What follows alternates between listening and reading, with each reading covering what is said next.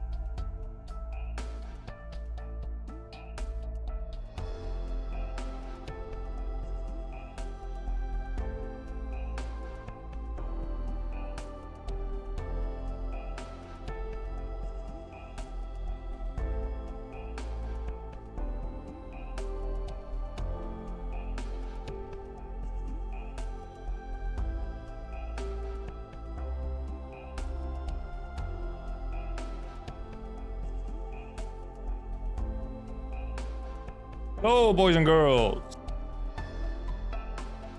Hey there, Frost. Hey there, Borderline and Cthulhu. We have been abandoned.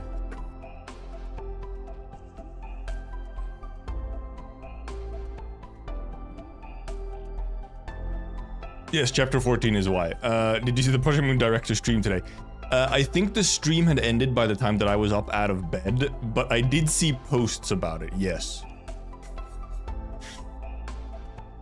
Director son, really, la director really just like decided to boot up a fucking Mirror Dungeon stream and at the same time be like, hey, so Mirror Dungeon is delayed a little bit, but it's coming.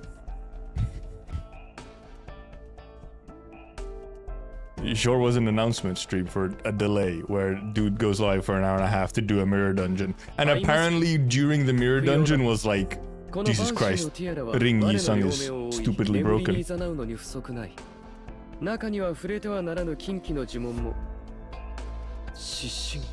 Jihoon runs Blind Team. Fucking Ringi song, man.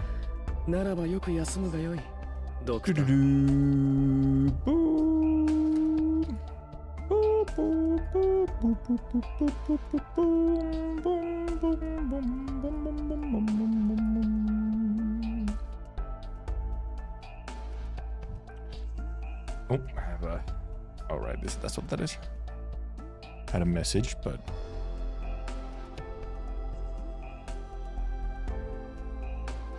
Okay. Okay, my water bottle is full. Hey there, Shreya. The very brief mention of a collab. Most people think it's referring to the Millie concert in 2024. That could be it. Man, what a... Yeah, interesting stream by Limbus, man. Just do an MD run while, I guess, talking about the development situation. Hey there, Mochi.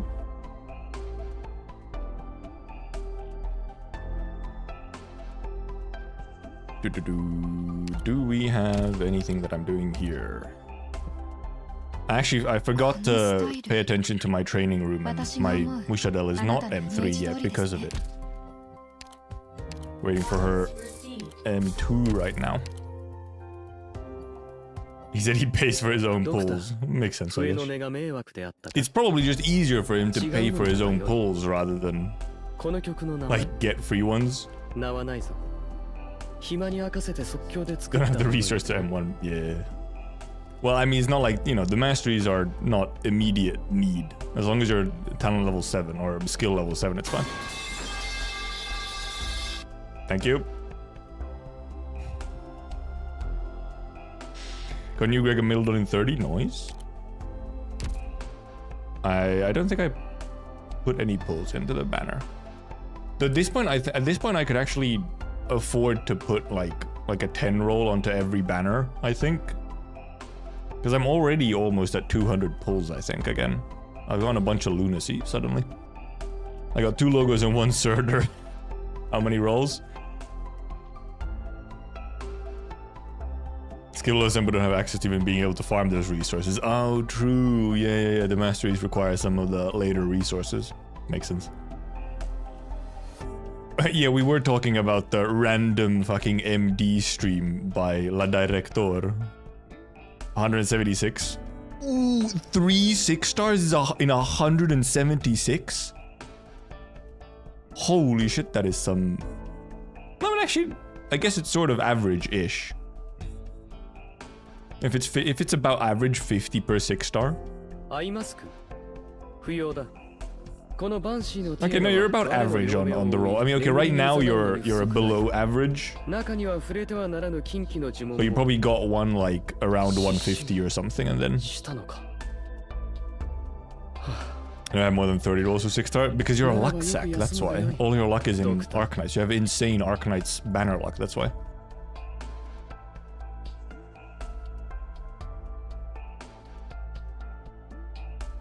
Because technically the average should be like 50 or whatever. Just because of, you know, probability.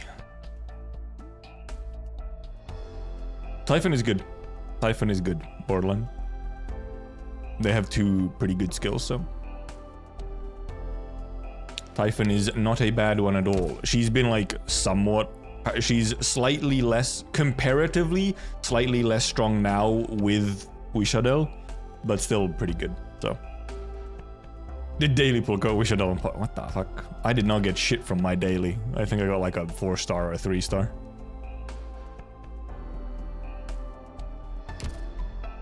And I also didn't get much from like the free random. I got like a 500, yeah. Damn. Just beat everything fast. Holy. How's my pulls? Not bad. I got 2 logos and a Wishadel in 120. So like pretty, actually even a bit better than average. You remember my friend who played League for 11 hours, his AK pulls? That's what, no, that's deserved. He was playing League for 11 hours. He deserved bad luck. 40 per resource in the Wishadel, so I don't know if it's worth upgrading other snipers. Yeah, well that's a different situation, obviously, yes. I usually just do everything on adverse right away, unless there's something very difficult. I'm a fast reader. I am also a much faster reader if I'm not reading out loud on stream. Yeah, I usually just auto-clear on adverse as much as I can, but apparently there's also, right now, I believe there's some bugs with the later stages where you kind of want to do them on standard for unlocking Medic Armia. Apparently there's, it's bugged right now. 285 pulls, I got 4 logos, so we should learn a new Spalter. That's fucking, what the hell, that's a lot. You got pot 4 on both of them? Or you got pot 4 logos? And 1 we should have. Because that almost reads as if you got pot 4 on both of them. Works fine for you? Okay. Okay, well, so it's not consistent for everyone. Some people get it, some people don't. Pot for both? What the fuck? Okay. Jesus?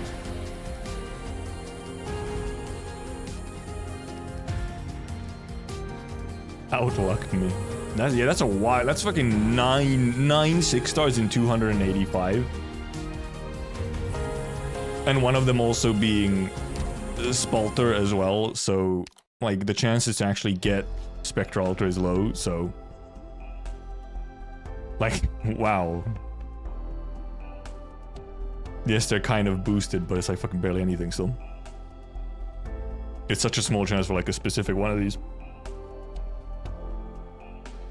You can 100% guarantee max pot Walter. But you also have CC tokens? Wow. Yeah, because yeah, you can just get the guaranteed at 300 and then a CC token, huh? Or yeah, get the 300 and then Spark as well. Are Walter's pots even that important though?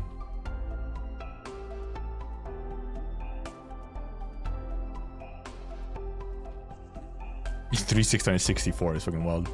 I did get 300 plus limited banners. You don't usually get it between limited banners. You have to like skip one banner usually.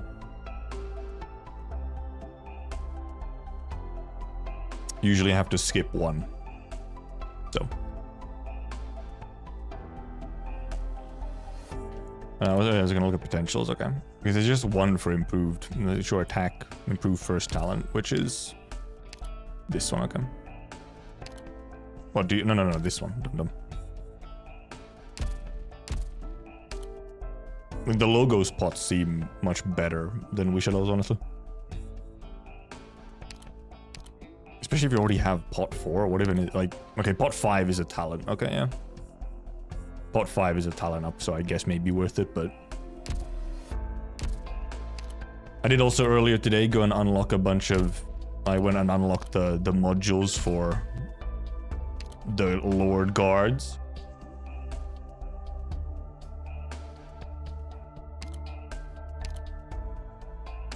And I did Logos's mission, but obviously I have to wait until 100 trust, which takes a bit.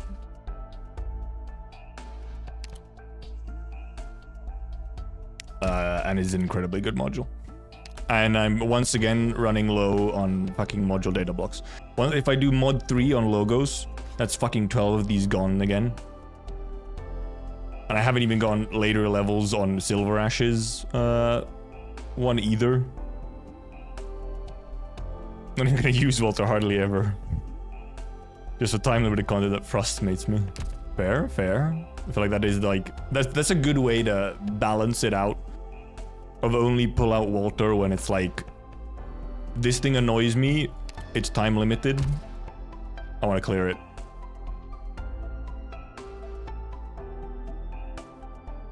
Like, I need to clear this thing fast, I don't have time. Then in those cases, you can also just be like, grab a guide in theory. Power trips are fun though, at least up to a point. At some point it can be a little boring if it's like, okay, now everything is piss easy because of this insane power creep. Like if most content, if only the very, very hardest content has any challenge, then it can be a little meh.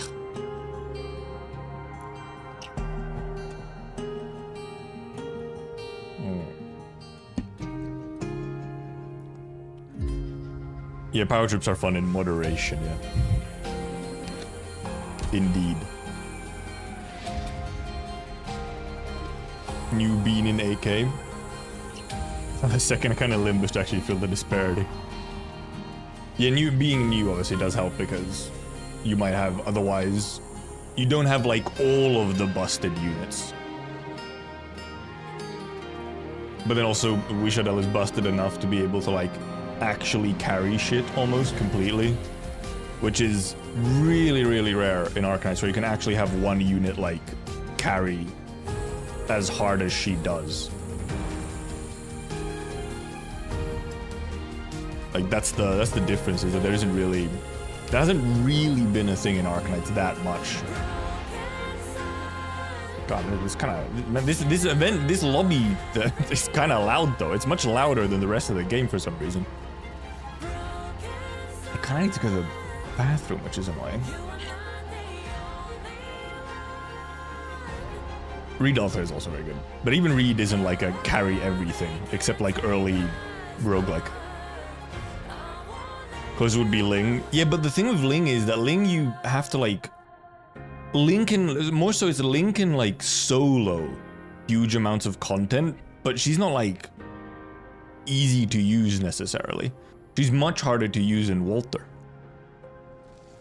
So that's the main thing, is that Ling still, and Ling for some stuff, Ling just does struggle because like she like mainly like if there's a map that has very tight like DP constraints, then Ling can really struggle, or requires, you know, like way more microing and so on.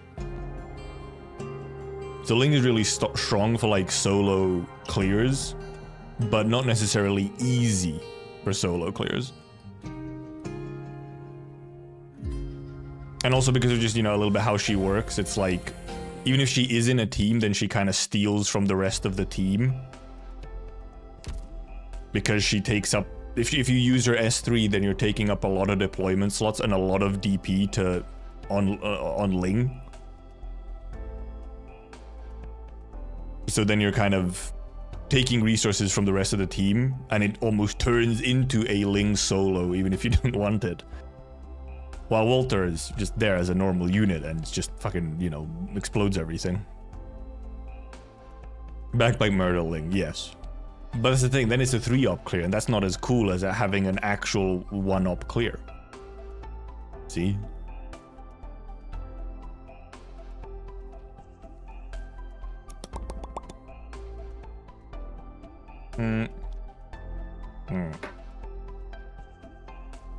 Actually, well, we could just listen to this song.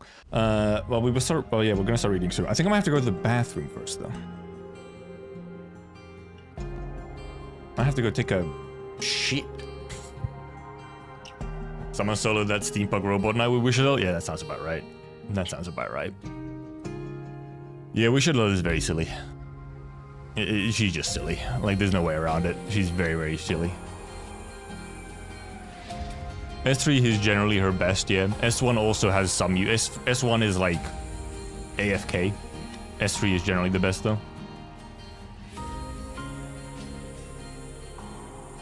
Because S3 just deletes the map, and also I think S3 is the only one where you can get additional summons. She has the little crystal summon thing. I'm pretty sure S3 is the only one that spawns more of those, and they stay on field after the skill ends, and those fuckers also hit hard and are kind of tanky and everything. Like, the summons are also pretty ridiculous. And they give you slows, and I think they give you like fucking... Do they give you arch damage? I think they don't give you arch damage, but... the damage and CC and just like a whole bunch of attacks, and they can tank for you. They make Wishadel herself camouflaged. Yeah, the summons are also just silly. Like, she would already be actually like quite a bit more balanced if she didn't have those summons. Or if she had just like the one that she gets on deployment and it can't be refreshed. Even that would have already made her like a lot more balanced. But no, silly. I'm doing it. I get logos within 15 pulls. Now I can go further for Wishel. Nice. So did you get logos, or are you trying to get logos?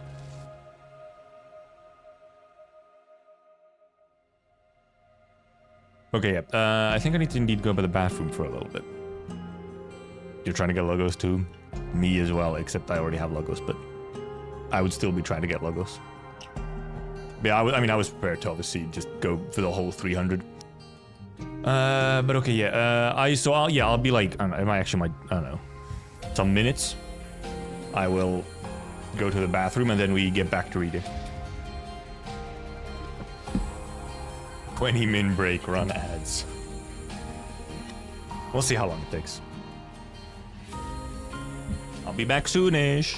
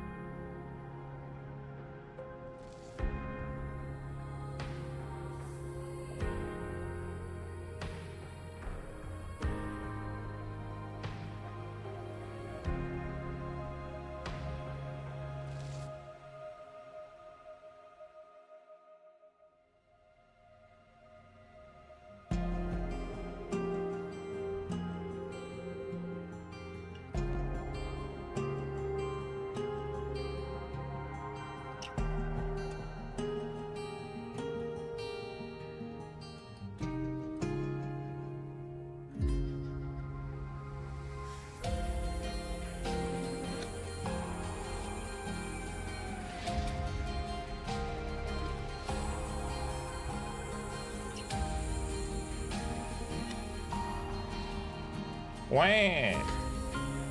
All hail chair.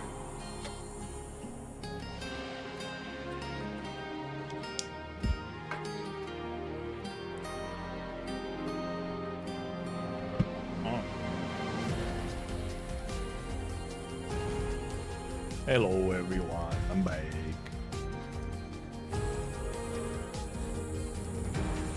Stand proud, Aya. I mean, it's the classic. Just use both. Just use Aya and Logos.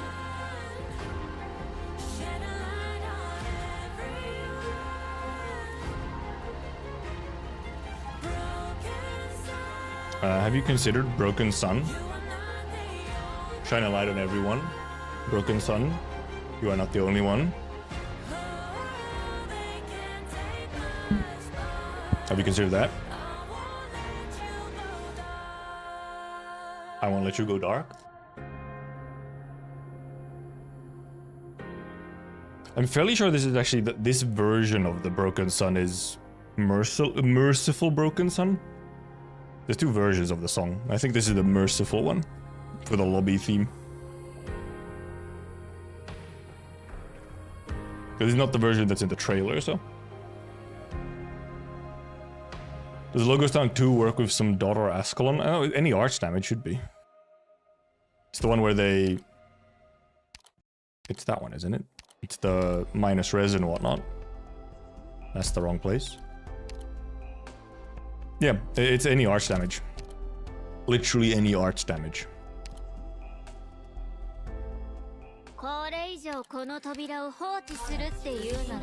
Yes, hello Wishadel, hello Wishadel. Okay, Wishadel. We shall be yapping. Oh, speaking of yapping, man, Logos's idle line is such a long yap. Everyone else is like, oh, you fell asleep? Good night, doctor. Logos has an entire fucking paragraph as his idle line on main menu. It's like, bro?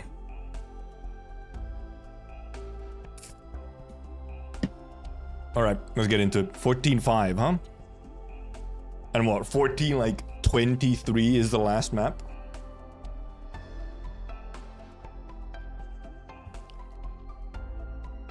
Oh yeah, also, yeah, we got phone art today.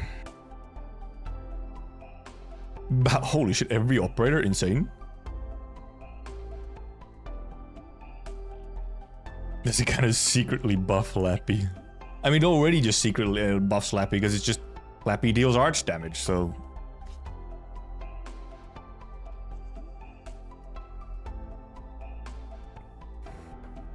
She anyway deals arch damage. Oh, I think I'm in standard environment. Yeah. Adverse, please.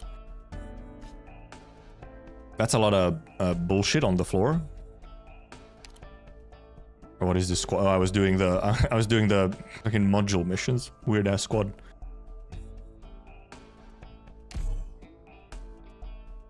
Yap creep.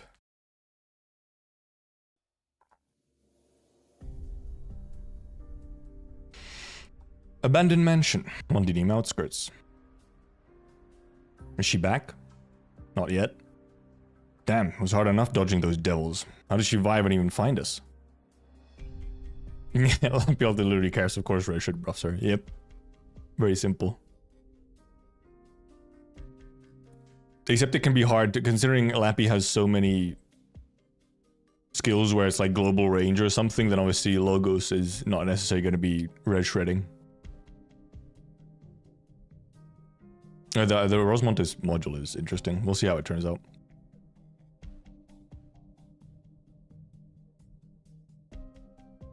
Kind of fell into reading by myself.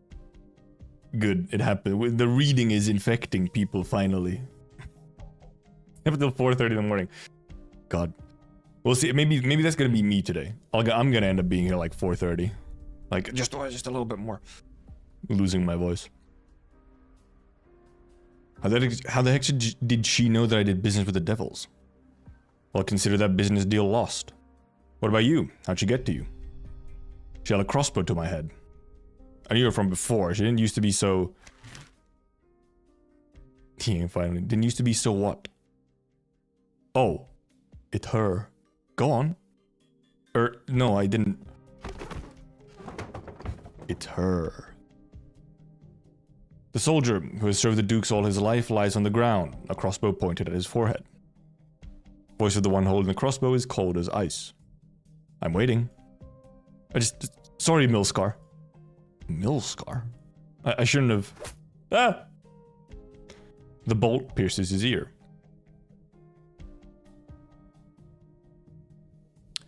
Some people punch holes in their pets' ears as a sign of ownership. Man is not a pet, of course, but sometimes they're not so different, are they? Now get back up and give me a status report. Literally middle night, oh, you have work tomorrow still. Wild. Let's come around, go to bed. Dummy mummy energy. True. Have you done what I asked you? Yes, ma'am. Well, the reception at the monitoring station was really bad, so even though we tried to gather as much information as possible, skip to the conclusion. Based on what little information that Trilby Asher left behind and the occasional intercepted comms, we can confirm that a unit called the Exemplars has been formed, and its leader is most likely the one you spoke of, Vina. They seem to be headed for the front at Silver Rock Bluffs. Silver Rock Bluffs, really staying in this war. Keep at it, notify me of any new developments. What happened to Allerdale? Yes, ma'am.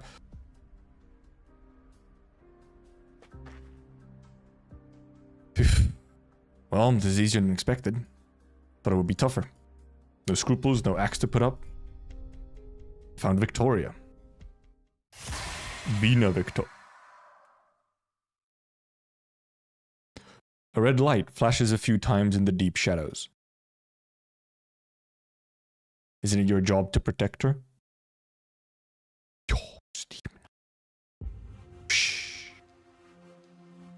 43 hours into the operation. We're back on Bone Men. I knew you would come. Oh, Sulam. That mad bomber W came once to set up this prison. Ines came twice to show compassion. Same old Ines. Always a tad slow with her retort when she's focused on someone else's shadow. Now it's you. What have you come to say? Have you thought it over? That's my line. Your situation is perilous. Your only vehicle lies disabled. As the pilot, I'm very likely to know something that you don't, and probably am waiting for the right time to strike. Really, you should kill me, Hodor. The Ursula design is pretty. I'd rather you help us with what you know. In your dreams. I already turned you down once. You give me a little credit. You give me too little credit if you think I would change my mind just because I'm a prisoner. 3 times. What?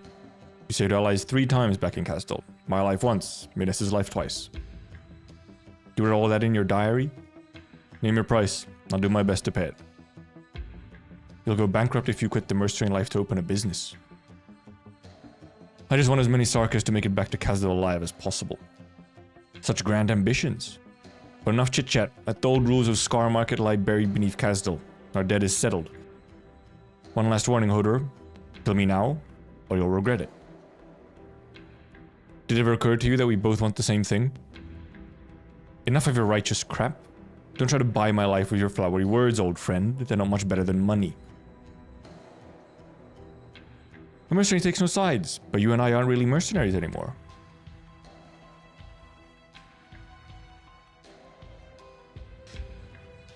Wanna bet, Ines? Hodor's gonna try talking Ursula into helping for old time's sake at Scar Market. Ursula is gonna tell him to just get it over with, and Hodor is gonna come back with a long face. What's the wager? That's it? I figure you'd be jealous with the two of them all alone in a room together. W? Stop trying to read my shadow, Ines. I'm not in the mood. The Bunny and the Victorian have been gone for a while. Wonder how things are going out there.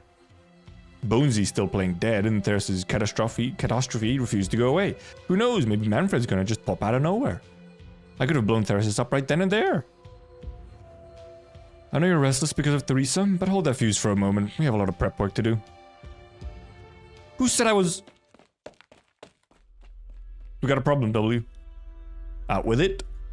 Time for a shift change, but not all of our scouts came back. Crane's team went off to the north side of the canyon, and we can't reach them. Don't tell me they ran into a decent enemy caster. When was your last communication?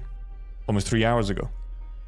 If our enemy could make an entire merc squad disappear without a sound, they would have been up on top of us by now.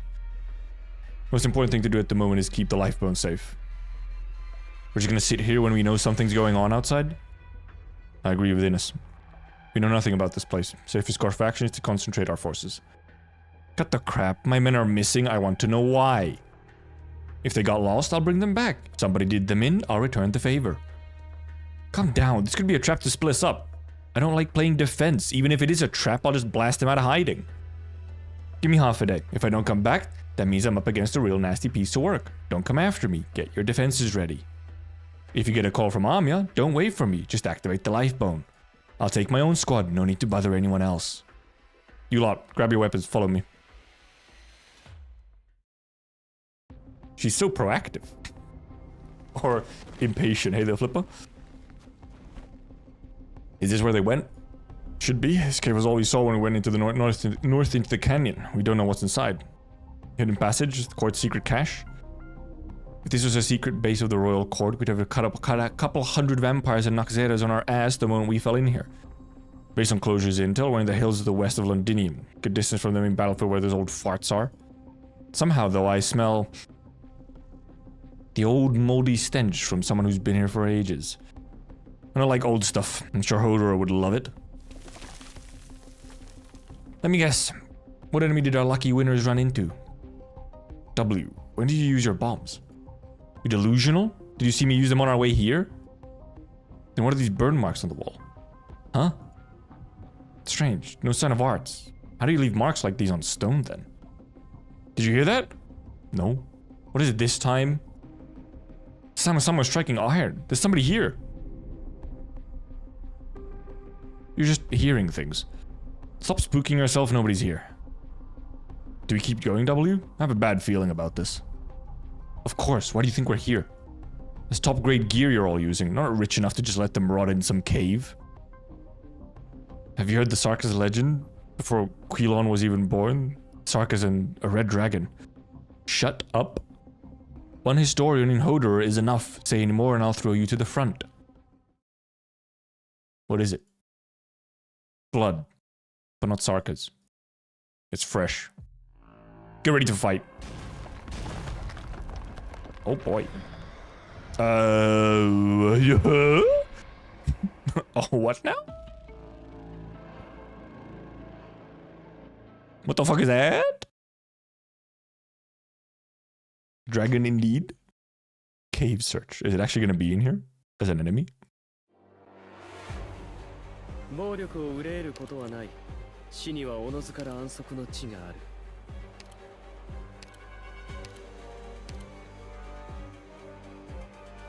I already did put like just loads of this here though. Yeah, the visual design stage of the like all the background stuff is like I feel like you barely notice like I so often ignore all like the background sort of stuff. But it's like, man, shit's wild.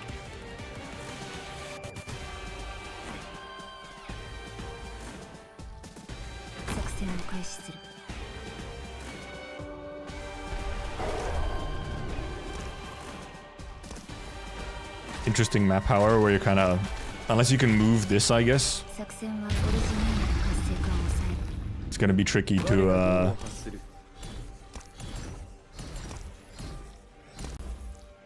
Oh, there's a Sudaram. Attacks deal physical damage to all surrounding units inside Origin Pollution or an active Origin Storm. Attacks deal physical damage to all surrounding allied units and all your units inside Origin Pollution or active Origin Storms. How fun. Oh, it flies? Don't say it's unblockable if it's flying. Bro is flying.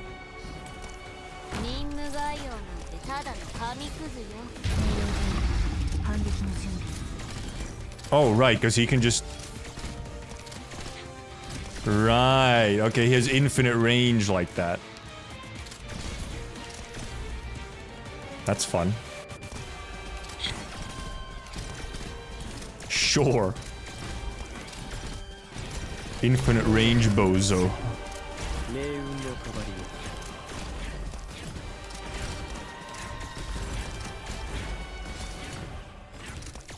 ネバなんかがまたグダグダ言ってるわ。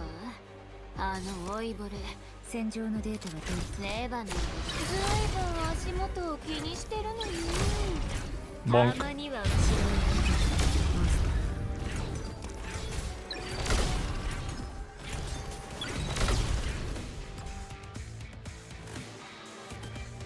へ。依頼内容は承知した。 No, monster! 誰を餌にするか決まった。 いいチャンス。 Surely Hodor are solos. 限り戦場だ。 Actually solos though?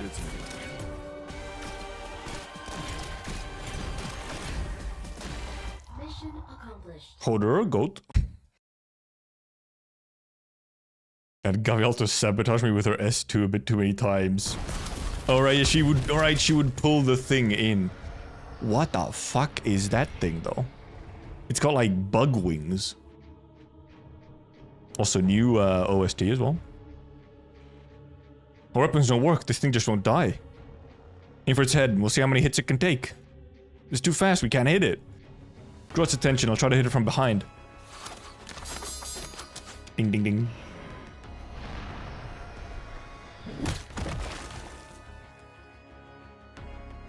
The mercenary attempts to go around the monster, but one swing of its tail sends him slamming into a rock wall. Most useful operator for this event? Actually kind of wonder.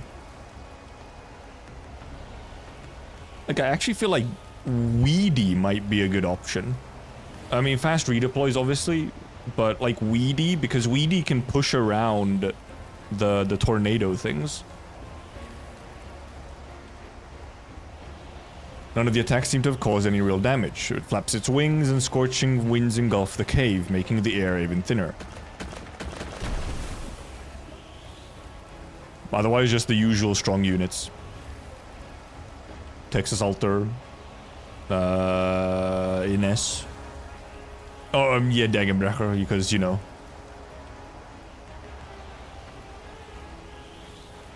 The ground quakes and spikes erupt from under the earth, hurtling towards everyone. Shut up. I said shut it, you short-legged moth. Doesn't look that short-legged. Songlight cry. The monster immediately locks onto where the damage came from, surprisingly agile for its size. In the brief time it takes W to reload, the monster has already closed the distance, its fangs nearly grazing her face. I don't know how you got that ugly mug, but you'll need a bigger one to eat me. Do you want this instead, sucker?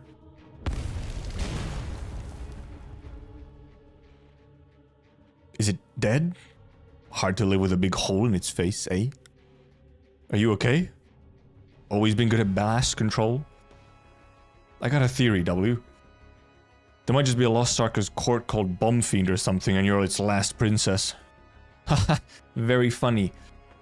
But what the hell is this? Doesn't look like any animal I've ever seen. Or that some of those Colombian crazies soup parts of different animals together. Maybe this is their doing? Unfortunately, I know a bunch of Sarkha's crazies who do the same thing. Reeks of witchcraft.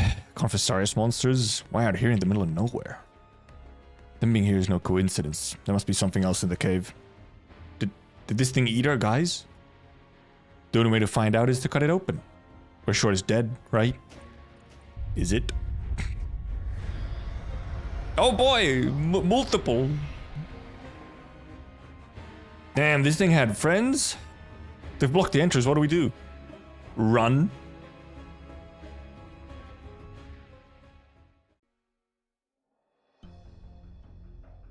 "48 hours into the operation." Weren't we at like 43 or something? It's been a couple hours then. What time is it? Would it mean anything to you? Call it a professional habit. I feel better when I know what time it is. You have a clock in your hand. 6 p.m. 2 days since we crashed into the canyon. 2 days. Not to do a lot of things. Do you remember, Hodor? The three of us were on a mission to steal Sargonian Pasha's treasure. We get the treasure, but also 100 or so people on our trails.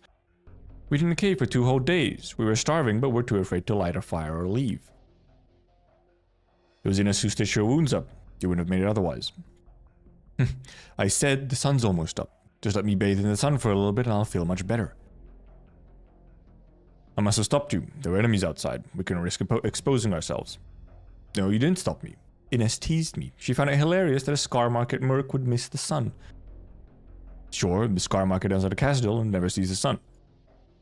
I became the pilot of the skeleton when I joined the military commission's staff as a major. When I took the young ones back and forth between Kazan and Londinium, it was like we had outrun the sun. I can't go back. None of the Sarkas can. Ursula? What's going on? They're here. Skeleton is moving?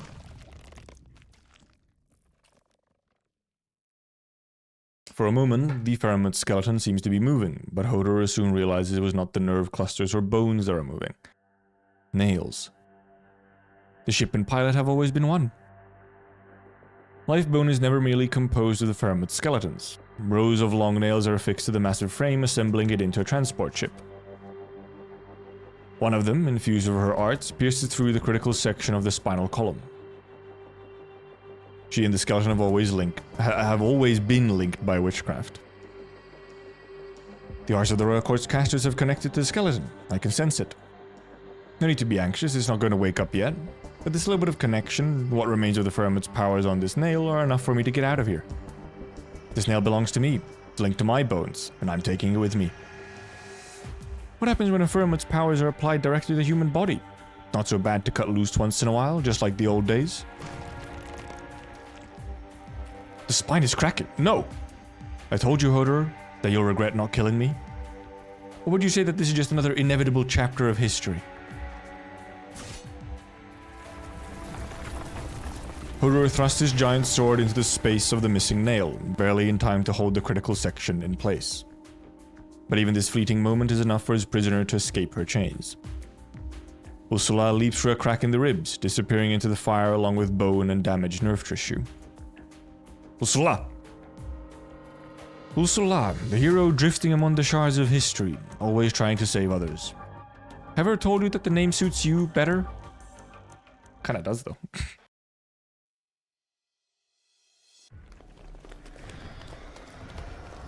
Angry roar. How many of them are there? Spelling and grammar mistakes overtakes the om nom nom. There's man, there's always a couple of like either missing words or something. I mean, I know there's a lot of text, but you've also had 6 months to do it, I guess. It's a dead end ahead. I wasn't planning to escape from the front, I just needed some space for my bombs. Get down.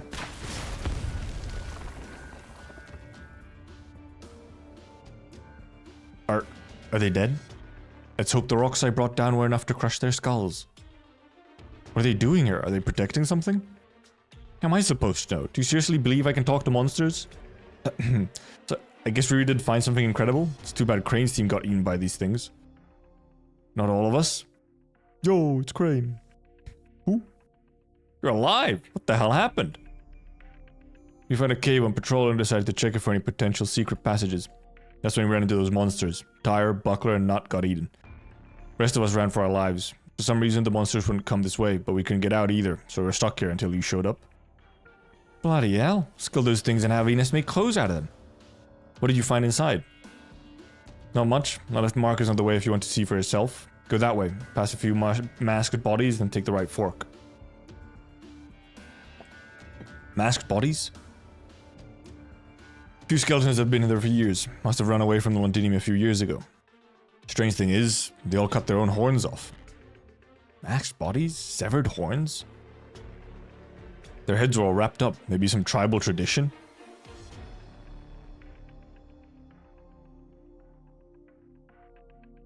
It's the assassins? Shit. Either you're going crazy or I am. Old enemies? Don't worry, they're very dead. Take me there now. It's the assassins. This is the place? What's the matter, W? Never seen you like this before. Shut up. Several bodies lean against the wall. W bends down and examines them meticulously. Yep. There's nothing left but bones. All death by severe injuries, no question about that. Looks like someone tended to their bodies after death. Maybe they're friends. It's been years judging by the dust. There's a small altar in the corner. No sign of witchcraft, so I think it's purely for memorial purposes. Are these all of them? What? How would these assassins be here? Only these? No others? What do you mean? Are there supposed to be others? W. Hey W, what is it this time? What's going on? Assassins? She said these were assassins? Ding ding ding ding ding ding ding ding ding. W, wait up. We checked the surrounding areas, there's nothing else suspicious. I recognize their outfits. These traitors, they should have all been dead by now. If they're here, that means... No, this can't be. That's ridiculous. W, I heard that Her Highness Theresa's body was stolen from Babel. Don't ask me, how am I supposed to know?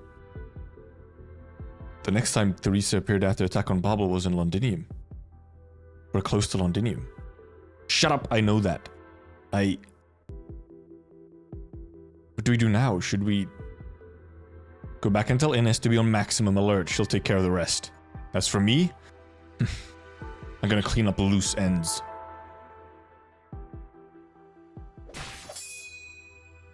Flashback? Yep. This is meaningless, mercenary. I see no reason for us to fight.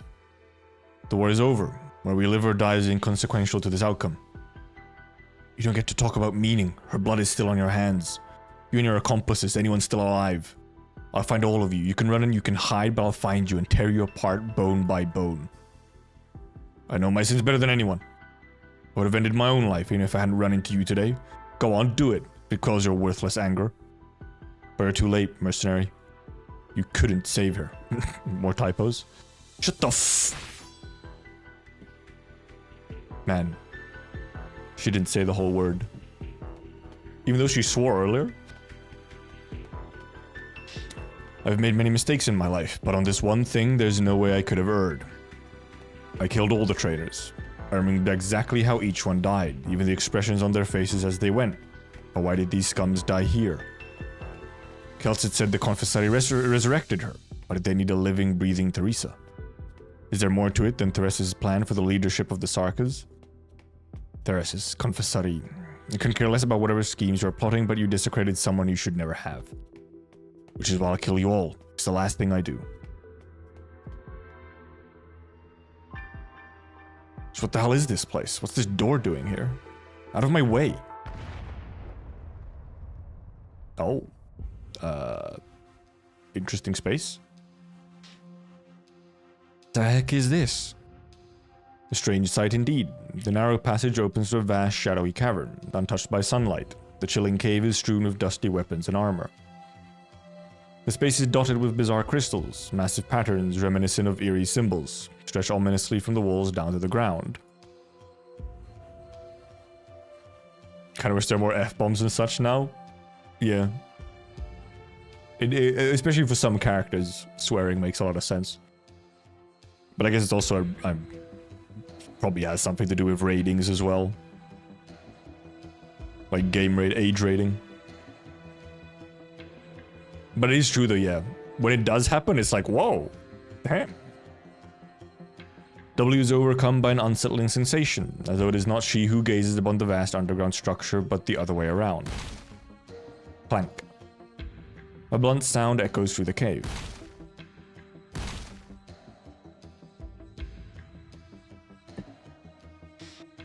W recognizes it as the sound of bones being crushed by a heavy object. Who goes there? Suspicious men?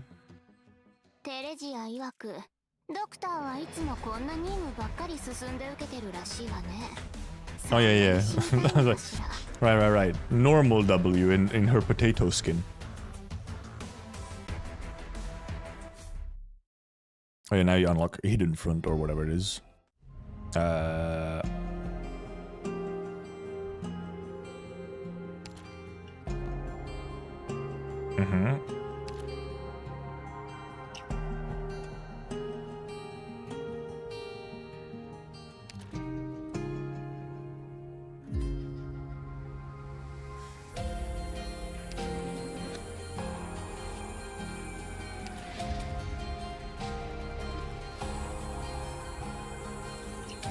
Okay, so it's kind of some kind of thing, huh?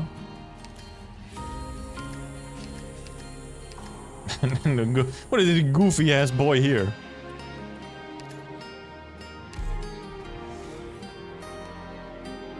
Well, it's gonna be the altars of inside thing. Is this like... Okay, this is like an active thing though, huh? Okay, you have to like actually... Okay. Yeah, leave for now. We leave for now. We don't have time for hidden front at this moment. Oregon Trail node-based text gameplay. Okay, yeah, we don't have time for that. We ain't got that time. Just finish your last hidden front mission. Nice. We just keep going though.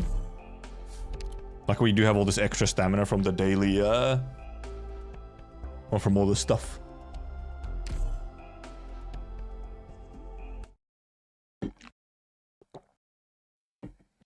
A altar was the shop thing, yeah? The capitalism simulator. Paprika, Paprika! Hey, stay still. Let's run for it. What are you talking about? Haven't you noticed? The mercenaries under that W are all gone. The military commission's troop must have arrived. All the more reason to not run around and get caught in the crossfire. Don't forget it was the military commission that hired us. If they've come, it's curtains for the guys here. If we make a run for it now, we could still explain things to General Manfred. You wanna go back to him? He'll just send you back to Victoria to kill more people. Is that what you want? You think we have a choice? What do you think of the General will do to us when he finds out that we surrendered? I'll run errands if they tell me to run errands, and I'll kill if they tell me to kill. Whatever it takes to survive. You wanna stay? That's your choice. I'm going. Goodbye. Paprika is a good girl.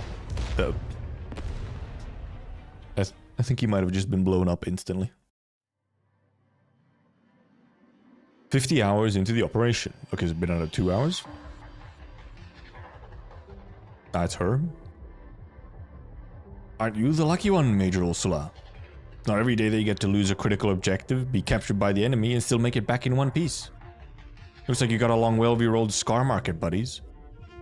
What's your tone, Nagzerer? It's not your place to judge my failure. Regardless of the circumstances, Major Ursula's survival is good news for the military commission. General Manfred, I know about the Sangrenarch's death. Can explain later. As for now, I hope you've returned with something of value.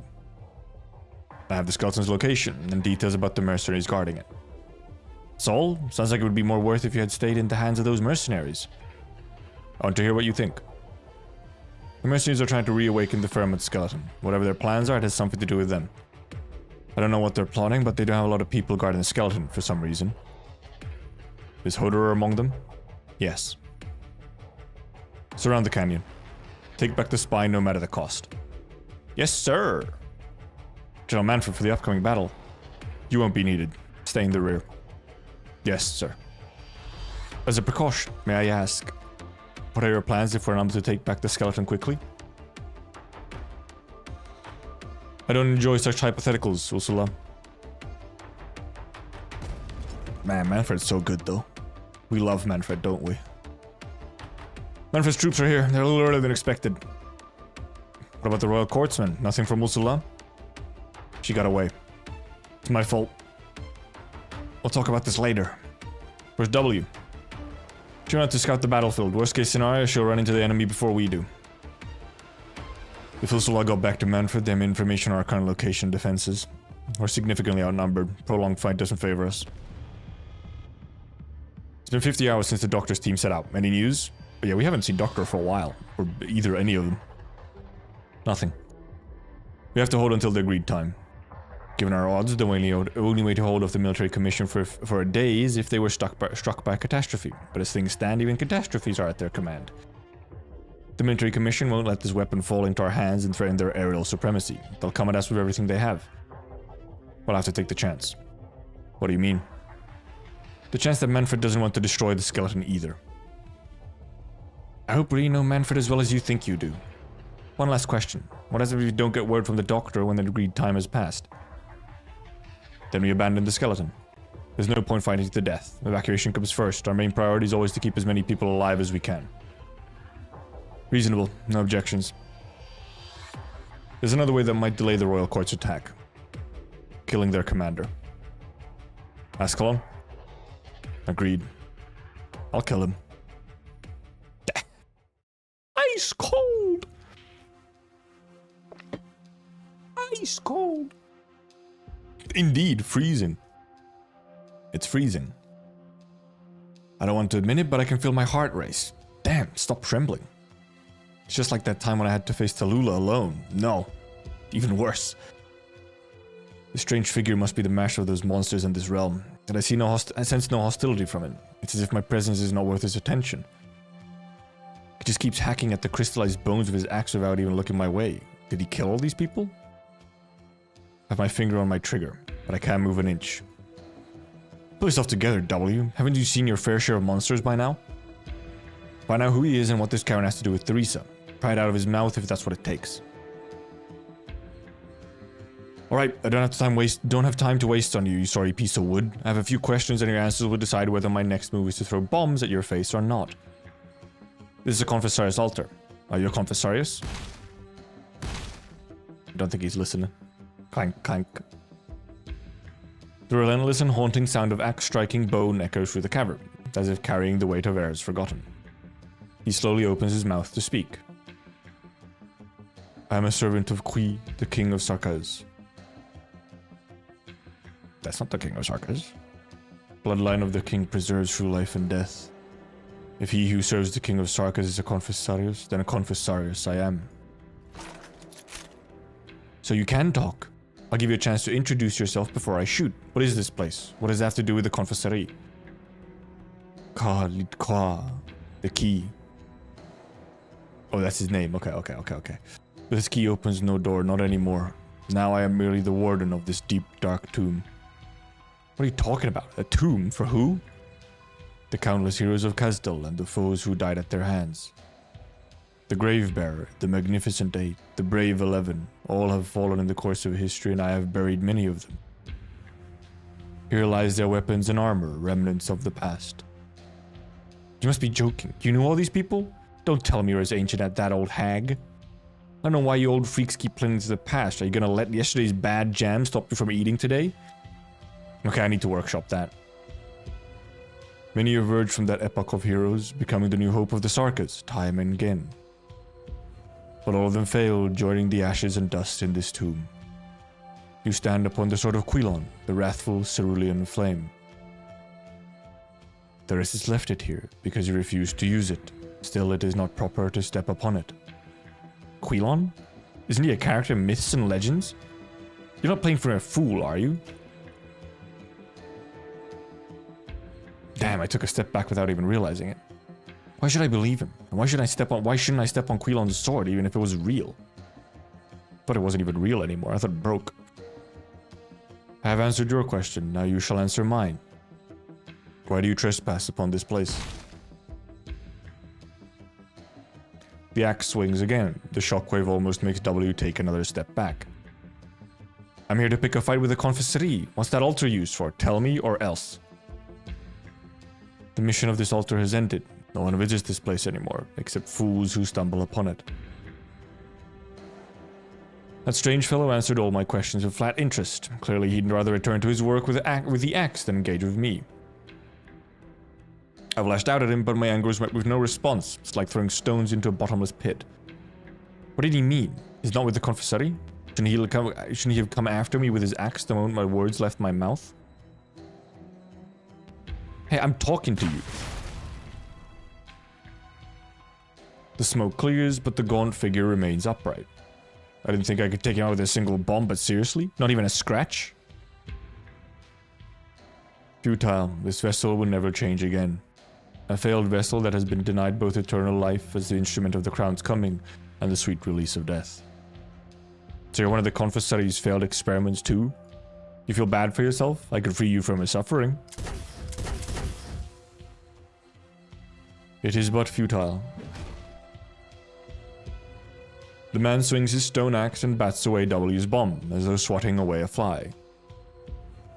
Good, I got a response from him. That means there's a chance. 3, 2... She's just bombing the place, as usual. The bomb falls exactly where I expected it to. Section of the cavern collapses, trapping him beneath, but not enough to kill him. I point my gun at his head. WPOV. You said the confessor made you indestructible. See if I can't blow a hole in your brain at this range. The confessor like their experiments, don't they? Did you guys make those big head moths? Disgusting den of monsters? Cut the poetry and answer my questions. Did you know Theresa? The exiled one has had the honor of seeing that king of Sarkas. This is where the tragic king was reborn. Confirmation? This is the place? How did they do it? Confessori brought the king's bloodied body back and cut her soul from the myriad. She was already entwined within the myriad and could no longer exist as herself. W turns around toward the altar in the center of the cavern. The menacing building looks unnerving and smells faintly of blood. What had happened here? Dare not think about it, but I can't stop myself. Why? The present of Sarkas needed her to die. The future of Sarkas needed her to live. As the king of Sarkas, she gave her all, her spirit and her wisdom, her blood and her bone. You followed the king's path as her former subject, but she's no longer the one you knew. I saw her awakening, the sorrow on her face. I saw the weight on her soul, her eternal torment. Enough! Shut up. She was a sacrifice to the myriad souls, to Kasdal, to all the past and future Sarkas. I said shut up!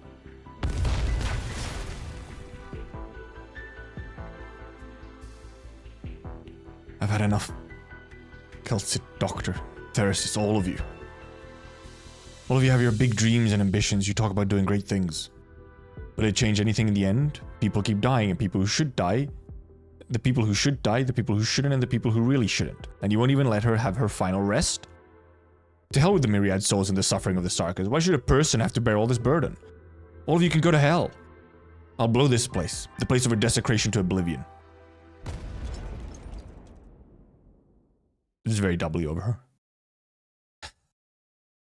Dust fills the entire cavern. The decrepit ornaments lie in ruins, yet the explosions are not enough to quench her anger.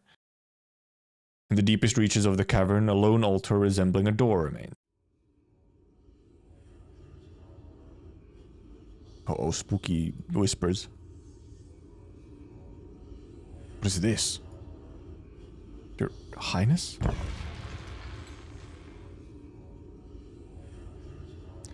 W pushes the door open. Oh, now you put the battle, okay. I was wondering when that was going to pop up, interrupt my reading.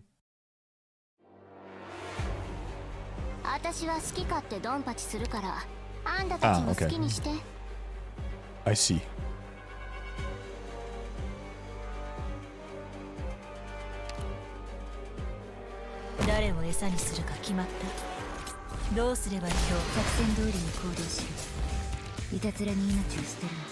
It soaked up all the stuff.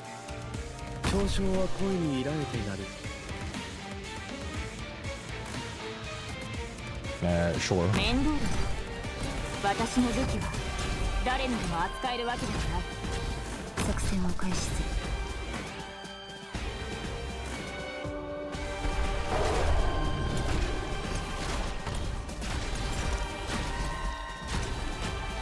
If I could just kill these dudes right away, then it's like... Can't block him, but if I just do a lot of damage... this explosion better... Okay, goes there, thank god. I was worried it was gonna, like, spawn on Siege's tile.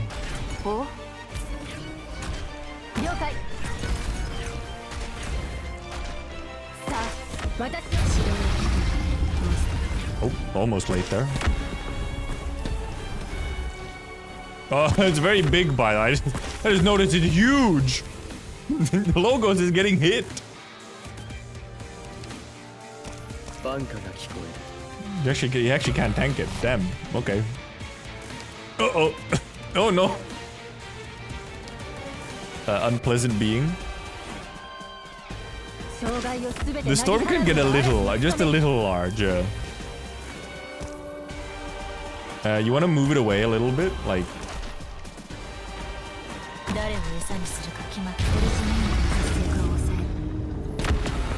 Now she just kind of... How did Monster die? Oh, because Jesus Christ, it's so big now! It's fucking massive. Everything's just kind of dying to it though.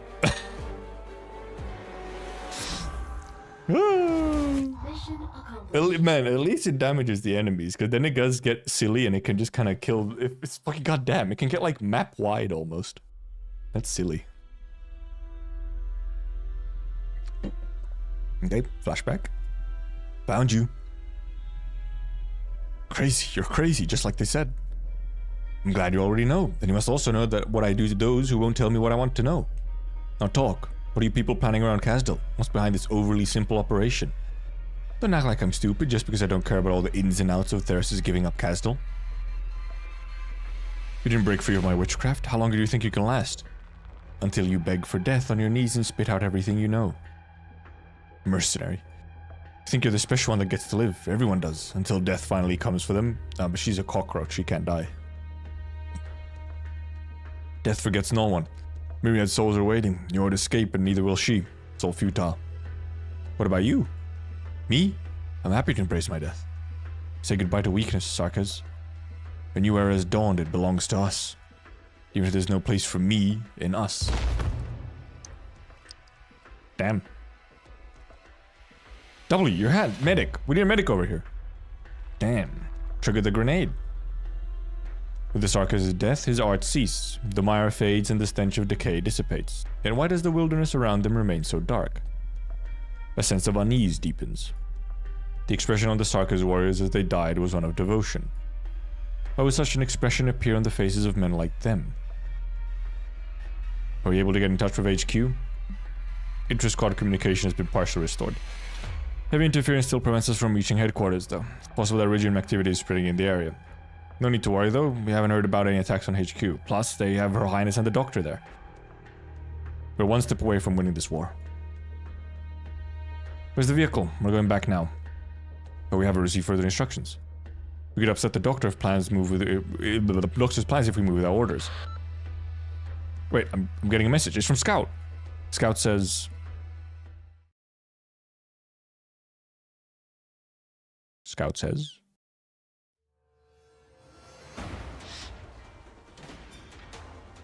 Bobble was merely a temporary refuge, no different from the countless other before it, or so W had believed.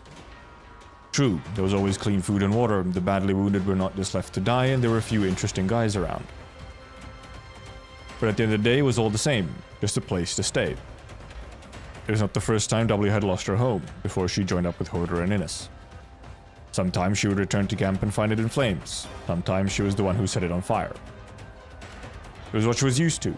No Sarkaz truly believes in peace and quiet. Destruction was the norm. Conflict was the spice of life. But when she saw the collapsed columns, the bloodstains in the corridors, and the doctors yelling instructions, for the first time, she felt a profound sense of collapse. What happened? Out of the way, out of the way. Make way for the wounded. Make room in the sickbay. Out of the way! Where's Her Highness? No idea, all security systems have failed. Dr. Kelsit is... Look out! Oh, assassin man. Did you do this? Sarkaz, it's over. Don't say that. Now I see. Her blood was no different from ours. You... Everything turns dark once more, like a curse that refuses to lift. Darkness engulfs the light, consuming it completely. No one can escape the night. The war is over, along with its strife. Listen, Sarkaz, victory belongs to... Ugh. A blade penetrates the assassin's chest. Bobble didn't give you an orders, W. What are you doing here? You want to talk to me about violating orders? Now? Ascalon looks at her. W had worked with Ascalon for a while now, but this was the first time she saw that look on her face, that look in her eyes. She did not even know that Ascalon was capable of such sorrow. Is what Scout said true? You shouldn't have come back. Not now. Where's Her Highness? Sweep the ship, W. Rhodes Island is not out of danger yet. Dr. Kelsit is busy dealing with emergencies. We're the only ones. I'm asking you, where is Theresa? Go to the mobility level. That's the most likely point of entry. Are you bloody deaf? You said she's dead. I want to see with my own eyes. Listen to me, Sarka's mercenary W. Fulfill your duty, unless you want Babel to fall and all her effort to be for naught.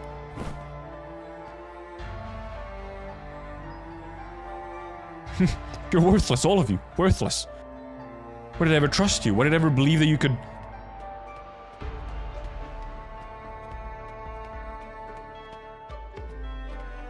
Nothing's changed. Nothing ever did. All high and mighty, were they not? Everyone on this ship? Didn't they spend all their time talking about their dreams, all their lofty ideals? Then why couldn't they even protect one person? All the things they've said, the things that I thought could be. I was the fool who believed. I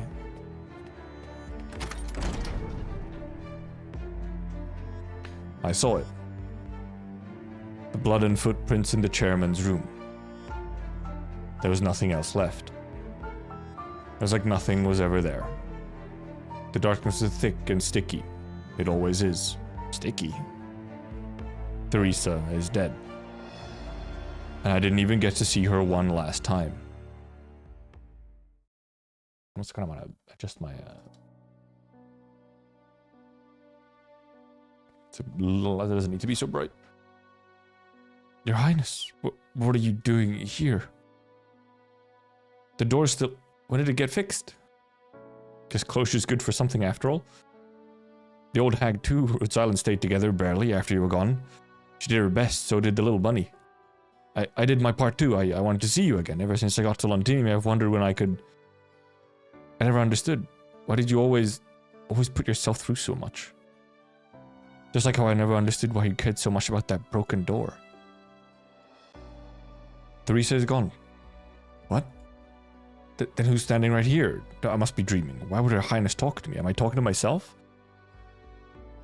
But the work of the Sarkas is not done. I will give myself to our cause. For a future where all of us can sleep without fear.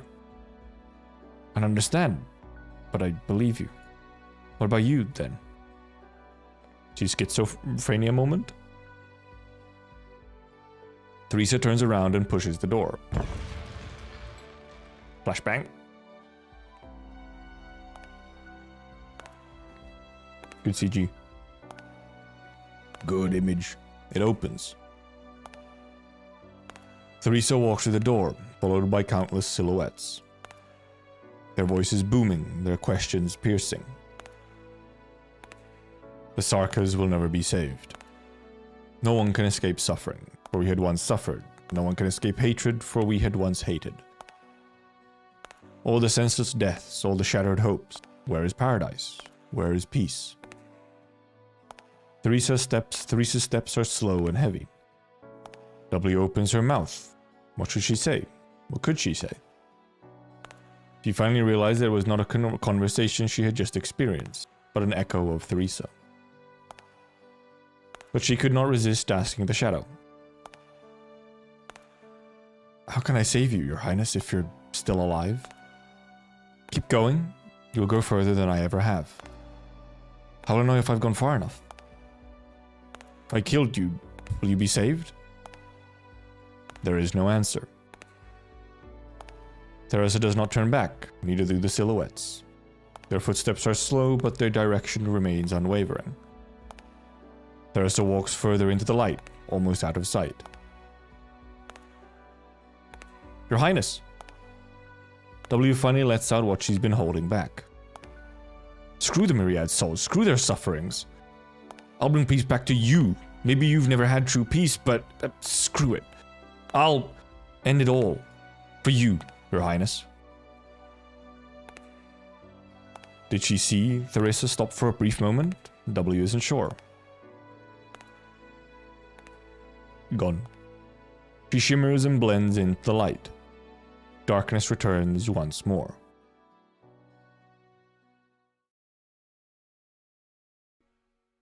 She do be schizo posting. What was that?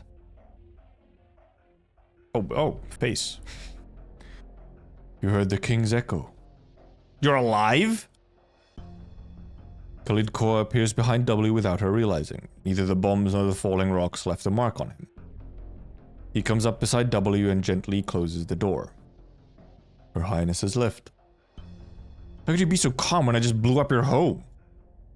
Ashes to ashes, dust to dust. If destruction is inevitable, why despair when it comes? It should be inevitable. You don't let things get to you, I'll give you that. Honestly, I'm trying to find you interesting. Are you supposed to be really powerful? Did any of the King of Sarkas try to send you to do something useful? The one I serve, Qui, transcends history itself. He's a colossal titan in the vast river of time. I followed him in his wars, my sword an instrument of death to his command, but my body a failed vessel at extending his life. Guess even the craziest among us have their loyalists? The experiment failed. Unable to fill my destined purpose, I banished myself to this realm. I'm of no use, fit only to gather the remnants of bygone heroes and mourn the past.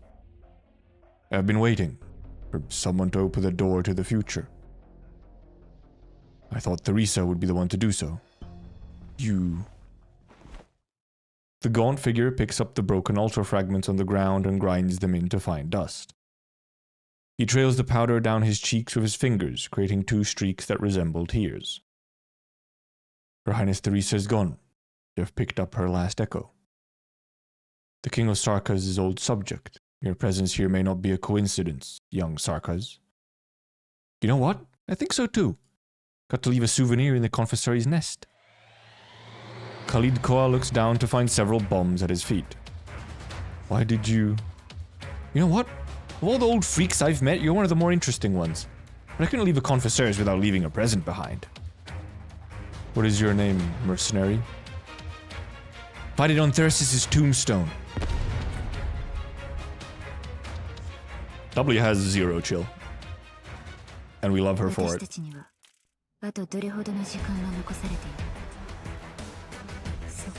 0 chill. This dude is trying to do like some kind of cool like passing of the torch moment, like oh painting on his face, and W is like, whoa, bomb be upon you.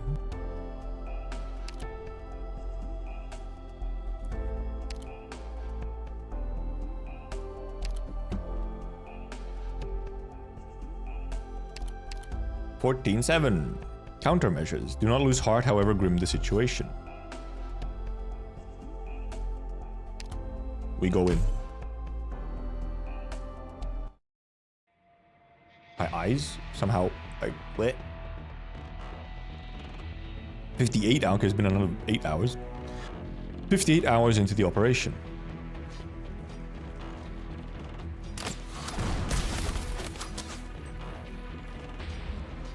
How are we supposed to fight these guys when our equipment doesn't even come close to theirs? Evacuate now. Fucking Sarkas swearing. Lifeboat signal is strong. We have a good fix on its location. Forward, scoutcasters advance.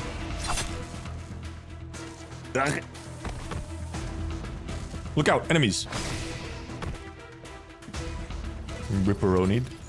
Information, watch for ambush. Infantry, form a line. Casters, provide cover. Dude, Ines is soloing them?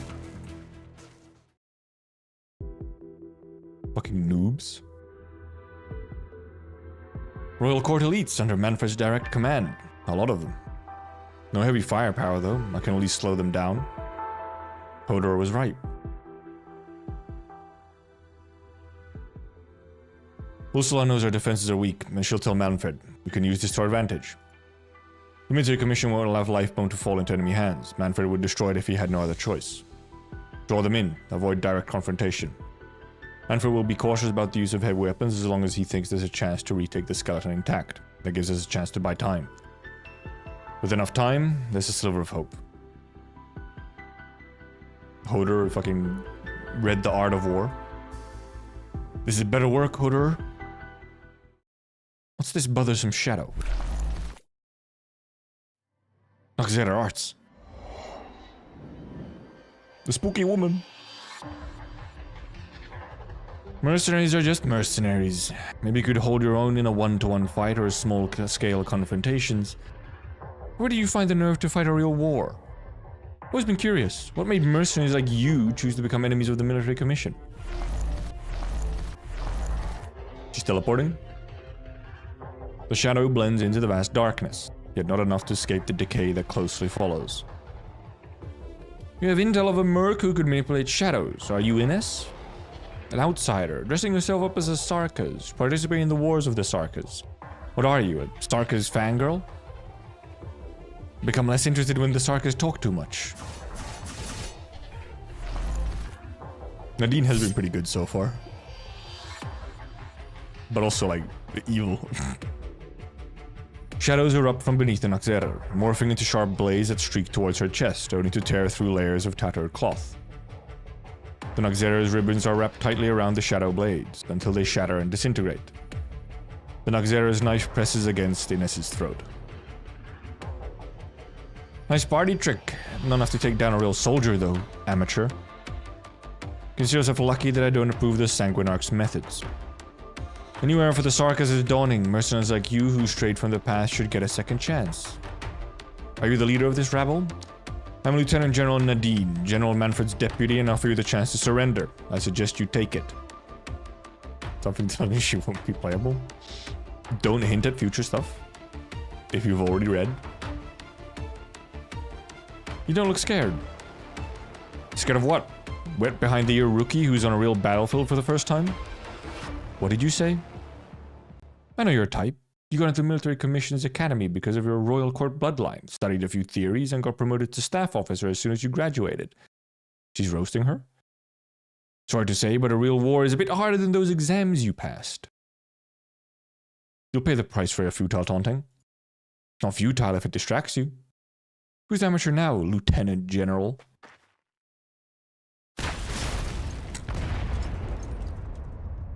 Wait, when did she change her clothes? Damn, this thing packs a punch. Heap of Deadwood wasn't lying. Okay, never mind. Okay, she did struck some kind of deal with Woodman. I flip him. Have a good bench. How did you know I was coming? I could smell the explosives from a mile away. Oh yeah? Guess we're starting to build chemistry. Rather not have my brain cells mixed with your bomb-blasted ones, thank you very much. Enough small talk. How many did the military commission send? I'll build them all the way back to Kasdal. The shonen power-up? Exactly, me. What's with the outfit change? Where did you go, and what's with the outfit change? My old garb was a little frayed, so I had to improvise. I think your old garb looked just fine, to be honest. You'd never believe what I ran into out there.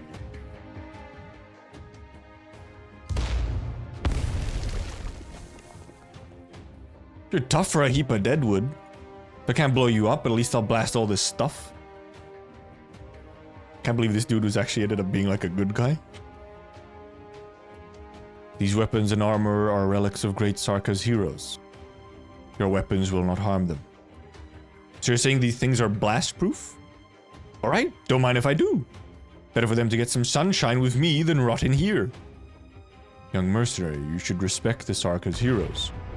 Well, at least sort of a good guy. Okay, so she just went and stole a bunch of weapons. Yeah, that sounds like W. Hey there, nope. What's going on? Where's Manfred? I could use a target to try out my new gear. Don't be hasty, you'll ruin our pan if you make too much of a scene. Why? Does Hodor have some trick up his sleeve again? You have squandered your only chance to live. You refuse to join the military commission, now you will fuel the war.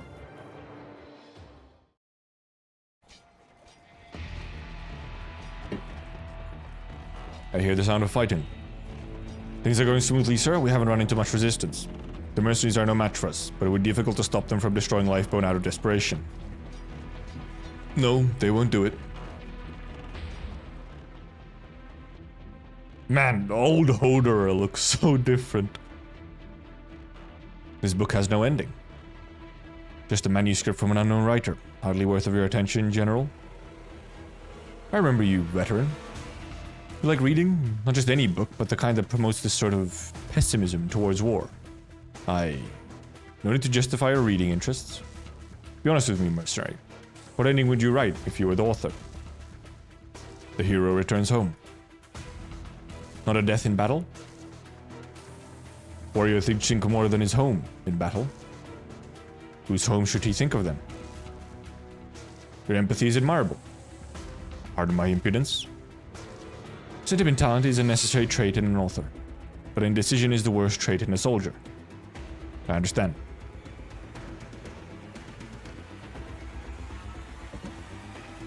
Your compassion is the reason I've kept you alive for so long. But you should have gone back to Castle, become a teacher or a farmer, giving up your ludicrous mercenary career. Lifebone was meant to be a way home for all warriors.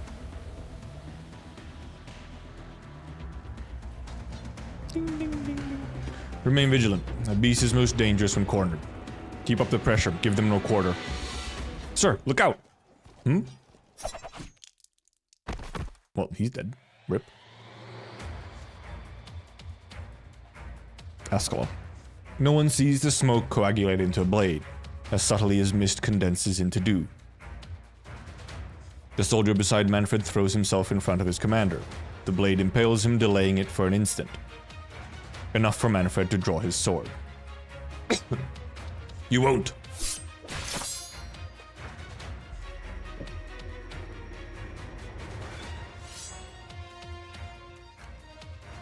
It all happens in the blink of an eye. Arts coagulate by Manfred's side, just as he swings his sword upwards. But Ascalon's blade is swifter. This time there is no doubt, no hesitation. A blow long due. The assassin and the general cross blades, severing life and death, and all of their past ties. General! The sword impales Ascalon's shoulder. But the sleeve blade pierces Manfred's heart. Our boy? You've lived up to your words. As I said I would. If you'd made up your mind, I would have died at your hand a long time ago. I still have regrets about not killing you the night you left Casdal. Farewell. Manfred!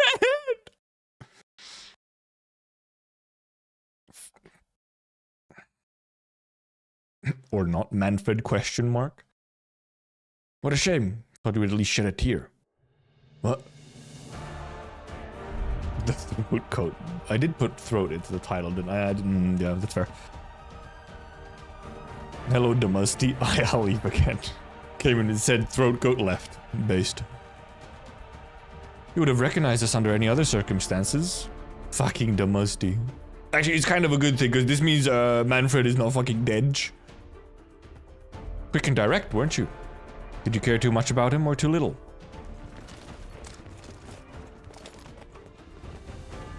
Everything went exactly as Manfred expected. You still don't know Manfred well enough for all the years that you've been rivals.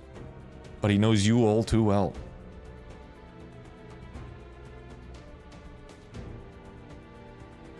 We've engaged the royal court on both the north and south sides, and we're pulling back our lines as planned. Everything has gone according to plan so far. Good. Any sign of Manfred? Not yet. Arfred. He wouldn't be content to just sit in the back and bark orders at a time like this. I hope things go smoothly for Ascalon. No, she won't be coming back. What did you say? Fucking Damusty, man. What? The music as well, holy. Wait, this is... Oh yeah, this is Manfred's fucking boss theme.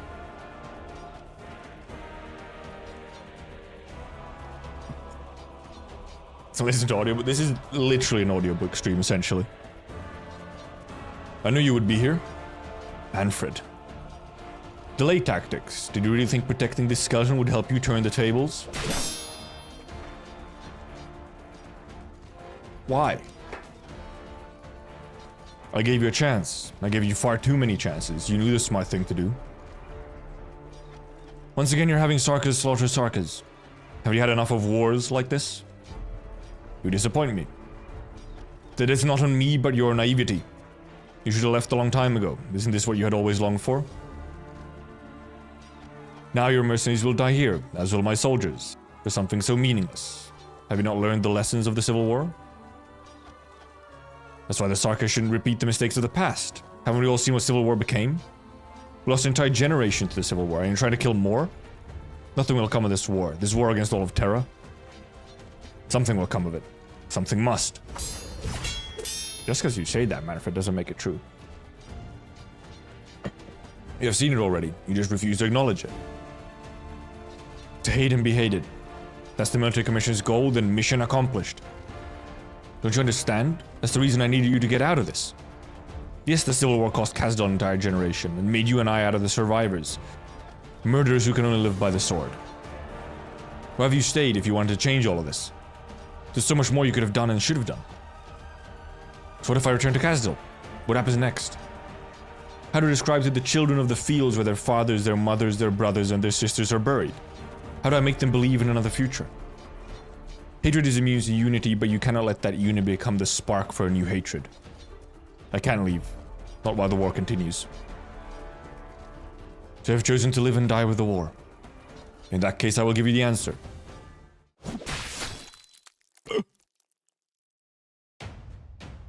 Hodor, no! Hodor, you coward. You lack even the courage to keep living. This is what makes you so contemptible. This is what disappoints me so deeply. Ho-ho! Hodor! Alright, that was the before. I forgot we hadn't even done the fight yet.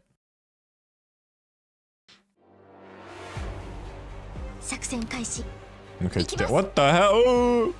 Continuously reduces origin pollution around itself when affected by origin pollution or an active origin storm, and it attacks still increased arch damage instead. How fun!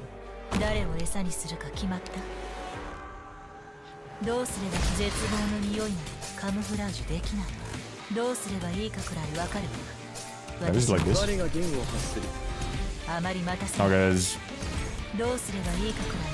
there are multitudes of them.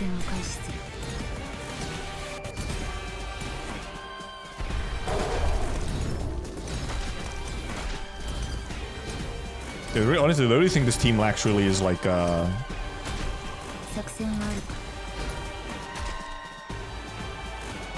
some kind of fast redeploy situation, like a better sort of assassin to use. Man, that's a lot of these boys, huh?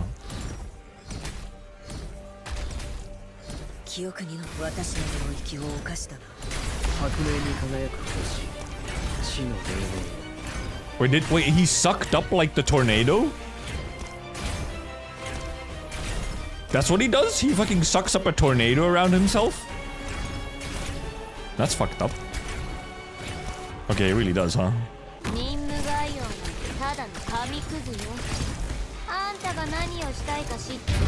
Interesting. Yeah, they really do. Suck up a tornado around themselves.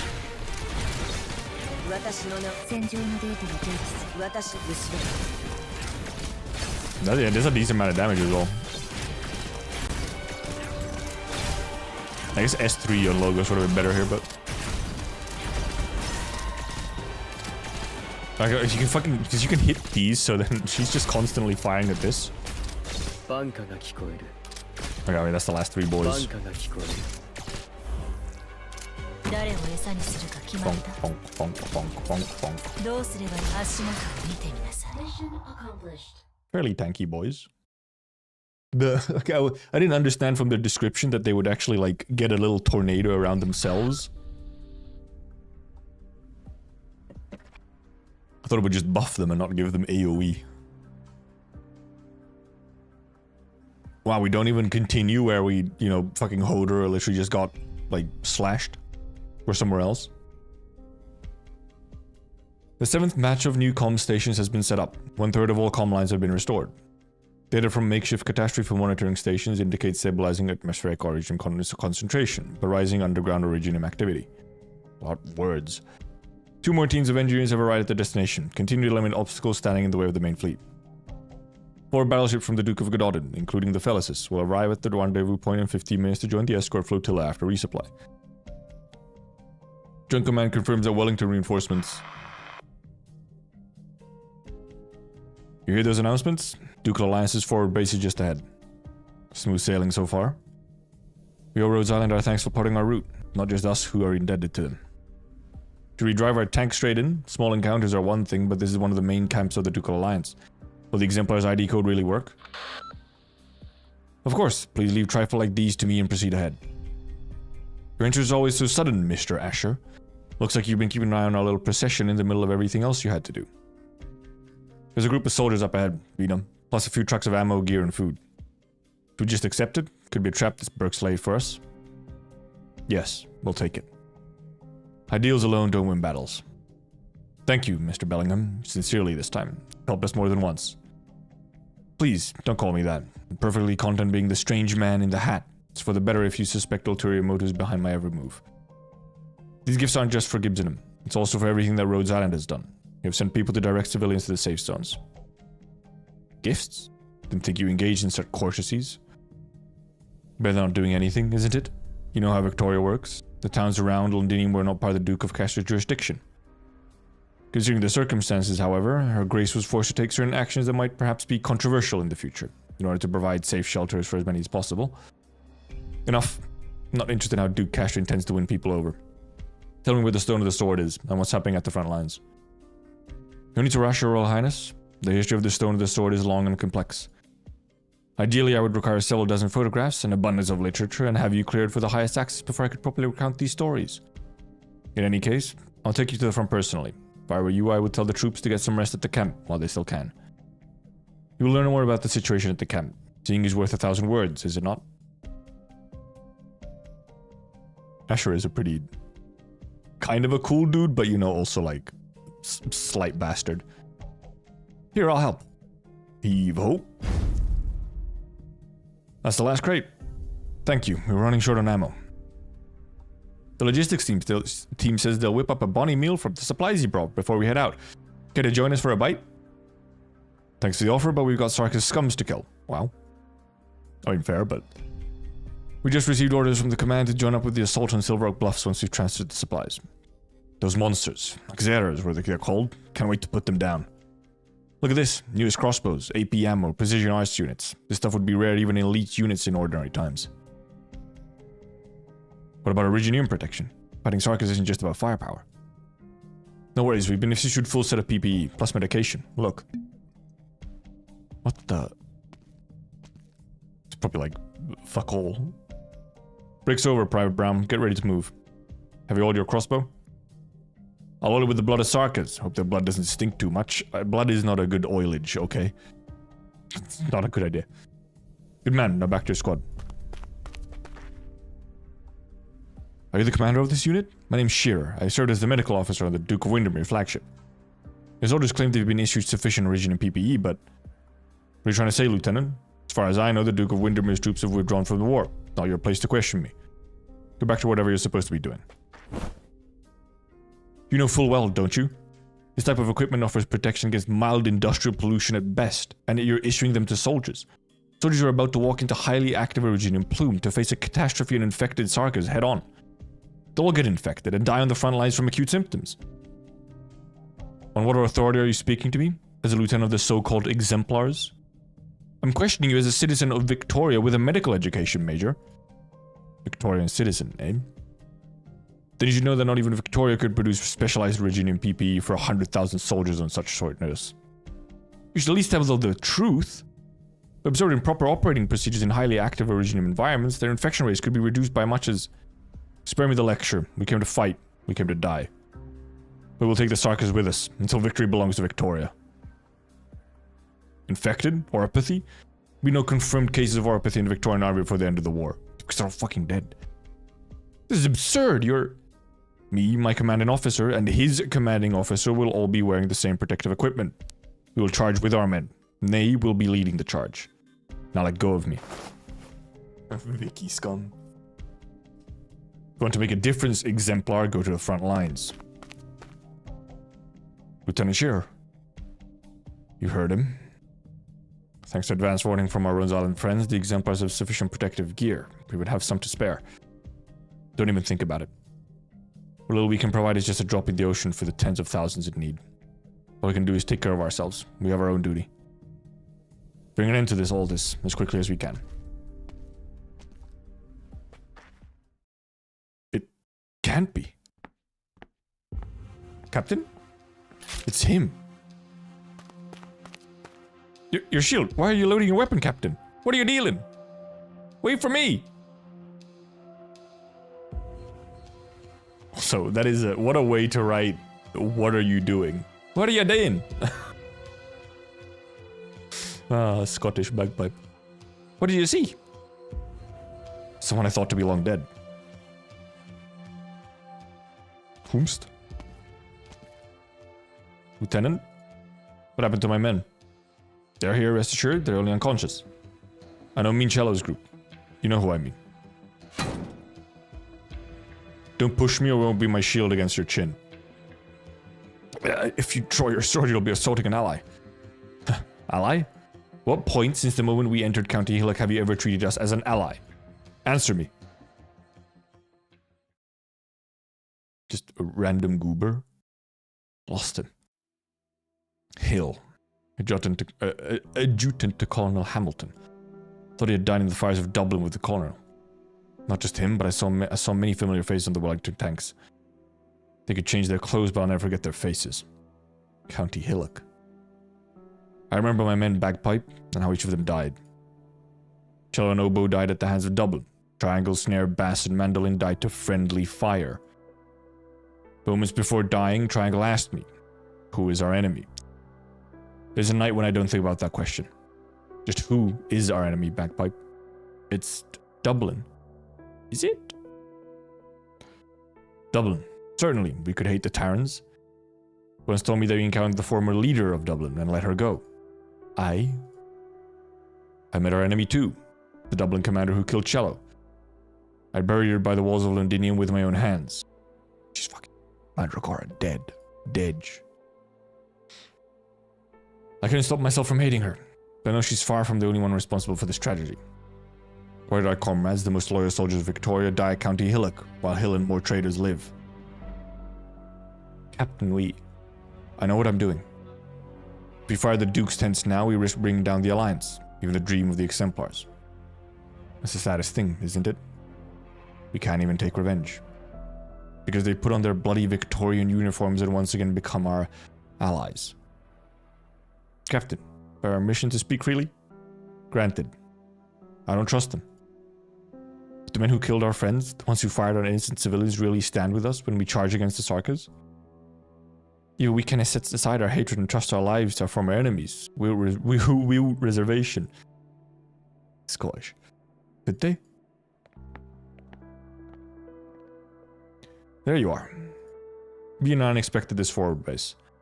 Troops are disciplined and morale is high. The Dukes are taking this seriously. They seem to have reached a united front, allowing their troops to be organized according to function rather than faction. At least, that's what it looks like on the surface. We saw Caster's elite standing guard near all the Wellington tents. And at least 2 or 3 groups of Caster's men stationed further away. Fake unity is unity nonetheless. At least in a time of crisis, the Dukes know who their true enemy is. One more piece of bad news. I checked out the field hospital. It's sparkling clean, there isn't a single wounded inside. They're abandoning the wounded? It's impossible, morale would collapse. Maybe there are no wounded. Also impossible. We saw how fierce the fighting is on our way here. Things could be only worse at Silver Rock Bluffs. Wait, you don't mean? None of the wounded made it back. We need to put an end to this tragedy as soon as we can. The exemplar strength might be insignificant compared to the all-consuming war. By creating miracles, that's what we do. Oh, Hatman. An inspiring pep talk. Repairs on your tanks are complete. There you are at last. Wait, why's the ground red? Is it your blood, or...? That's not important. My orders are to ensure that the size of Kings finds its pedestal. Should I fail, another will put on this hat and continue the work. I bring a message from the Duke of Castor, Your Royal Highness. Castor forever honors her commitments. Enough pleasantries. Where's this pedestal? The stone of the sword? You've seen the camp? You have an idea of what the front is like. This is hardly the best time to tell you the truth, but we have no choice. The pedestal is on the Glorious, flagship of the Duke of Castor. What? You planned this all along. You guided our path, gave us a place to rest, so you could lead us onto your home field. What's next? Will Castor's troops turn their weapons on us if we say no? Please, no need to get excited. Facts are facts, no matter how you choose to interpret them. My orders were always to bring the realm blade to the stone of the sword, with or without exemplars. Please, consider it an act of good faith that I'm telling you the truth now, rather than simply taking the sword from you during your darkest hour. Continue. Like I said, the history around the sword and the pedestal is a complex one that ought to be known only by a selected few royals and nobles. In the distant past, even before the Shah of past and future, an explorer discovered an artifact deep in the sands of the south of Thargon. It was by no means a sword, but it was able to repress the spread of originium crystals within a certain area. The treasure allowed the explorer to survive a catastrophe that should have engulfed the entire team. The legend of the Catastrophe Cleaver. The survivors forced a sword out of the artifact and presented it to the Shan-Shah at the time as a symbol of valor. In the year 737, the Aslan Padishah Lugal Zamzi brought the size of kings to Victoria. Decades later, his grandson became Victoria's first Lord of Lions. The sword has severed the head of a red dragon, witnessed the reconciliation between Aslan and Draco, and became the symbol of Victoria's royal authority. It has been damaged and reforged several times. Many have tried to uncover the secret behind its ability to fend off catastrophe. Scholars have yet to understand the principles behind the sword's power, but they did discover how to make the most of it. The pedestal, dubbed Stone of the Sword at the Mausoleum of Kings, is the result of research by House Castor. The Duke of Castor at the time kept a backup. After the original pedestal and the Mausoleum of Kings were destroyed in that battle, the only working replica is kept of the Glorious. For a century, Castor has covered in the Realm Blade. The chance has finally arrived. Countless soldiers and civilians will die in the war, but Castor gets to reap the fruit of victory and become the hero who saves Victoria. Judge it as you will, but this is what little chance, if not the only chance, that Victoria has in the present crisis. Our trump card is in this dangerous game. Sugarcoat all you want, but you can't convince us that the despicable scheming never happened. Choice is yours, Your Royal Highness. Enough. I refuse to engage in arguments over power while we denounce the dukes for being calculative. There's no Princess Alexandrina, only Siege, leader of the Exemplars. There's no symbol of royal authority. The size of kings is just a weapon, one that can win the war for Victoria. We go to war. Thank you, on behalf of Victoria. The spy takes half a step back and bows. I'll lead the way. However, you should prepare yourselves. For war?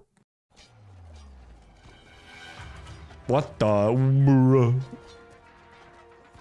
The ground has turned into a tsunami. East Vanguard reports retaking 3 villages by Duskglow River. Sarkis forces continue to staunchly defend Silver Rock Bluffs Pass. All resistance on the southern front of the Red May Mountains has been neutralized. However, command expressly forbids crossing the mountains to flank the Sarkis. All gunboats and dreadnoughts in position. Support gunboats have also arrived at their destination.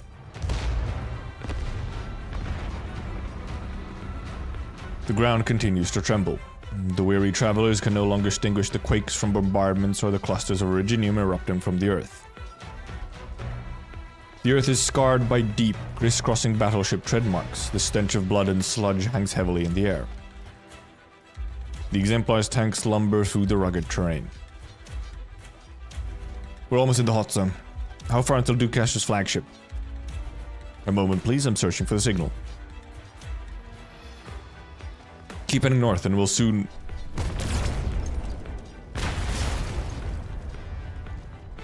Witchcraft guns. The lead tank has been destroyed, we've taken damage too. We can't move. Is it the engine or the wheel? Possibly both. Fix it, ASAP. We can't stay here. We need to deliver the Realm Blade to the Stone of the Sword. Wait, what's that mountain? I don't know any mountain like that's outside Londinium.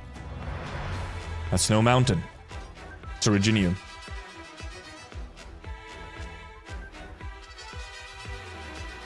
The turning tides of Originium have coalesced into a colossal mass, blotting out the sun and transforming the very landscape.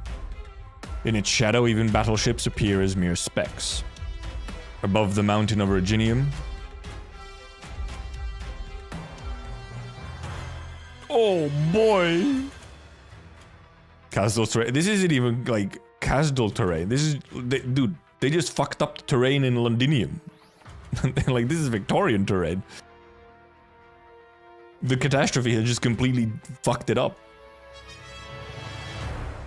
A withered throne ominously hovers. What an image though. The bros. The Noxeter king gazes upon the battlefield. Actually, maybe this is castle though. No, because I think this is Victoria lands. Castle is somewhere. All seeds sprout at the same time. A witchcraft made everywhere, castle. Kinda, yeah. All seeds sprout at the same time, withered branches creeping towards every death-shrouded corner. Go, my bravest warriors. Gnaw upon the greatest bone, tear iron and steel apart as you would skin and flesh. Rip, tear, consume. We shall teach the Victorians, the master of war shall master war. The master of war shall master war? No way!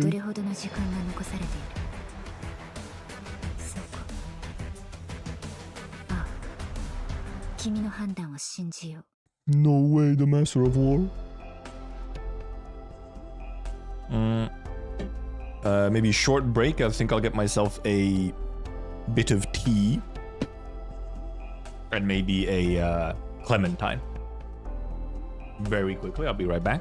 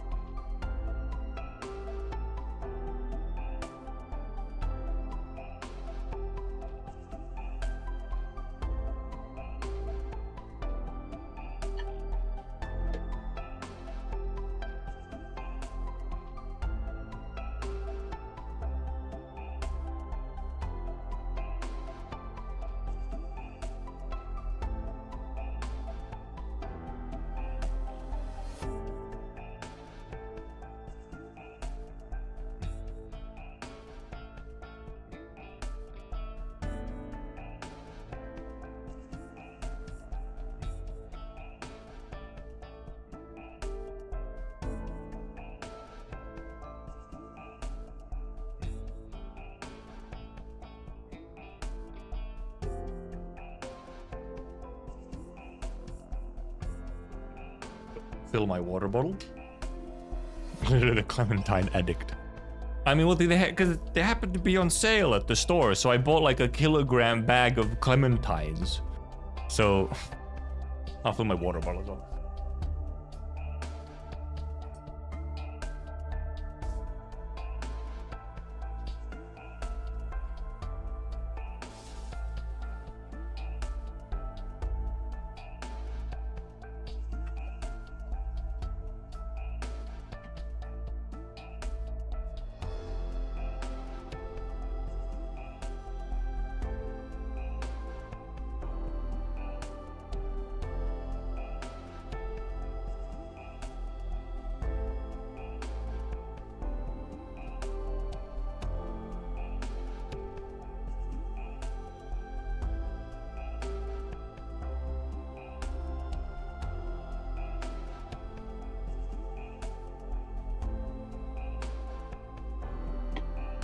There are other small citruses, but the ones that were on sale were clementines, okay? I would just buy whichever one is the cheapest. That is how I choose my small citruses. Okay? Also, what is even the difference between a clementine, a tangerine, and a satsuma, okay? Like...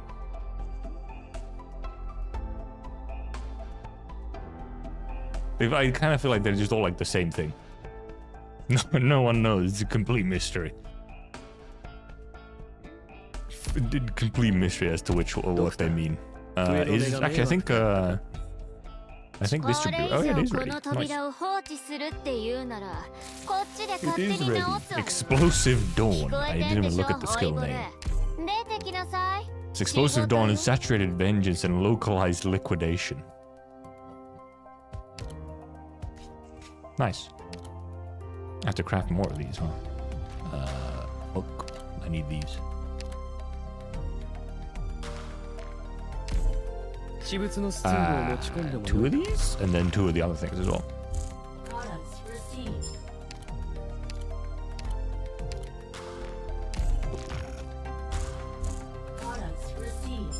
Holy, actually needing cutting fluid though? What the hell? What is this? I feel like I haven't used cutting fluid in forever.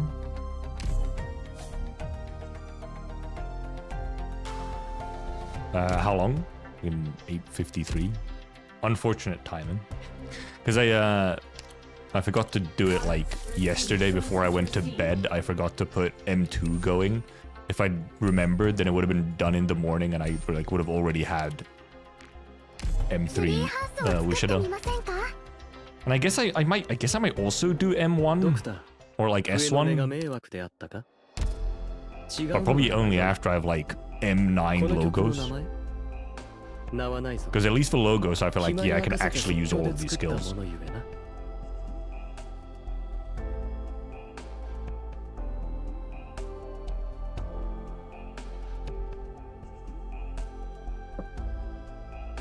I'm squeezing my Clementine. Maybe we should get to see a conflict of this scale and complexity in Enfield. That would be wild. I don't think we would. Because of the scale and complexity, I don't think we would see something like this in Enfield. But that would be wild. Like, damn. I think if we want to see something like that in another form, our best bet is maybe like if they continue doing the anime. But I'm not sure how well the anime would handle it either. I feel like it might kind of end up looking like the same as, what was it? Overlord Season 3 or something? Any traumatized people here know what that was like?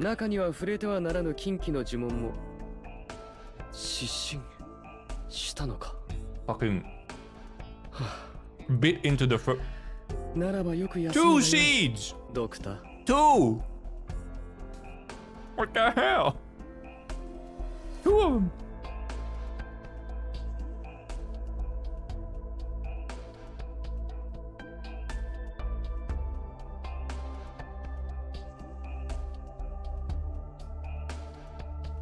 A fucking scam. 2 seeds.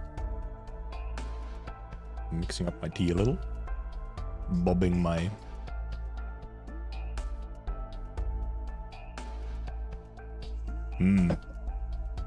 Swallow them. Citrus will start growing out of your ears. Or out of my ass. I have enough ear issues as it is. I don't need trees growing out of them, okay?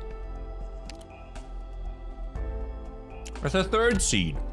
What the fuck? This was a bad one. This is full of seeds. I gotta grab a piece of paper.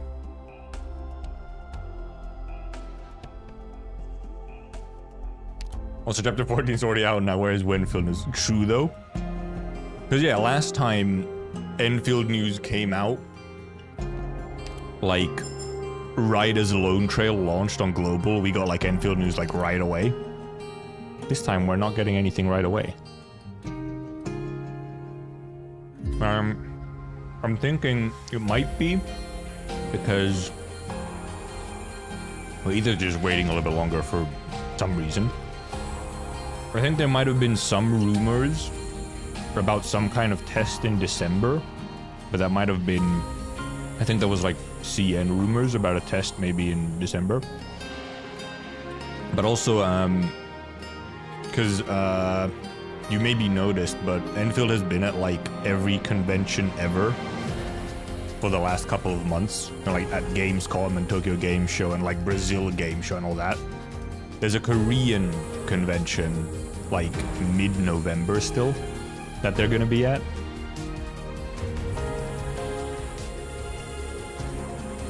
So maybe they wait until that's done as well.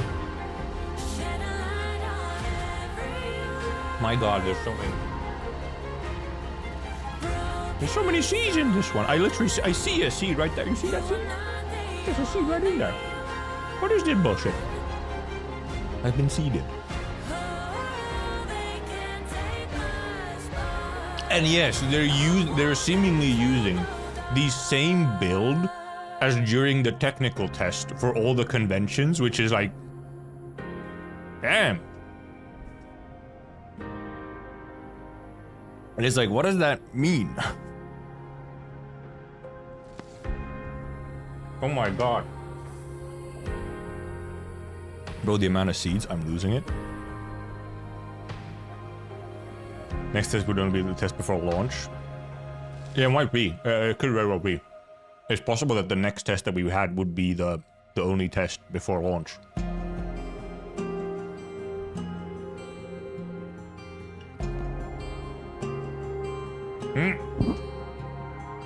Fucking double seed again, Jesus Christ.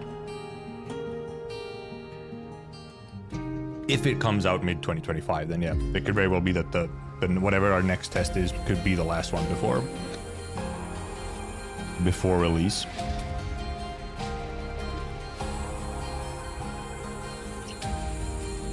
Scared when the Zenfield news. Keep thinking it's the moment where AK starts properly declining. What does that mean?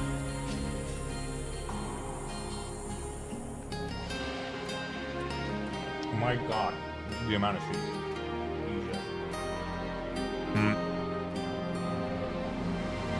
It's a waste of potential. It is a bit. I am a bit confused why they decided to run the old build at all these conventions. Like, you've gone through the effort and probably paid money and whatnot to be able to have these pretty big, cool booths at these conventions. But yeah, then you're showcasing a really old, like, alpha build. Oh, shifting focus and research. Okay, I thought that was one of that might have been what you meant. I wonder if that would happen. I feel like you'd already see it if it was happening somewhat, but maybe it's actually too early to say because obviously there's a lot of resources for, you know, up until like this point, like chapter 14 and stuff. But like the game has been in development for fucking ages. They're probably already like development should already be in full swing. But maybe, I think it maybe honestly might depend more so on how successful Enfield is, whether or not they have to like move some resources away from Arknights itself. But also they're by separate teams. Their Enfield is by a different studio within Hypergryph. And yes, Arknights just makes a fuck ton of money. Hypergryph is not like a tiny studio anymore, even though their game is, you know, still just this. Like Arknights as the actual game portion of Arknights doesn't really portray how big Hypergryph actually is. I already see that there's multiple seats in this one.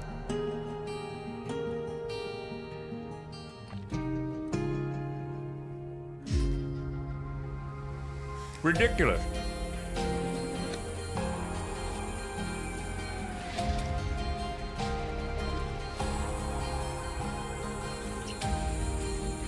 Bro, how many fucking seeds?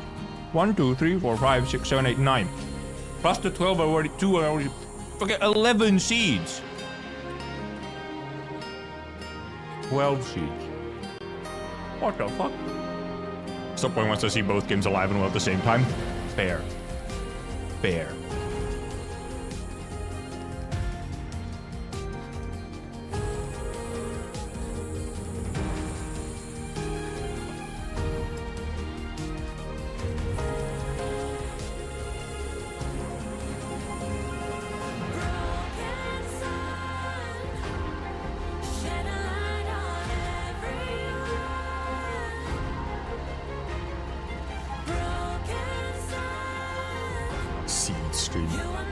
Yeah, Enfield is a bit of it's in a weird situation. But it's just like, also we just hear so little about it. So like, there's so much just, you know, random speculation going on because we have so little information. So then it's very easy to like start also imagining the worst.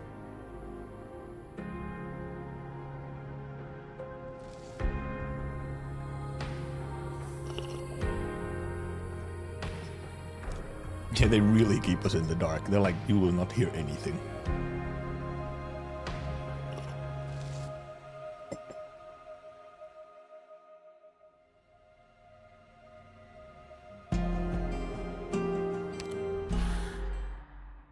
Yeah, we'll see. It'll be interesting to see. Plus, I think it's very good for hypergryph, however, if they can actually... If with the release of Enfield and whatnot, they can like get to a point where they can actually have indeed like 2 separate games going at the same time. If they can indeed keep both like sort of high quality or whatever. Which probably is very dependent, or somewhat dependent indeed on Enfield's success, because that game is probably not terribly cheap to develop, so... Arknights is quite a bit cheaper to develop, all the extra money goes into the music and stuff. That Enfield leak was very funny.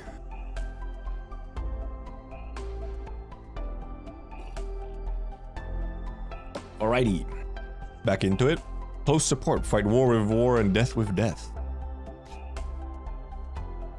Okay, like a massive choke point map. Bro, and you have a...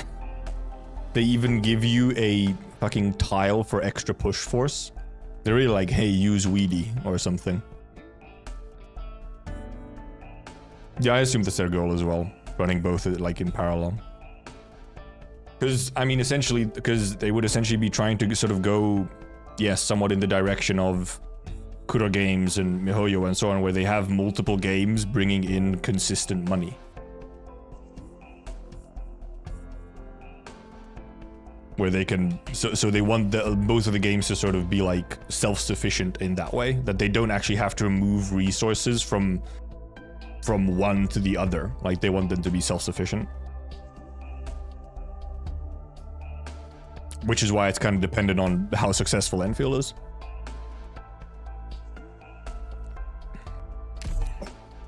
Right, back to it, back to it. Man, that is... Like, there's a fucking battleship just, like, in the fucking tsunami wall. What the hell are those things up in the sky? Get down. Oh yeah, the floating boys. Delphine, your right hand. Don't touch. This is any normal cannon fire. Sarka's witchcraft. It's corrosive in nature. I won't be much help. There's people still strapped in the polluted area. It's too late for them. You got shit in the air, stuff growing on the ground, and crystals and dust everywhere? Can't even take a damn step. Sarkas want to turn this battlefield into their home turf, forcing us to put down our gear and cower while they pummel us. The fuck? My lights just flashed. The hell? When it comes to a head-to-head infantry battle, the Sarkers will surely have an advantage due to their natural physique. Alright, I get it now. It's all just a dirty trick. Which we can't afford to get caught off guard. If they ever get the drop on us, we're done for the spot. The fuck? Twitch chat also had to like reconnect.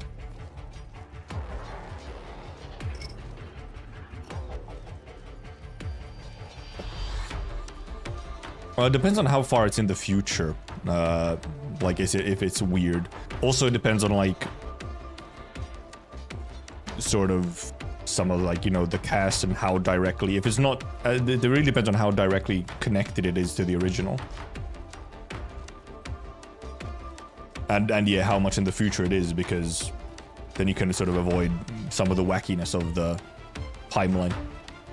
Morgan, get as many of our vehicles up and running as you can. Avoid any close combat with the Sarkas infantry. Even if a vehicle is destroyed, don't look over the mounted cannon. They're the best weapons we got. Understood. Delphine, send the signalers out as widely as you can. The exemplars will be able to maintain communication that way, at the least. Of course. If we want to push forward, we're gonna have to take down that altar up ahead. Form, covering fire. Roger. Honestly, I'm kinda Why is Horn not the one commanding? Indra, your team's responsible for holding the enemy back. Doesn't matter if it's casters or arts creation or whether those things are up in the sky. You got it. Douglas team, you're with me. Same as always? Same as always. I can see the core. Move out.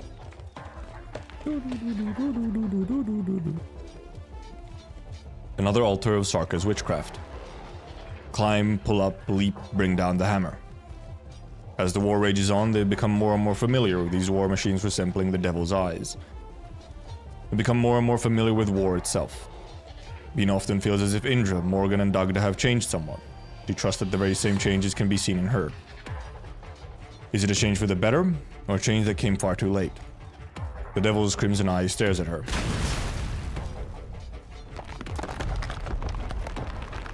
The hammer comes down hard. The altar begins to collapse before the siege even reaches the ground. It worked! Took it down even quicker than the last one. I hear something. Back up.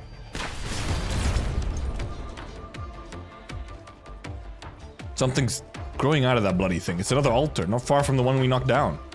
How many of these little buggers did they bury in the ground? Bloody hell. There's no end to them. Siege tightly grips her hammer. They are adapting, but not quickly enough.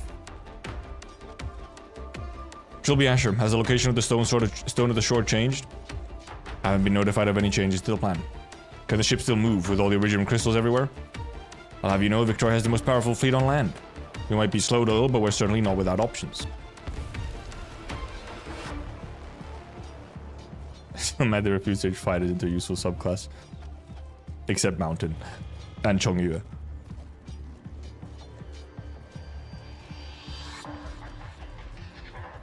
I hear naval guns. I believe it's the Iron Duke's Gestrel, going by the sound.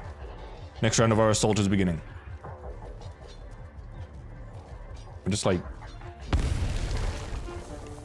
double fisting hydration. One of Abercorn's assault ships has run into the Sarkis advanced brigade. Enemy was hiding in the fog and suddenly it appeared. Vision is severely limited by the original crystals and we can't follow their movements at all. Has mid-range communication been restored yet? Ship's comm tower is still out of commission. Engineering's trying to repair it, but in this iridium-dense zone... Your Grace, what are you doing on deck? There's iridium dust everywhere outside. Please try not to leave the command center. I've heard that Wellington always stands at the deck of the Gestrel, personally demanding his frontline troops. The Iron Duke has been through many battles, but you... Just now, the Gestrel opened fire. Your ears did not deceive you. Is he still pressing forward? I'm afraid so. The Iron Duke's forces have penetrated deeper than we thought and are about to collide with the Sarkis core units. Wellington. Does he plan to take the head of the Sarkis region? Wesley Wellington I knew was indeed a warrior before he became the Iron Duke. His bravery might have bordered on madness, but he would never gamble with the outcome of a battle. Regardless, the Iron Duke's recklessness has placed us at great risk. As per the initial orders, Duke Abercorn's and Duke Ashworth's men are following the Iron Duke, and among them our vanguard as well. Factoring the surrounding region, our front line is being stretched thin. What are the eyes you placed aboard the Gestrel? Nothing yet. Even as Trilby Ashers are experiencing some serious delays in communication. Aileen, confirm the status of the Stone of the Sword. No issues so far. We'll never allow the Stone of the Sword to be tainted by Sarka's witchcraft. Your Grace, the poet has launched a flare. Salangina and the Size of Kings will arrive soon. Have your people keep a close eye on them. Don't let the sword get lost on the battlefield. You must put the Size of Kings to work immediately. Unless the comms are restored fully, the so-called Ducal Alliance is a non-entity.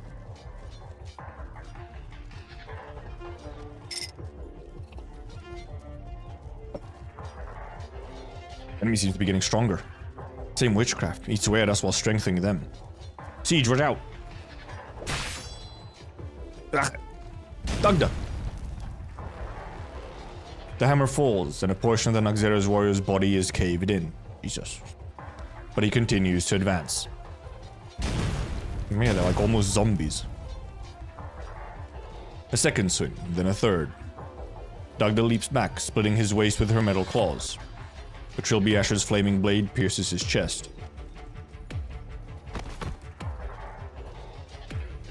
That's just one. There's still many more ahead. Sarkis truly are monsters. These bloody devils are all monsters, goddammit. They're not even flesh and blood. Do you think they're already dead? Only the dead can... Already dead? Strange noises can be heard in all directions. They are distinct from the sounds of originium crystal clusters piercing the ground. They are not omens of the explosion of originium dust. Captain, we can't hold out like this. There's no end to them. Better focus on the one right in front of you, then. There's always going to be someone standing up front. Raise the shield. Fire the cannon. Repeat. Ad infinitum. Victoria possesses the strongest weapons in all of Terra. One shell can easily blow apart a Sarka's armor. Just as quickly, 2 more Sarkas rush forth at the same time to take the place. Then 3. D word. The artillery fire unleashes its fury, but it cannot stem the surging tide. There's no end to the enemies. She can hardly tell how many Sarkas are on the ground in front of her, some standing, some lying. The number full of Victorias is perhaps even greater. She can hear bagpipe shouts and the whistling of her spear. From those she finds utmost solace, and that's enough to keep her fighting on. A plume of firelight suddenly springs up not too far away. Bagpipe. What is it, Captain? I think I just saw Hill again. Oh, Hill. That same face again. The same face that appears in her nightmares every now and then. Reminding her of how tragically her teammates died. The face of that traitor. He's dead. Is he that one? Lying over there? Seems to have killed in action some time ago. Captain, just now, did he... He moved. He's standing up again. The man clad in the uniform of Wellington's forces staggers towards them. Oh, right. Eblana is with fucking Wellington. He lifts the blade in his hands and slashes at the Sarkas in front of Horn. The armor is too thick, and the recoil pushes his hands away. His arms contort strangely and he strikes a second time, then a third. A familiar visage is getting closer and closer to them. In the midst of the dead silent grey, only a tiny speck of purple dances.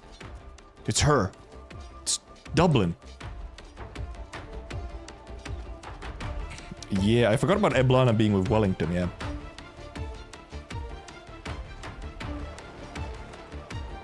I lay down now my soldier's honor here, so that in time the soul of Tara need no longer be soaked in carmine blood, and Draco cross no swords with Draco kin.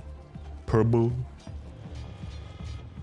Be that unless a day comes whereupon Red Dragon's flame should lead all those that fell, or fire our fighters from the forge to be reborn. Third set of altars have been crushed. Milady, our casters and flank soldiers are in position. We're about to approach the largest altar. Our deceased compatriots have managed to protect us from the devils, vile pollution, but the destructive power of the witchcraft is unprecedented. Allow me... Milady, you're going to destroy the altar yourself? You, as my subjects, have done all you needed to do. I, as your sovereign, ought to lead you forward. How can I take this land as my own if I have never set foot upon it? The Red Dragon's flame shall fall upon the battlefield's front lines, just as it has for thousands of years. El banana. Our altar is being raised. Stay in formation, don't get scattered by those flames. Keep casting. They're nothing but a ragtag bunch of impotent outbloods. I wouldn't be so sure about that. We're nothing like those Victorians who have it easy. Every Taran warrior has been forged within the shadows, tempered by pain and suffering. We were once known as specters, for we knew most intimately the scent of death. I won't let you... Trying to turn yourself into an arts catalyst to detonate the altar? As you wish. No, I'm too late. The spark of life gradually fades, and in its place burns a deathly purple flame, leaping across the body of the slain Sarka's warrior just as it dances in Eblana's eyes. Evil woman! There is no royal court in death's domain. Sarkas, your people know death so well, only because you've fought enough wars. See that? Death itself stands with us. Our enemies are not inscrutable demons. Drag those Sarkas out from their pretentious art circles and give them a taste of our crossbows and cannons. Brigadier. Brigadier, I see a flame burning within your eyes. I've waited far too long for this, just like countless other Terran warriors. All of us grew up hearing the legends of the Empire's death knell, and enlisted with burning fervor in our hearts. Over the last few decades, Wellington's administrator and the Duke have had their hands tied. They've also been caught between the cracks of the other Dukes' negotiation tables. So many hot-blooded warriors were repressed because of their background, while many others perished in the Victorians' conspiracies.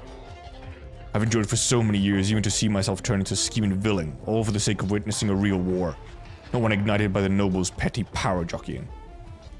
Only on such a battlefield can a warrior's death be glorious and meaningful. If I'm to die in this battle, then please bestow upon me your flame so that I may stand once more. Until my remains are consumed fully by the fire, until our promised nation has been established, I shall never lay down my arms. Excellent. Now then, come with me. Do you see that throne of deadwood? That's the Sarka's leader. The Nakzerer, Nezsalam, he who calls himself the Lord of War and Death. Sarka's royal courtier has a thing for these overblown titles. Overblown? Hardly. He just happens to be ancient enough. But he's not the only living legend here. Why, of course. Not far away, naval guns roar. Ancient witchcraft is not the only force that can cause mountains to move. Now, let us pit war against war, and death against death.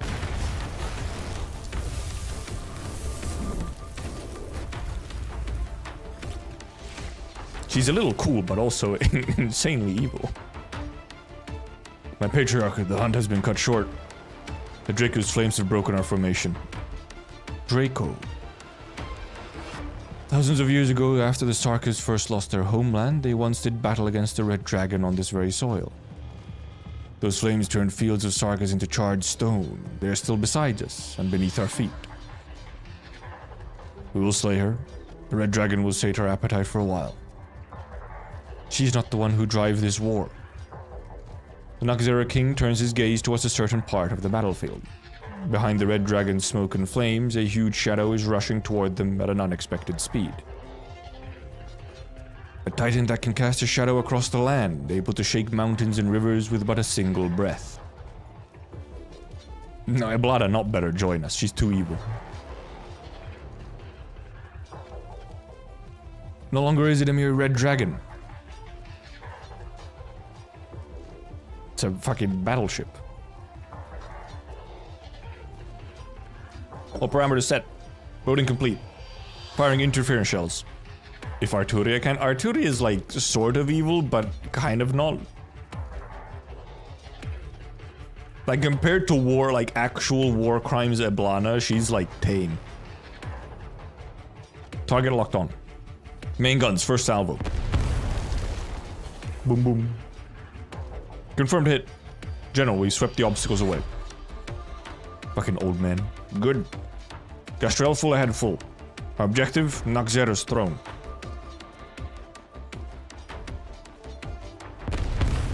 Boom boom.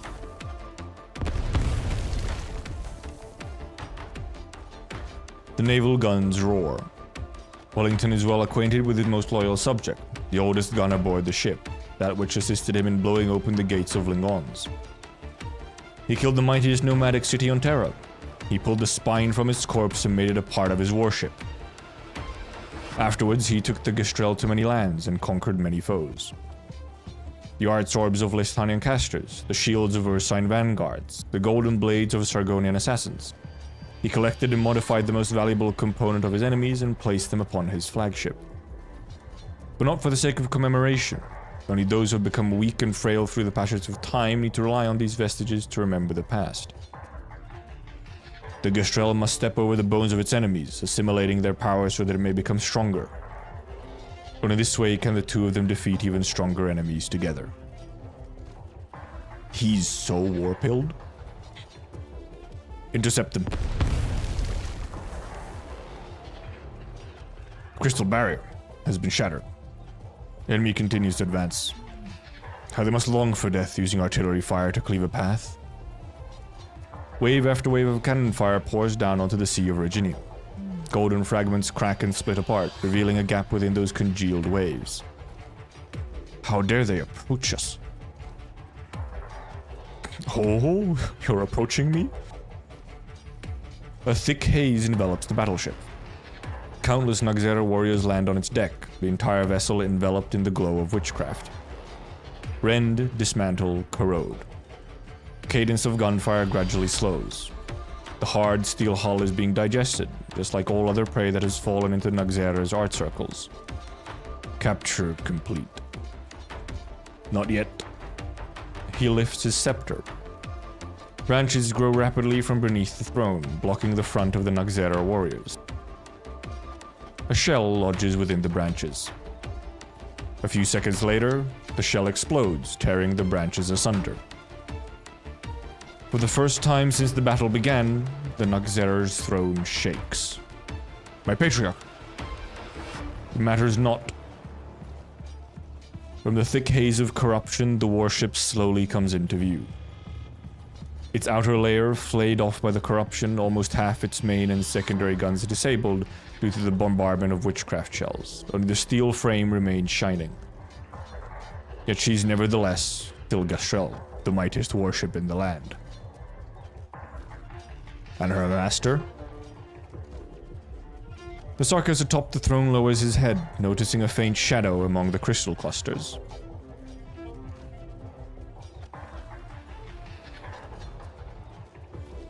General, the Gastrel has successfully drawn the attention of the main Sarkis force. Didn't even notice that we were transferred from the main ship. Wait, something's coming in fast. Guardsmen, tighten your formation. A salvo of artillery fire. Only a few tiny twigs fall from the smoke and dust. The force that was enough to shatter those crystalline waves cannot even shake the figure floating in the air. The Nagzera king casts his gaze down upon the commander at the center of the army. Not far behind the old feline, the bloodthirsty warship is waiting, eager to tear at his rotting flesh. Hey there, James. Duke of Victoria. We have devoured many Victorians.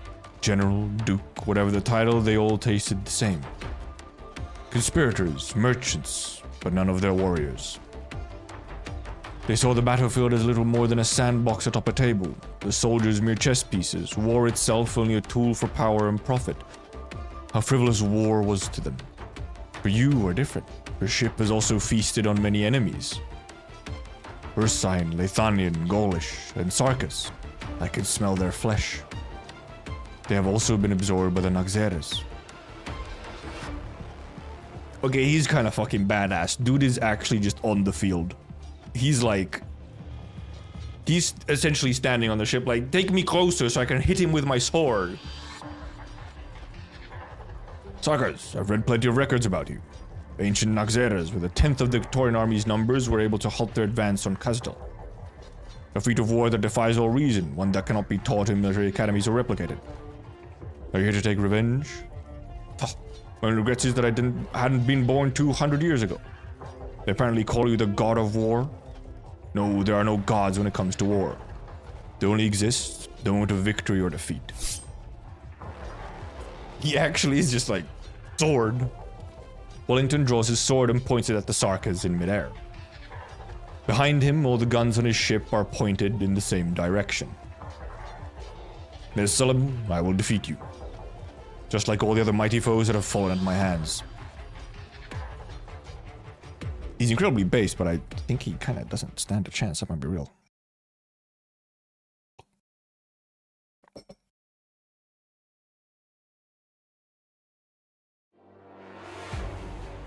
Well, that's a lot of boys.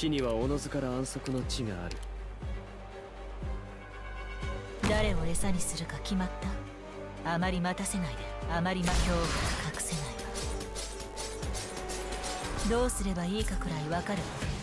私に命令しな。That's gonna actually hit her, isn't it? 任務概要なんてただの紙くずよ。説得した。I think that's. Wait, is that? I wonder if this is actually in like damage range. ねばな。ついてないわね。今日の陰謀。 I forgot the tech is to retreat this one if it's taking damage, retreat it so that it respawns. Maybe S3 on Logos would have also been better.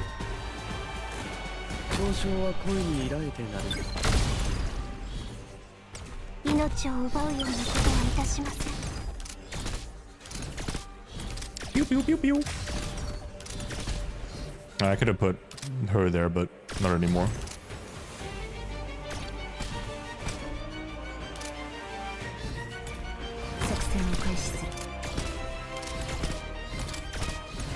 Ah, they're moving.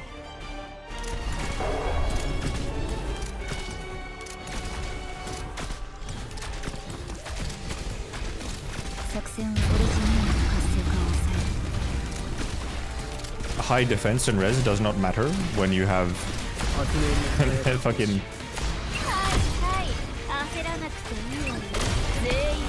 What? Why did he suddenly die? Oh, because they explode. I forgot.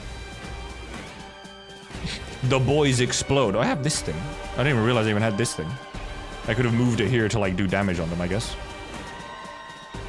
Also one of those boys. This is looking a bit rough, not gonna lie. They're looking very rough, actually, because of the fucking exploding boys.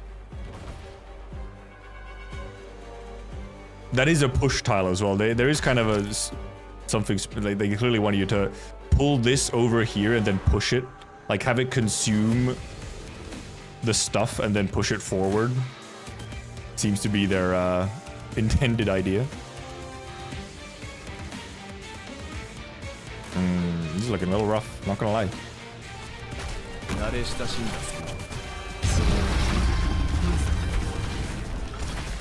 Oh right, yeah, they're obviously, yeah, they can be silenced.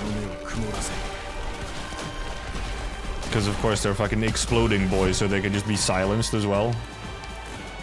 That obviously is an idea. This went a little oops, that was a mistake. looking a little rough here, not gonna lie.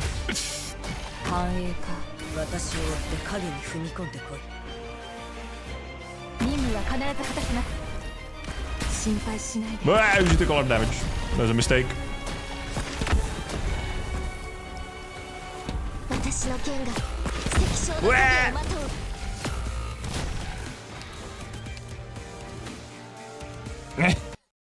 Okay, I went a little rough. Yeah, the exploding boys are an issue. Not gonna lie. I think S3 might be better. I wonder, can I get the exploding boys before they are an issue? What is even the enemy HP increase in some enemies will differ? Okay. Oh, you can also put stuff over here. I didn't even notice. That was just a test run, TM, for sure, as always. Yeah, obviously they did a surprising amount of damage, actually. And not just spread the, you know, stuff. Because kind of what they want you to almost like do is indeed like consume all the stuff and then push it like away so that it actually damages them while they're over here, which I guess we could just do. We can replace W with like a real quick weedy, a cheeky weedy. Where's the cheeky weedy? Our lower accurate team is removed then, but I wonder if this is enough. Or do we want S3 even? Maybe S3 is too much. Hell, I could even do S2 actually. I can just push the stuff back. I can just constantly push the enemies back as well if I just do S2. Let's see if S2 is funny.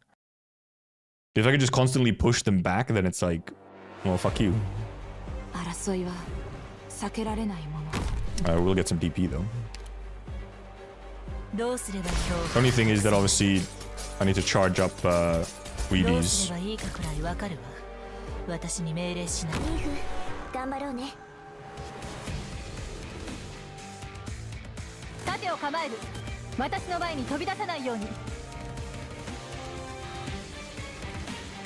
Send it to the end of the map.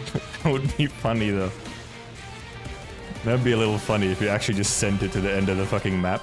I forgot I have to actually put this down for faster SP charge.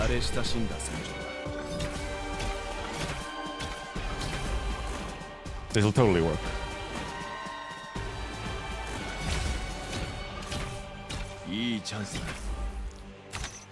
Okay, now we actually want to break this so that it comes along. Actually, oh, I pushed it too fast. Nah, it's fine. It's fine, it worked out.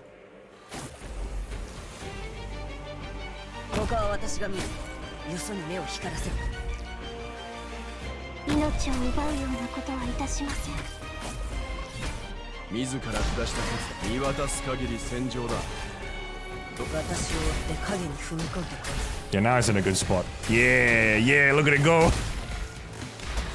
Yes.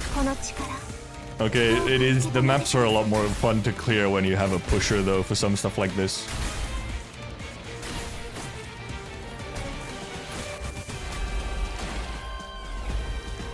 Yeah, they just kind of die. Kind of like here, they just died by themselves.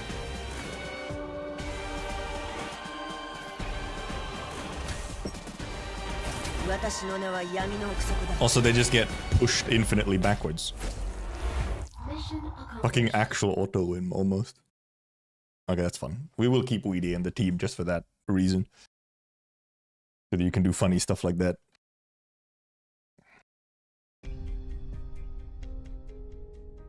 "65 hours into the operation." Wow. Oh, what the hell? Finally, Kelsey. "The battle between the Ducal Alliance and the Noxeras is brutal. Just farther ahead is Silverrock Bluffs. The engineering response is intense and the vehicle has already been paralyzed. Vina should be arriving at the front lines soon. She's already there, actually, I think. When the size of kings and the stone of the sword become one, we'll be able to see it from our position. Catastrophes be sundered. It's only a myth. When people see things that defy explanation, they tend to exaggerate and romanticize them when passing down those to generations. The size of kings and the shard. Shard is an application of originium on the same level as large clay witchcraft devices. And the size of kings is able to neutralize certain originium reactions. I see you've done your homework. Originium is often likened to a chronic disease. To this day, the people of Terra's best solution to catastrophes has been, and still is, to avoid them. It is incredibly difficult for people to directly intervene in the mechanisms of originium, but the Victorians have long mastered these tools save themselves. The origin of the size of kings lies not in Victoria, right? First time I saw the size of kings was deep within the palace of the Shahanshah in Sargon. Also, if you're gonna make us put this many, do this many like dialogue bits or whatever, just have Doctor talk, okay? You don't have to make me click the thing. Just have Doctor talk, okay? Like, come on. Come on. Okay, come on. People regard it as a symbol of the Aslan's royal authority, believe that it can protect any settlement or city. This is indeed true. It's able to neutralize originium reactions to a certain extent. Only to a certain extent? You don't seem particularly concerned about that caveat. That's right. No matter how much effort the Sargonian casters put into unearthing and retrofitting it, it's nothing but a former city defense device. During the era in which it was put to use, originium was not yet widely available across the continent. Trust that it will be able to temporarily put a stop to Omnum and give the Fremd's spine an opportunity to take off. But it's not an inhibitor that can completely see originium activity. Have you been disappointed too many times over all these years? Doctor, from your current perspective, what do you think originium is? Phenomenon bringing with the unknown, a resource to exploit, or perhaps a source of disaster and disease? I can't say. You don't want to, because your answer would be all of the above. Originium has long been inextricably woven into everything we see. Our environment, our technology, our culture, and even our bodies. If a portion of a limb is necrotic, cutting it off might solve the problem. Or if the problem stretches from beginning to end? There are some people who see you as omnipotent. Why are you looking at me? Doctor, you asked me if I ever experienced disappointment. Just once. I allowed myself to become overly dependent on one person, made a series of poor judgments, and paid the price.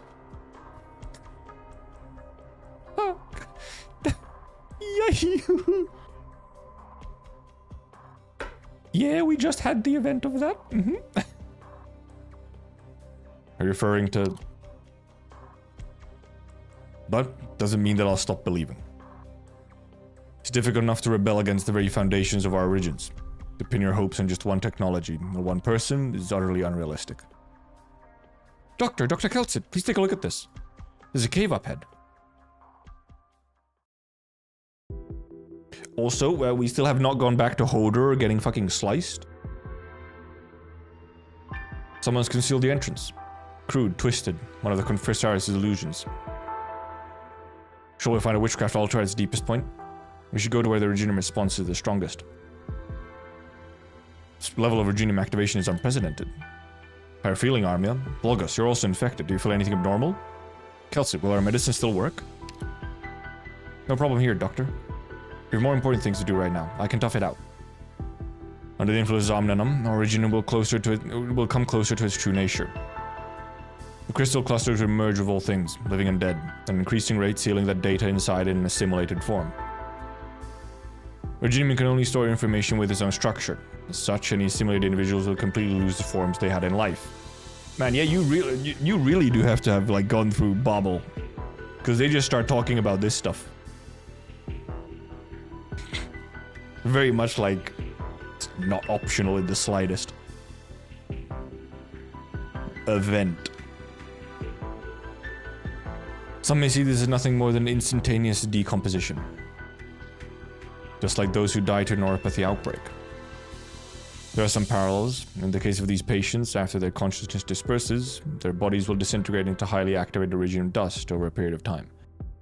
Assimilation, on the other hand, condenses this entire process to the extreme. Rose Island's technology can only delay cell Reginium assimilation rate from reaching a certain threshold. You aren't able to fully erect a barrier that can stave off a Reginium. Why would you even make me do ... Don't worry too much about that, Doctor. The Reginium saturation rate in our current environment is far from an extreme level. Is our situation not extreme enough still? Hard for me to not worry. Right now, we can still breathe and move about. We're quick enough to stop the Reginium from spreading further, all hope is not yet lost. Dr. Kelsit, Doctor, I can hear enemy movements. Yeah, with those big-ass ears. Logos, please prepare to intercept the enemy. Hello, Confessores. Intruders? It's the Banshee and... There are quite a few guards, but they're not difficult to manage. There must be a greater danger yet lurking in the shadows. Doctor, please stay close to us. Interference of Confessor's witchcraft is making it hard for me to pinpoint the exact location, but the blood of Tikas is undoubtedly nearby.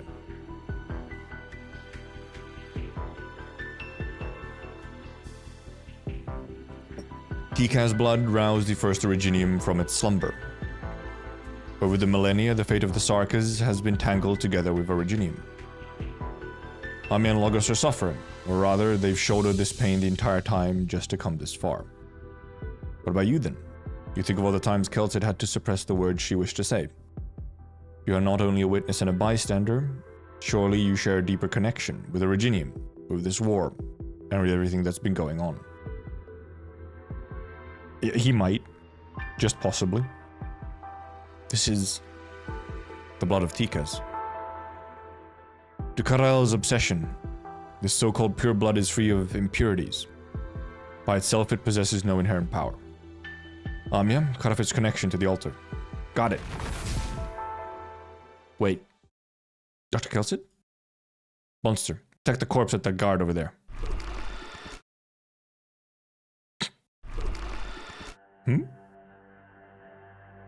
There's another monster? What the fuck? No, there's more than just one. All those defeated Confessors guards weren't real guards at all. Near perfect replicas. Only he could decorate this cave to look nearly identical to a real altar. This is a trap designed to lure us in. Damazdi. Amia, get behind me. Monster stands in front of you, and you grip Amia's hand tightly. The blood of Tekas is collapsing along with the entire altar, the surrounding rock walls pressing ever closer. Fucking Damazdi, man. This goober. Where's the good Damas? I thought you split into a good and a bad one. Where's the good one? The illusion is no more, but the shifting terrain is real. The real altar must still be functioning. The Reginium continues to grow and it will soon consume everything you see. Doctor, this is the Confessori's den. You seem to have fallen to the deepest level of the false altar. The Virginium was shifting too fast and only had time to grab onto you. I don't know where Dr. Kelson and Logos are. There's too much Virginium here, too much information, I can't sense them at all. They're probably far away by now. The enemy wanted to entrap us. They want to stop us from destroying the altar. But you might still be the Confessary's real target. What they want is the King of Sarkas. Ground is still shaking. Are the crystal clusters still spreading? Wait, that's... No, these boys. A monster suddenly crawls forth from the Originium's depth. The horn of a Wendigo, the body of a gargoyle, the flames of a Diablo. You've seen these before in the Confessary's stone sculptures of the various Sarkas tribes, but never before sharing the same body. His emotions are chaotic. I see only memories, fragmented, blurry, and mashed together. Anya, over there. There'll be many more, Doctor. This is the cave that gave birth to them. Confessary sculpted them from Sarka's blood and Originium, and gave birth to these creatures. Does this make you sad, Lamia?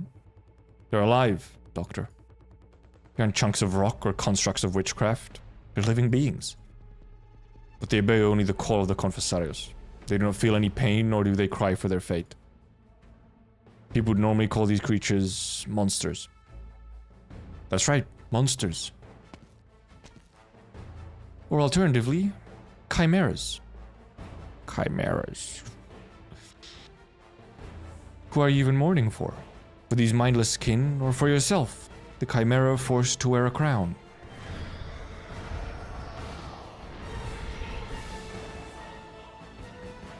The fight is about to begin. Actually, no, I think we literally just already fought, did we?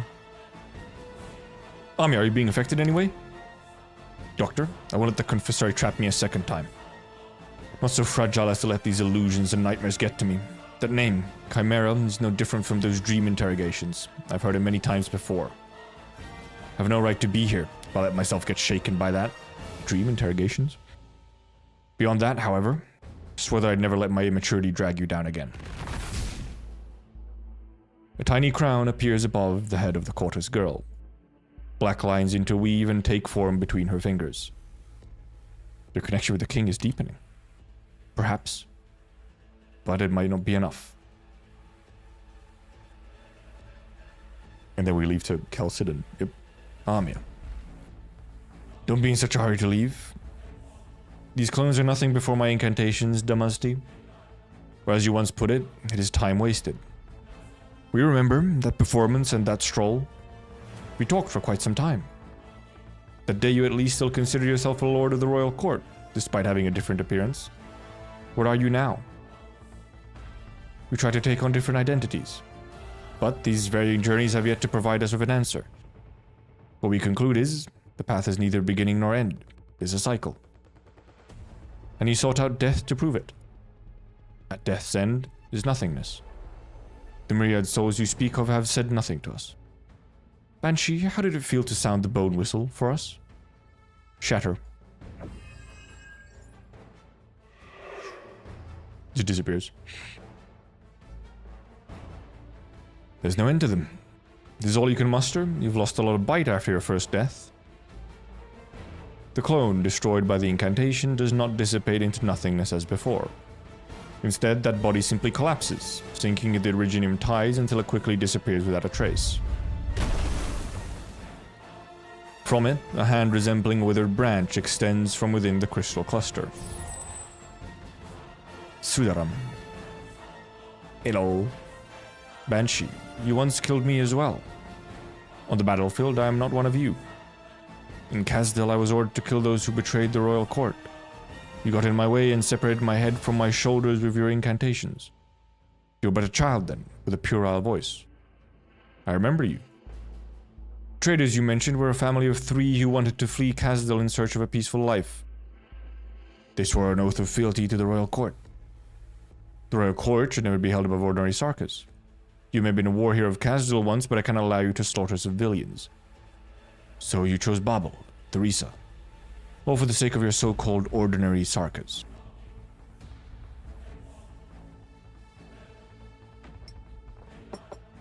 That is the righteous path to the future.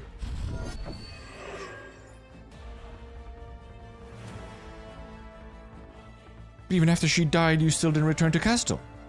You even helped those outsiders steal away the King of Sarkas. The inheritance of the King of Sarkas was a decision made by Her Highness Theresa. You killed me with your own hands. Your incantations were coiling around my heart, strangling it. Couldn't believe it. After fighting alongside each other for so many years, whatever you felt towards me paled in comparison to those outsiders.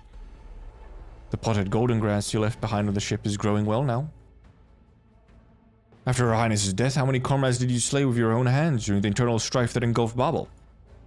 The belongings you left behind by so many people. Sure, there's enough of them to fill your whole room, huh? Do you feel sorrow every time you look at that patch of grass I planted in that pot on a whim? If I were to feel sorrow, it would be because even death has denied you the solace you deserve.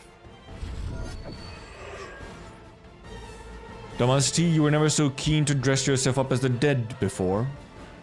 This exchange of words cannot provide you with any answers, nor can probing my emotions. The dead do not respond.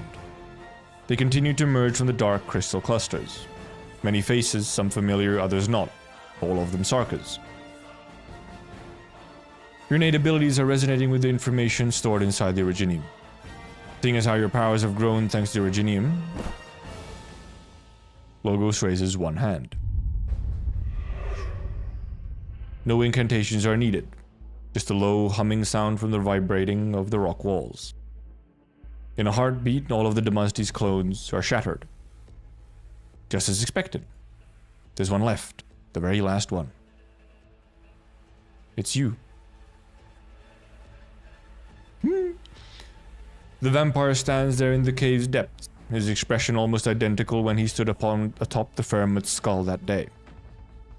However, there is no longer fresh blood that roils around him as before, but rather clusters of Virginium crystal. Logos can feel the blood in his body stirring. Sanguinarch vampires, the Karael. You're not like the others, I know this. You're not one of Damasti's avatars. What is he then?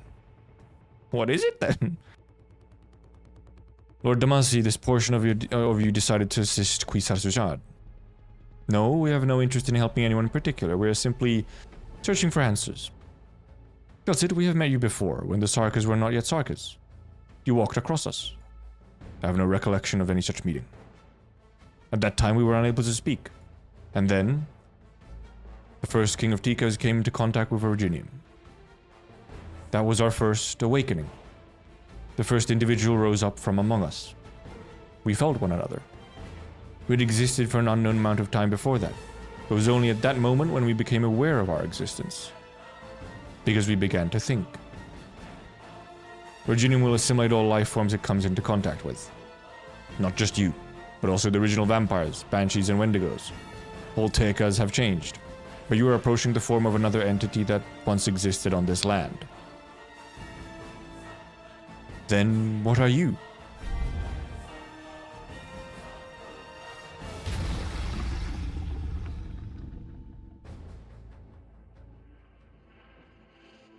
She's extremely averse to seeing another self. Kelsit, the immortal. Do you still remember what you looked like at first? The immortal is a victim of certain people's imaginations, and a misrepresentation of myself. Time leaves its marks upon me all the same. The original entity by the name of Kelsit has long been lost beneath the golden sands. But you are still yourself. We were watching you as you were born and reborn at Theresa's side. You are different from your previous self, from your appearance to your personality. We are used to constant change for the sake of survival. Among the Sarkas, the Damasti cluster is unique. We once thought that you were like us. We know many Kelsit, just as Kelsit knows many of us. However, we will always be a whole. Each Damasti is a receptor for us to feel this land. But Kelsit is different. Each Kelsit is still you. I do believe that to be true. Why? Isn't the inheritance of memory that makes you so persistent? Memory can be easily tampered with and implanted. This we know, for many long-lived beings have tried such methods. Such immortality is nothing but an empty lie. Then is it some kind of duty? I won't deny that my life has been duty-bound from the moment I was born. Looking back, I don't think I've ever truly been alive.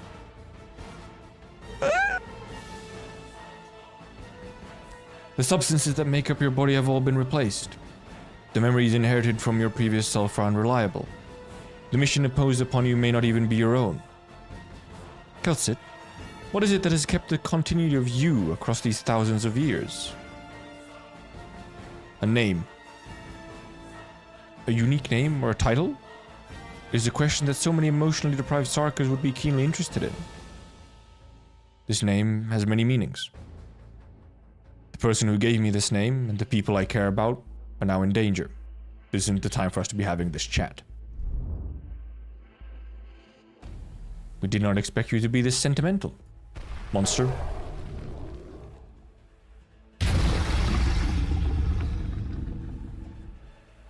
Man, this raises some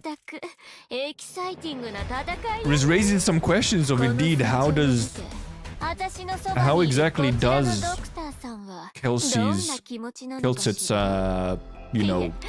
revival work. Interesting. How indeed does it function?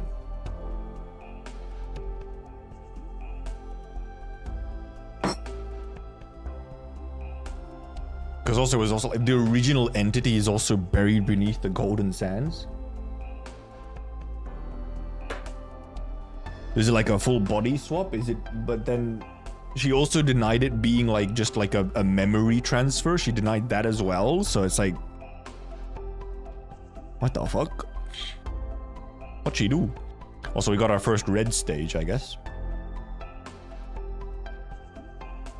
Sarker's Altar Keeper HP and movement speed increased. What even was a fucking Altar Keeper? Oh yeah, I'm actually looked at some of these enemies and their mechanics.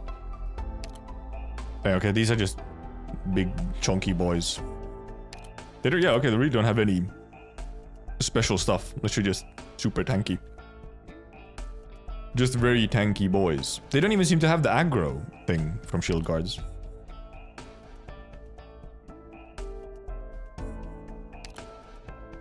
Putrefied Sudaram. Okay, so whatever this is buffing, we haven't actually seen it yet. Remember the concept trailer 4? Yeah.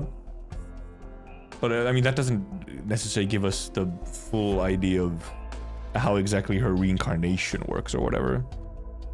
Yeah, the black hair Kelsey. Yeah, that is probably the original Kelsey, yes. But like that, like even that might not be, I guess it might be the original. Then that would be like buried under the sands. Maybe, but it also feels like that's probably what just Kelsey was before she was turned into Kelsit. And Kelsit might have started, but also Damasti did indeed say that yes, what she looks like actually has changed over the years.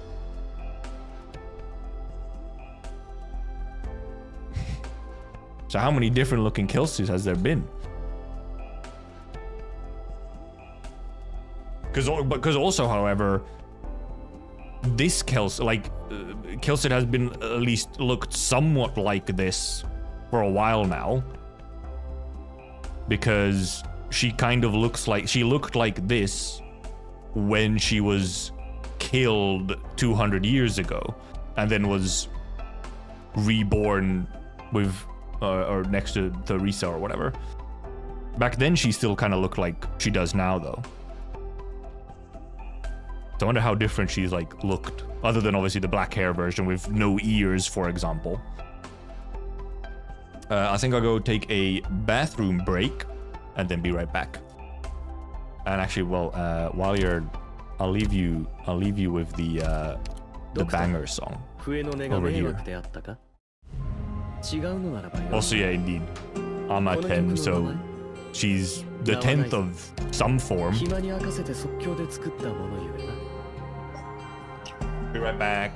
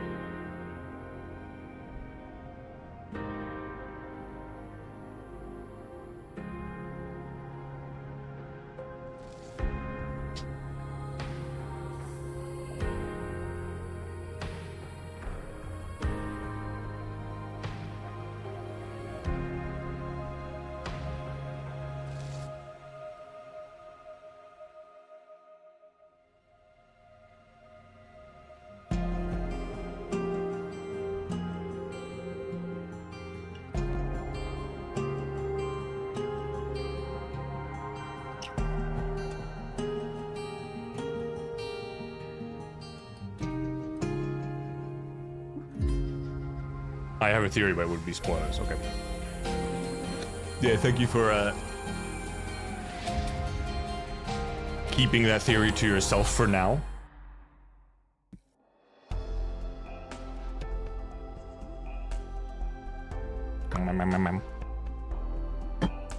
Banter. There's a little bit of something on them. What the hell? I'm blind.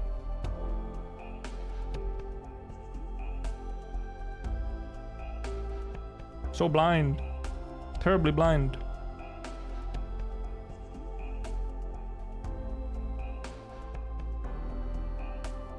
What?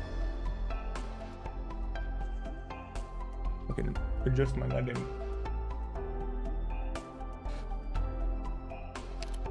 Okay. First red map, let's see how tricky it may be.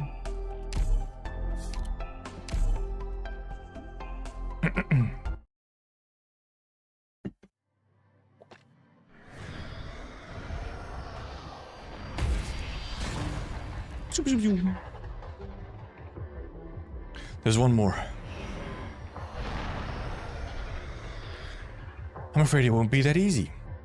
My cute little king of Sarkas, you've already broken 5 of my pets. Shall I take a guess at how long it will hold out yet? You really rhymed? I somehow got more dirt on my glasses after cleaning them? What the fuck? God damn it.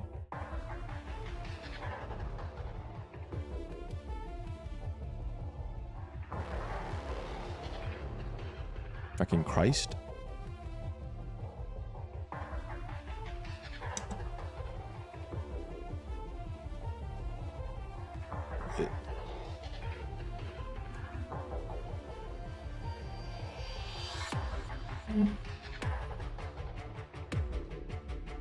You gave life to those beings of witchcraft just to use them as expendable tools to hold me back? Did it take me a bit of time to create these chimeras? You're so cruel. You go around spreading that rash of empathy everywhere, just like Theresa. When she lost to Theresis, the regent thought it would be a good opportunity to retake the crown. But to our surprise, she had already passed it on to you before she died. Quite the well-conceived plot. Even with our eyes and ears everywhere, we were able to detect it before it happened. Were you also fooled by her lies, Doctor? I have no idea what you're talking about. Poor soul, you don't even remember a thing. You desperately serve this king of Sarkas. Is it the former king's manipulation, or is it because you truly love her from the bottom of your heart?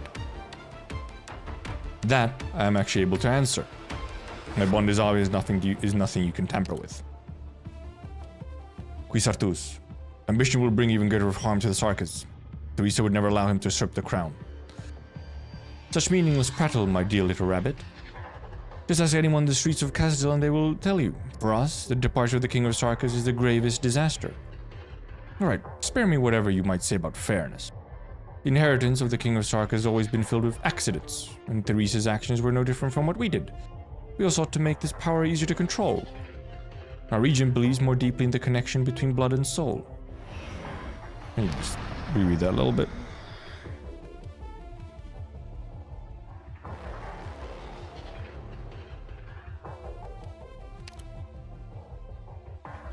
The pain they're enduring.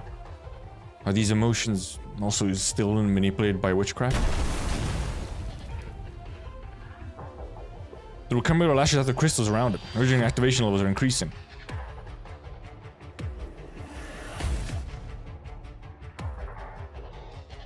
Amia, the region activation levels are changing extremely quickly. Doctor, you don't need to worry. I can get accustomed to this Confistar's witchcraft. Over the last few years I've been learning. I remember all the treatment methods Theresa taught me, as well as the instructions I've received from Dr. Kelset. I can feel the connection between me and the King of Sarkas. It has not left me. He's coughing. It just hurts a little bit, that's all. Utterly meaningless. Go now. That one is of no value anymore. The crazed chimera rushes towards you. She doesn't know anything if she thinks Doctor is not of no value. From Chernobog to Londinium, you've encountered all forms of foes, some of which defied your wildest imagination. But the enemy before you looks like the most formidable of all. It is the product of the Confessary's manipulation of blood, combined with the ultimate embodiment of Sarka's physical strength. Salus said that Sarkas are much stronger than Cortus's, but you know that even Amia's body is vastly stronger than yours. And yet, you still have an advantage. Something sets you aside from the others, something that makes you one of a kind. I won't let you. The black lines of the Sarka's king run through the chimera in front of you. The claws of another chimera are about to reach your head. It's almost time. Takes a small step back.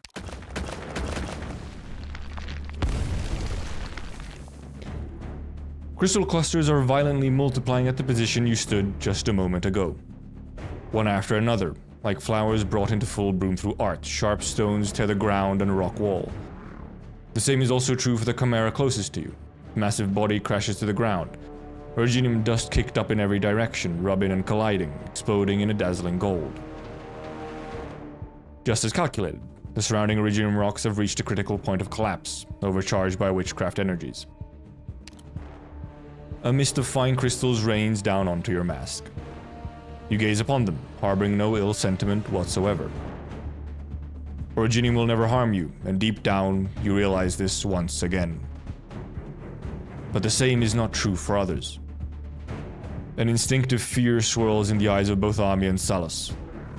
Amia approaches you steadfastly while Salus shows a hint of hesitation. And it was in that moment, just one brief moment. Bind. My hands and feet. Banshee! Salus is about to let out a scream, but the ensuing incantation preemptively seals her power. Your voice is grating to the ears. You spend too much time playing with pelts while knowing nothing about weaving a stanza.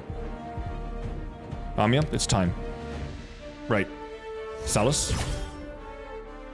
The black particles no longer revolve around you, but instead form into a sharp sword. You cannot help but look into the face of the blue-haired Confessarius. Her emotions have almost faded away, as if already having made peace with the imminent fatal blow. So this is it. The King of Sarkas' verdict. You.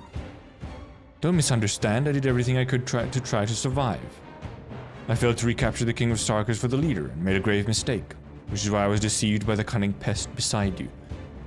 For the sake of this life, I should try to atone for my sins, is that it? You're willing to sacrifice yourself for Quisartusar's plot? He is our father, our progenitor. Disobedience is not an option. I truly hate Quisarsinag, and I hate you too. Why do you choose to resist? Amia, are we not just chimeras implanted with hope? Angry bunny. Obstruct. The exploding blood mist is blocked by an invisible force.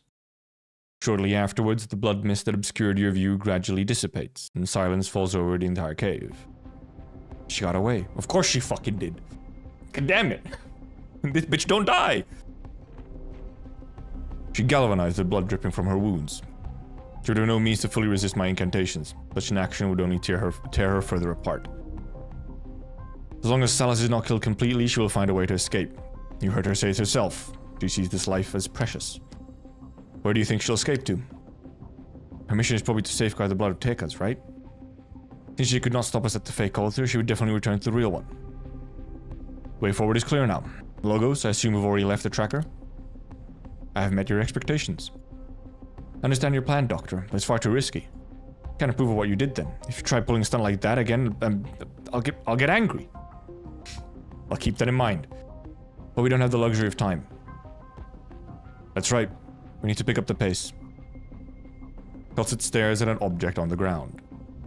You recognize it as the Conferius mask left behind by Salus as she fled. We underestimated Quisartusaz. Previously, he suddenly appeared before me in Shining, kidnapped Nightingale, and revealed his intent to usurp the King of Sarkas. He has been lurking in the shadows for thousands of years for this moment. He would certainly not make any rash moves until his goal is accomplished. Fucking words, please. He wanted others to think that he was solely after the Black Crown.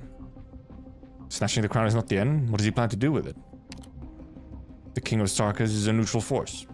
Whether it heralds the arrival of calamity or averts it depends on the wielder. Which is most likely why Kwisatz seeks the crown.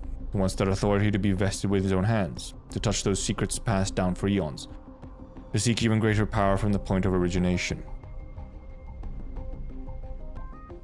Amnannam, the first originium. Kwisatz, Dukarael, and Thresis. While their ultimate goals may be different, they all converge upon the same destination. The Sarkar has always been deeply influenced by Originium. I fear, however, that this influence is being directed on purpose, or that it is uncontrollably penetrating into a deeper level.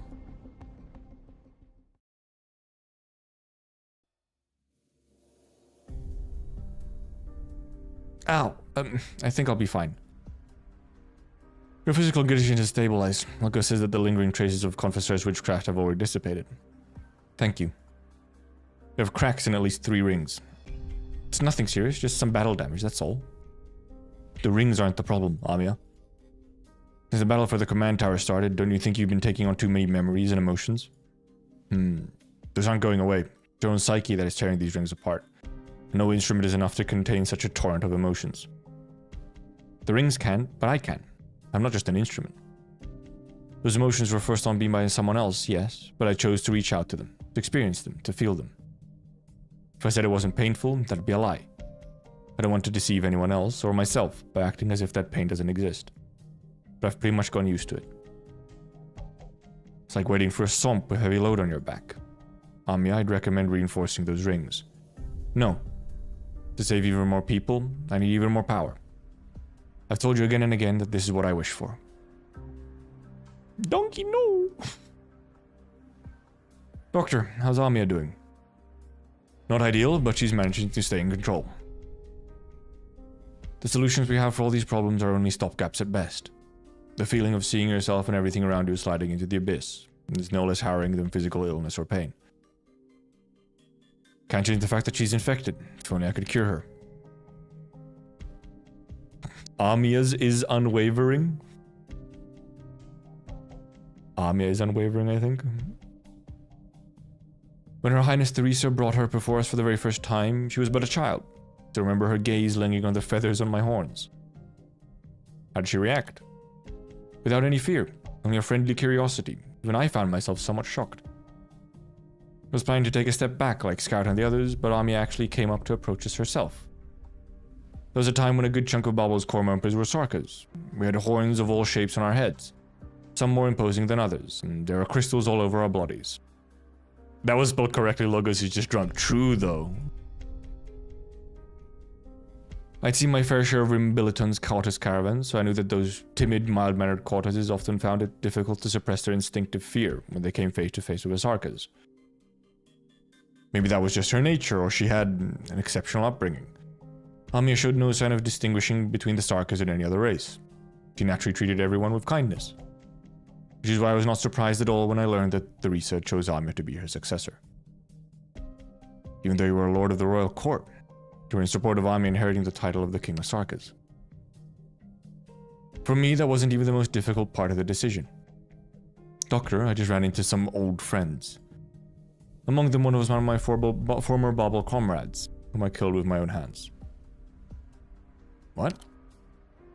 After Her Highness Theresa's death, a rebellion broke out on Rhodes Island.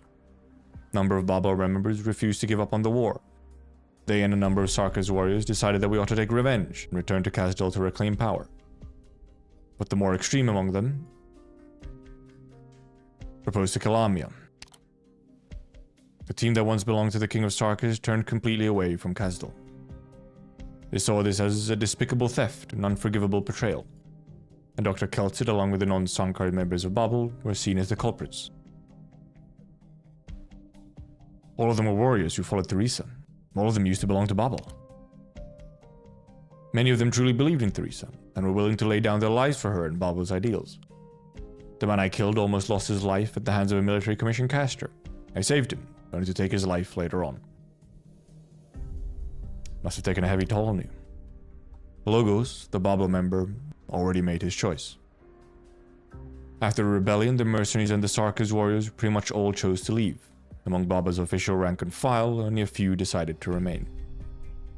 Baba was no more, and Dr. Keltsit forbade anyone from mentioning the King of Sarkas. What about you? It's true that I did plan to return to the valley following Her Highness's death. Castle had lost its king. Nobody could predict its future. As a master of the Elegia court, I could not run away from my duty to my home. But before I left, Scout pulled me aside and said that he and Misery were throwing a farewell party for me. I said that drinking was out of the question, and I didn't want to ruin my new change of clothes. Turns out they wanted me to help paint. Paint? They're preparing to change the landship's markings. Outcast was the one who convinced me to take the job. No idea what kind of messed up rumors Closure had poured into her head. She said Banshee's incantations are magical, and if I were to make the new sign, Rhodes Island would surely have smooth future voyages. And that came from a sancta. So, did you end up making the sign? Outcast. That was Closer's job, actually. I warned my colleagues not to let her slack off. Pretty cool of you. The work was done in no time. After finishing, we all looked up at the sign together. Ace asked when I was leaving, so I gave them 2 dates. The first was when I'd be leaving the landship, that very same day.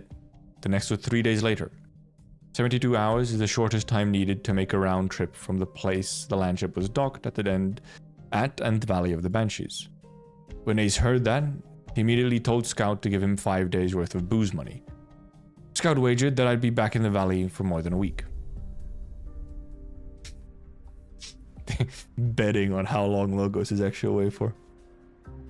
As for Misery, he pulled a welcome back ribbon out of his pocket and replaced the farewell banner that he had originally put up as a joke. Sounds like everyone's having fun. I carried a lot of responsibility on my shoulders, and if I don't want to set any of them down altogether, I still have to pick and choose what I prioritize. But I knew from the very beginning that I made the right call. Doctor, I've not questioned you since you returned from Chernobog. You have no memories of the past, so why do you choose to remain with Rhodes Island even now? Why are you willing to take immense risks and dive deep into the dangers ahead? Lord Banshee, Mr. Logos, the road ahead has been blocked. The Doctor and the King of Sarkas would like you to hurry up.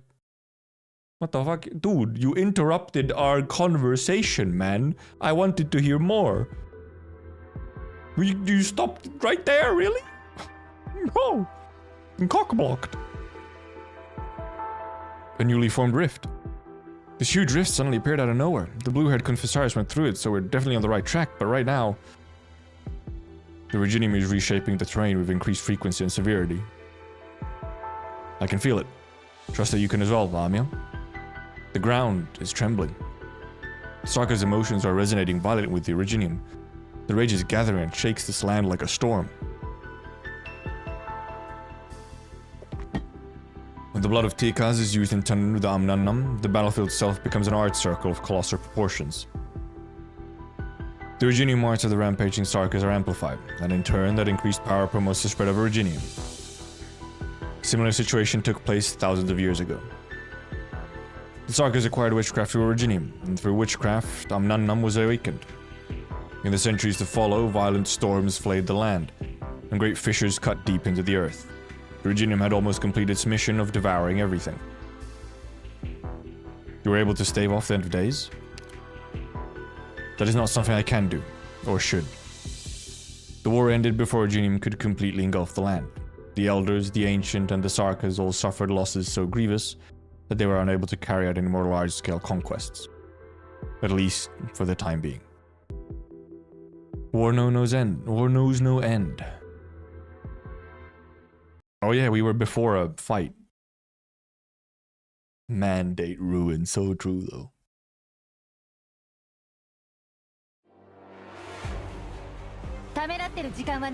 Okay, it's right there.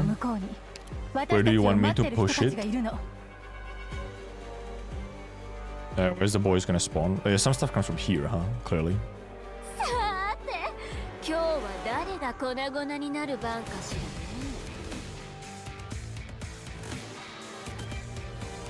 I wonder. What is she on? Okay, she's on S2. Where do I push this thing?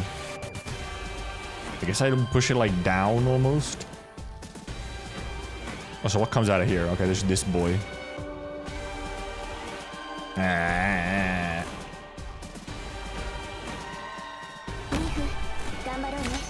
Boop. Boop. She might have been not close enough. Should have pushed it more.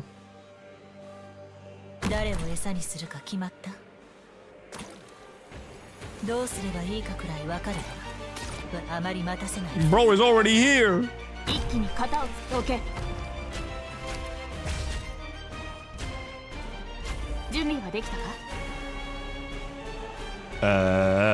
My DP, my DP, my DP.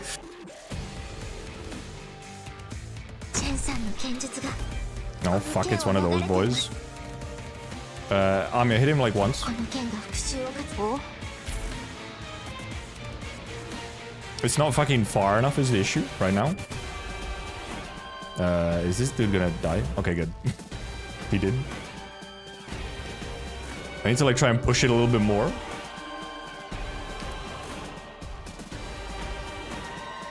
Not sure it will even help though.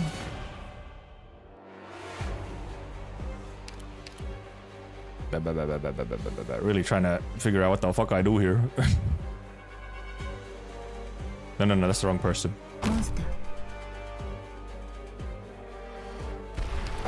Because yeah, that's still in range of... Monster is still in range. Can I push it like a little bit more? Okay, wow, I can't push it far enough, huh?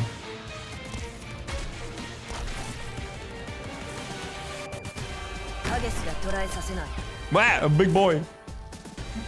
Spawn camp? True, might just be better to spawn camp. Oh, I didn't even actually notice that you had these here. Oh, I guess she can actually just push stuff down if she pushes hard enough. Well, this should at least take care of this area. Oh, except this dude fucking just grabbed it. This bastard just grabbed it, I noticed. And is fucking zooming with it. Uh-oh. Look at those boys, they're going so fast. Ah, no! She doesn't push fast enough. Yeah, spawn camping might be easier. Because yeah, the ground doesn't do that much damage.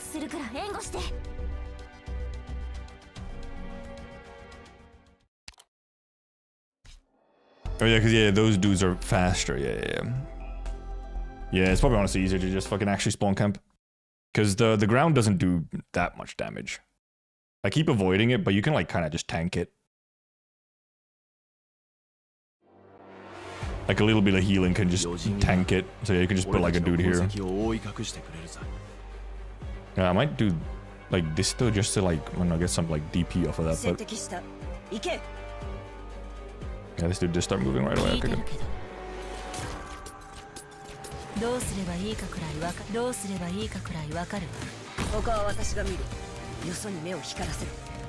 yeah, you have, I forgot you have decreased DP charge or SP charge as well. I forgot you had that. That part I forgot about.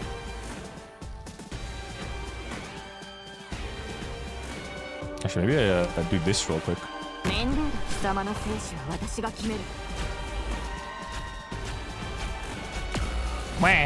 I think, I hope he just dies to that. Okay, so I just need someone blocking here, and then obviously we need something over here. And I also want like some extra damage over here, maybe. Just so the boys don't fucking steal this shit.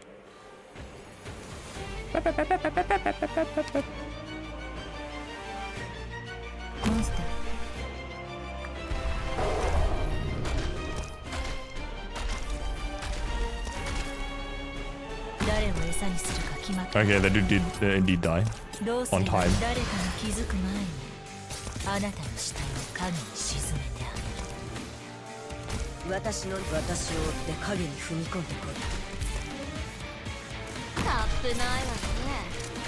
It's fine if this thing actually dies like over here.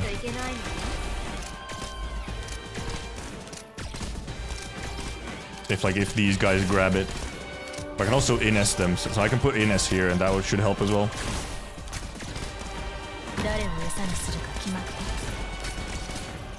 どうすれば絶望の匂いまでティンティンティンティンティンティン。はいはい、焦らなくていいわよ。 Oh, a boy. 全部あるから。 A boy arrived. 私を追って影に踏み込んでくる。私をここに派遣するのがあんたが頭をひねって考えた完璧な計画だってね。 You can even just do this. Alright, yeah, okay, yeah, he doesn't have a whole lot of starting SP, obviously. 戦場に突然的隙を見せる絶望の匂いまでカムフラージュできない。 Look at those. Fucking slowed. It's so funny. 一気に戦場に出たから死ぬ覚悟を決めろ。 I'm just hoping this dude kind of just dies, yeah. 記憶にの私の領域を犯した。あまりまた Okay, it's the last dude, this is the last dude. We just delete and move. 毎回カウント Yeah, spawn camp really is easier. ったのかしら。 Mission accomplished. Don't even try and play around with the tornado. Yeah, I should just remember that the ground really doesn't do that much damage. 68 hours into the operation. Oh, we're back here, okay. Still not back to Hodor, who is currently in the middle of dying. Smoke and thick fog tug and tear at one another. The deck of the Gastrel is teeming with the seeds and withered branches of the Naxxerers. 70% of the guns that once breached countless fortresses have now fallen silent. Its teeth almost completely pulled and its talons wetted smooth, the logical next step is for this prey to be dismantled and devoured. However, the Naxxerer's throne has also been pierced by dozens of chain-ladled fort crackers. With just one move, the god of war could be pulled from his throne. You have proven to me that war marches on. 200 years ago, no Victorian could have come even this far. And you, Sarkas, you've proved that you're not just some decrepit old shadow. You're indeed a threat to this great land. Perhaps my warship should have paid you a visit sooner, after I tore Gaul apart. You would have been afforded no such opportunity. None of you. A Confessar's transmission. Yes, in the direction of the blood of Tekas. The Naxxerer King takes in the entirety of the battlefield. The enemy is trying to halt the storm. This might change the flow of battle, but it is hardly decisive. Even out the catastrophe, his warriors are just as savage, just as unrelenting. Wellington is a worthy opponent, but the fetters of time will soon drag him away. He has no place among the future's wars. The true threat comes from elsewhere, comes from behind. Theresis and the Confessars have reminded me that this is not the only battlefield. Will you attend to it personally? I've already received the wars promised to me by the military commission, present and future. The Naxxerers must also fulfill their pact with the Regent. But before I leave, I must sow some seeds of decay on this battlefield, for me to reap upon my return. A thick haze rises. Upon the battlefield, only the throne remains. Is that Naxxerer running away? No, in a real war there is no retreat. Wait, General, look at the throne. There's some kind of mist pouring from it. That isn't any ordinary mist, it's eating me from the inside. General, your body. Soldier, that is reported the Gastrel. Yeah, the hua sounds, yeah. Damage to the cab is in excess of 60%. Per your previous orders, propulsion capabilities are largely intact. As for weapons, remove anything that's basically unusable and discard it on the spot. Roll out the original cannons from the lower deck. Those are already obsolete, but still enough to kill. Yes, sir. Notify the Gastrel to retreat to G0, high ground according to the plan, and continue to consolidate defenses there. We will also follow at speed, while ordering all kind of battle lines to fall back. Next, we'll send these Sarkas over to Castor and Gododin to handle. Castor, rather. Any news from Shay? The captain and Lady Emblana have captured most of the Naxxerer altars in this area. How's my throat doing? Actually, surprisingly fine. Yes, I saw. Her flames are very vivid. Medic, no need. General? Battle with no decisive conclusion. will not be my last. Bro refuses to die without a good fight. Alliance Fleet Command emergency transmission. 3 minutes left. We should be able to hear gunfire from our current position. Yes, Your Grace. Wellington's column is not far from ours, ensuring we'll be able to provide mutual support. This battle will determine Victoria's fate. Indeed, if all goes well, then we'll be able to end this meaningless stalemate as quickly as possible. His eyes truly burn with a lust for battle. Do you think he has any ulterior motives?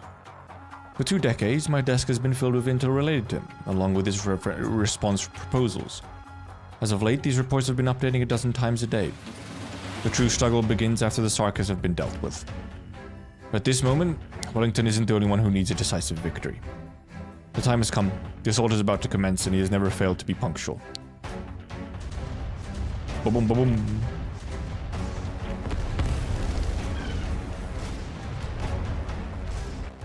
Ah, do you hear that? The Gastrell's full broadside. Such a different timbre it is compared to our ships. But after this battle, Castor's name will shine alongside Wellington's in the annals of Victorian military history. Anomaly, 00 and 01, repeat, 00 and 01.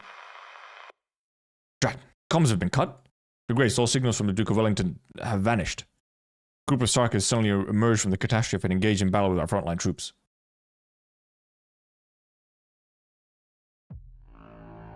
What the hell is Wellington doing, acting alone at a time like this? The vainglorious fool, has he gone senile? Impossible.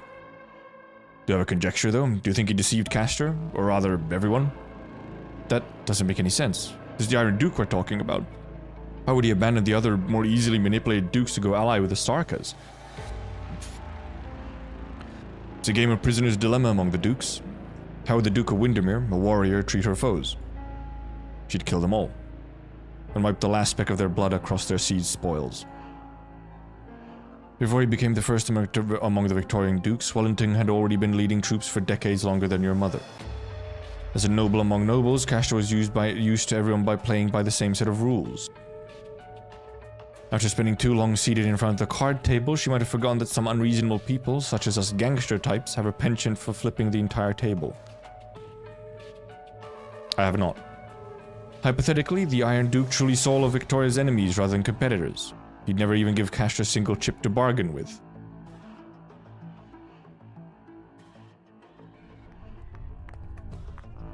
Catastrophe! The next wave of catastrophe struck far sooner than any of the catastrophe measures had predicted. All our comms have been knocked offline. How long for repairs? 15 minutes. No, we'll make it 10. Your Grace? You came back on Wellington's orders. Indeed. You're heavily injured. Who's responsible? Not any of the Iron Duke's men. He lost it at Sarkas? After the Gastrell opened fire, the Naxxra's advance brigade emerged from the fog. They moved extremely quickly, using already deployed altars to destroy a small warship. The Abercorn's infantry had already engaged them for a spell. We expected the Gastrell to aid this ship, but he retreated instead. That's right, the Gastrell has turned back. All of Wellington's other ships are covering the flagship's retreat. Their casters have also changed targets, relying on the covering fire from our ships to secure their own vessel's retreat. What about Abercorn and Ashwith's ships? Completely exposed to the Naxxra's assault. They expected to show up as a support, but now find themselves facing the enemies head-on. Wellington's ships have completely blocked off the retreat. He's even trying to push Abercorn and the others toward the front lines. Won't be long until the remaining Alliance forces are wiped out and become sustenance for the Naxxra's. Your Grace, the Alliance forces dispatched at the heart of the battle has collapsed, and the Sarkas will soon return to the rear where we're situated. The plan to cut off and circle the Sarkas has failed. We're at risk of getting surrounded ourselves. At risk? No, it's already too late. What's enveloping us is much more than catastrophe. Naxxra's. The self-bleed is funny. Signal's back online. We're running into a large contingent of Naxxra's. No, it's an entire army. Another force are pushing from the right. Is that their second army? They've already begun fighting. The catastrophe is amplifying the Naxxra's witchcraft. Beep, beep, beep, beep. The region response is spiking sharply. Your Grace, watch yourself.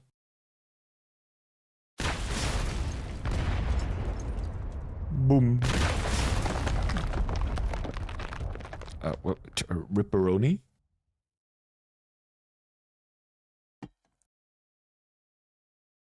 Troops on the battlefield still able to receive any feeble signals at all simultaneously are sent a static key message. The Glorious has been confirmed destroyed. Woo! It's fucked! Vina remembers the first time she saw a high-speed battleship.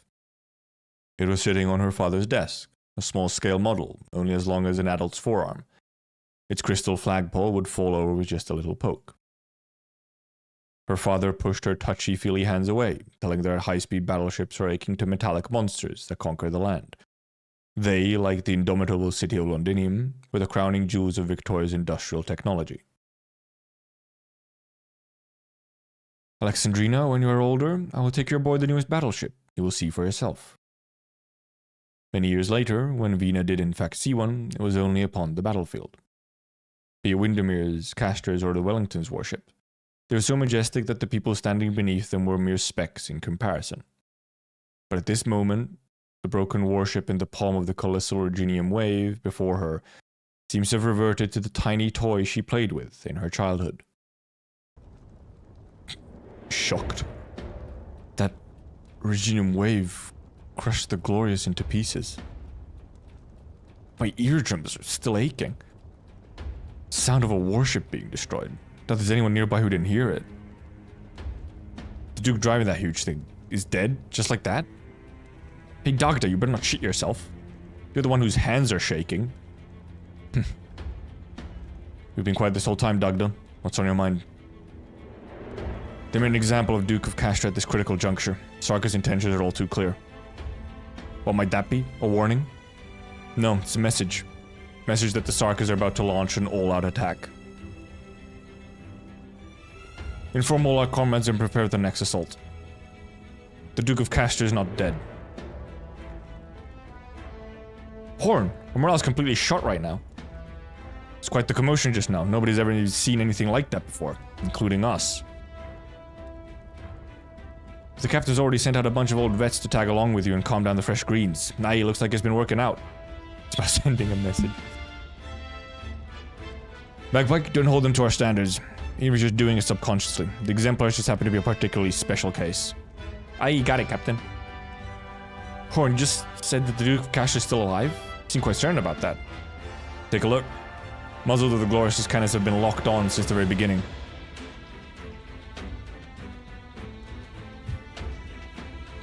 Huh? There might be countless criticisms of Victoria's Grand Dukes. Holding that position for decades is no easy feat.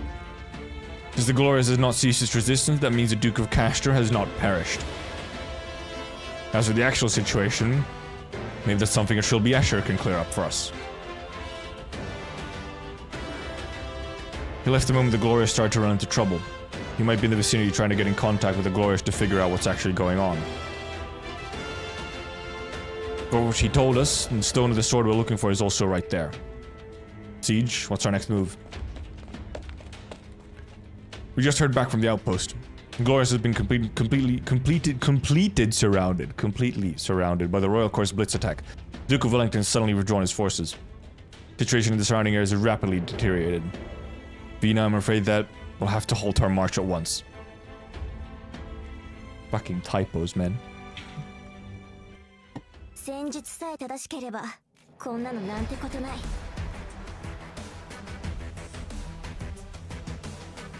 And then oh, it's one of these.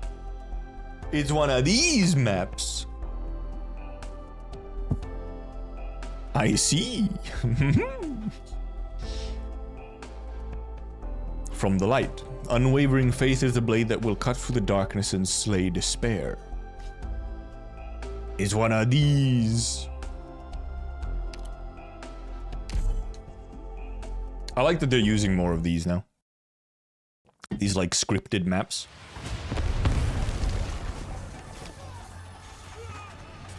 All hands, you are not to change your route without authorization. Pass through the gas flows covering bombardment as post haste. Cover the general's return to the ship. Shells rain down on both sides of the mobile force that is moving at full speed. Smoke obscures their whereabouts, and withering artillery fire crushes the Sarka's troops, collapsing upon them. Wait, 200 meters ahead. Found something strange belonging to those Naxxeras. You're emanating from that throne. Seem to be letting those damn devils to replenish their ranks faster. They're closing fast. They're trying to intercept us. General, do we need the flank guard to continue their diversion? No. Command, where? Run them over. Yes, sir.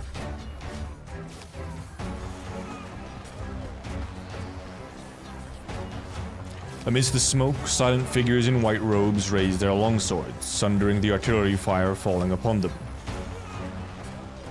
They disappear into the plumes of smoke, and dust kick up dire explosions. Prepare to intercept the enemy. 5, 4, 3, 2. Don't disappoint me. 1. Purple flame! The skies are raining fire. Not all death is alike, Sarkas. Purple flames wreath the Duke of Wellington's entire mobile unit, and a rising pillar of flames carves out a completely safe domain on the battlefield. A sanctuary brought by the flames of death. You've more than proven your trustworthiness, Lady Oblana. Evil woman. And I, too, admire your duel against death. However, your injuries are still severe, and the Naxxera's deathly aura still eats away at your body. Your uniform may hide your injuries, but not from me. Take my hand, Your Grace. You should not be riding these rickety vehicles. Allow me to personally escort you back to the Gestran.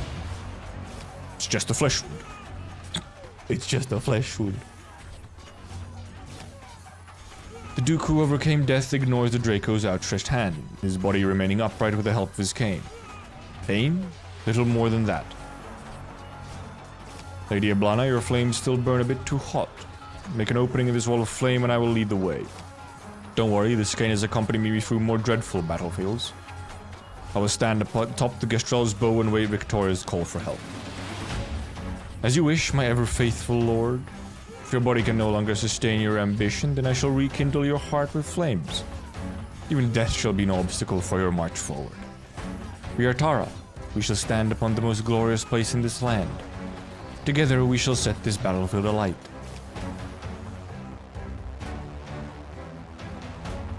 Warning, warning. Damage to the hull is in excess of 65%. Navigation system offline. Propulsion system offline. Fucking evil girl. Activate backup power supply. Engine room has been damaged. There's a serious leakage of Iridium fuel.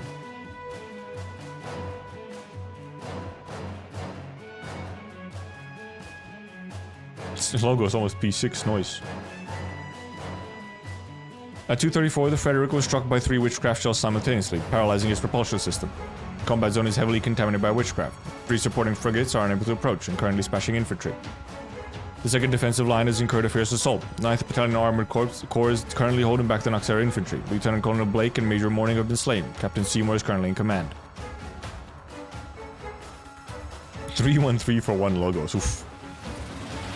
The Excelsior has discovered an approaching squad of Naxxera Castards. We've lost contact with the Intrepid, with no specific coordinates identified. Duke Godin's 3 dreadnoughts are approaching full speed to provide support. Duke Abercorn and Duke Ashworth's assault battle groups are also responding to the call for help. Origin activity is so rampant that it's off the charts. What the hell is that? Is the Origin raiding on a ship? Your Grace, the situation is changing extremely quickly. Surviving Trilby Ashes have already been sent out. The news they've brought back has been compiled here.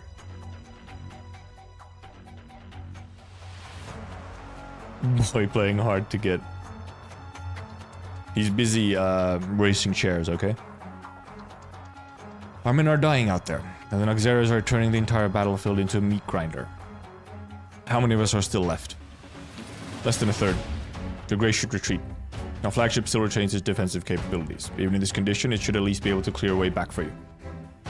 I can't leave. Aileen, spread the word that I will be staying on the Glory. Use whatever means you have at your disposal. If I abandon the front line, defensive line will inevitably be routed. Victory will be yet another step further away from Victoria. What will the other soldiers think of us? That yet another Duke has abandoned them? When this battle is over, our soldiers must also remember what price I paid for this victory. Because you're being a little based right now? I will continue to draw the Naxxera's fire. Other Dukes will surely come to my aid. I understand exactly what it is, and it is not important at this current moment. Besides, my elite forces are all here. You are all the support I need. Nothing more needs to be said. Watch out, Your Grace.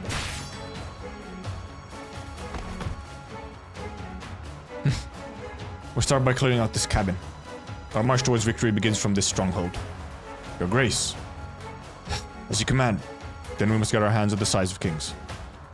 The Sonar store is still here, undamaged. That is our best opportunity for a counterattack. The Trilby Asher, who's been in contact with our lovely Vina, still alive? Our communication channels are back online now. Excellent. Get in touch with him. I have new orders for him.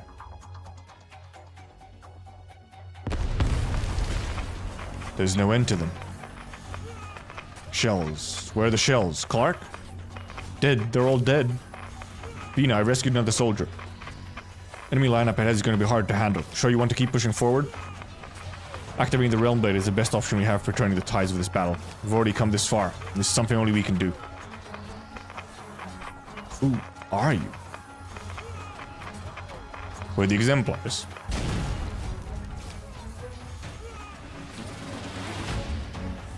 The Exemplars? Use your head, soldier. Don't charge right up to the enemy. Too much blood or apathy. The suppressants. Damn it, we ran out a while ago. Hang in there a bit longer. Don't move. There's a chance of iridium crystals puncture your lungs. Doesn't matter anymore. What? Doctor, sir? Just about all our men are dead. Clark was the second to last one. See their hand over there by our feet? That's all that's left of him. What can I do? Your name? Paddle. Richard Paddle. Private Paddle, from your badge, I see you were assigned to the 9th Battalion Armored Corps, and your commanding officer is Lieutenant Colonel Blake. If I remember correctly, your company's mission is to protect Duke Cassius' flagship. Who are you? Which year are you from? Delphine, from the Exemplars. I'm just like you. I despise those enemies. They took everything from me. But I still remember my mission. I'm here to aid you, Private Patel. Aid me? Duke Windermere's dead. I don't know if our esteemed Duke is still with us. Then there's the Iron Duke. That bloody codger, Wellington. He deserted the battlefield. What are you people even doing here? What hope do we have for victory? Delphine subconsciously glances over at Vina, who stands not far away with the size of kings strapped to her back. Even if the Grand Dukes give up, we will not. Is that so? He's not gonna last much longer. Shit, hurry up and spread out. You can implode at any moment. We don't have time to deal with him. Delphine sees the soldier's bloodshot eyes, the determination and desire burning within them. Listen up, Exemplars. There's a contingent of Noxeras up ahead. Put me into that tank over there. Wait, Delphine, don't go near him. I can handle this. Very well. I'm to help you, Private Patel. If this is your last wish. Thank you. Bro's gonna single-handedly do this tank. The battered tank hurtles towards the Sarkis troops. Many of the Exemplars had no idea what was going on until they heard the one last battle cry an ordinary soldier gave using his life.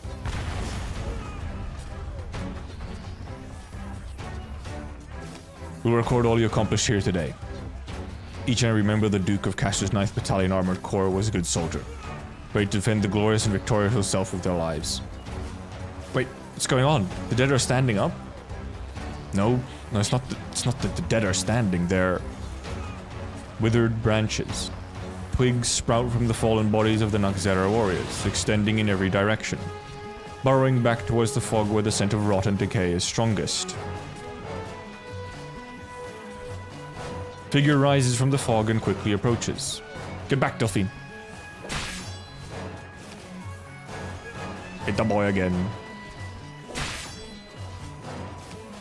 Ugh, luckily take more than that to kill me off. If we die here, our lives will get sucked up by the Noxera's altars, and we'll turn into their food. Does that mean Private Paddle's last wish was in vain? These enemies cannot even be defeated by death. No, Delphine, he was able to slay the squad of Noxeras. However, that monster's clearly weakened and trying to feed off the death. Take advantage of this opportunity to destroy the target. I'll cover you. Bagpipe, mark my flank. Private Patel's wish will not be in vain. We'll charge out through the opening he created. Everyone, move it.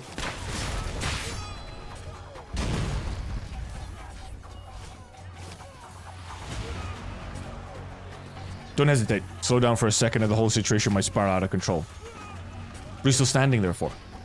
Don't tell me. You're choosing now of all times to get cold feet? Getting cold feet? No, I just need to stay behind for the time being to fulfill my duty. Your Highness, Alexandrina, please don't glare at me like that. I really do have urgent business to attend to. The Duke had just given me her latest orders. The deal is off.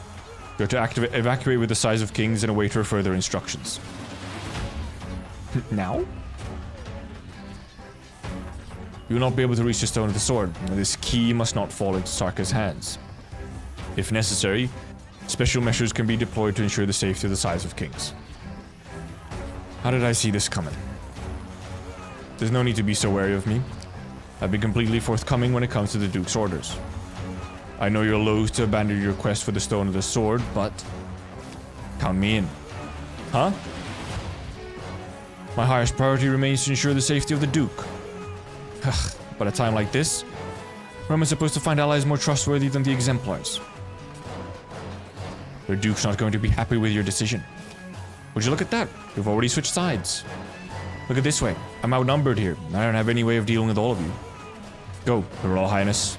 I hope your plan is a complete one. Don't worry. My dear aunt won't have anything to worry about. I know what I have to do.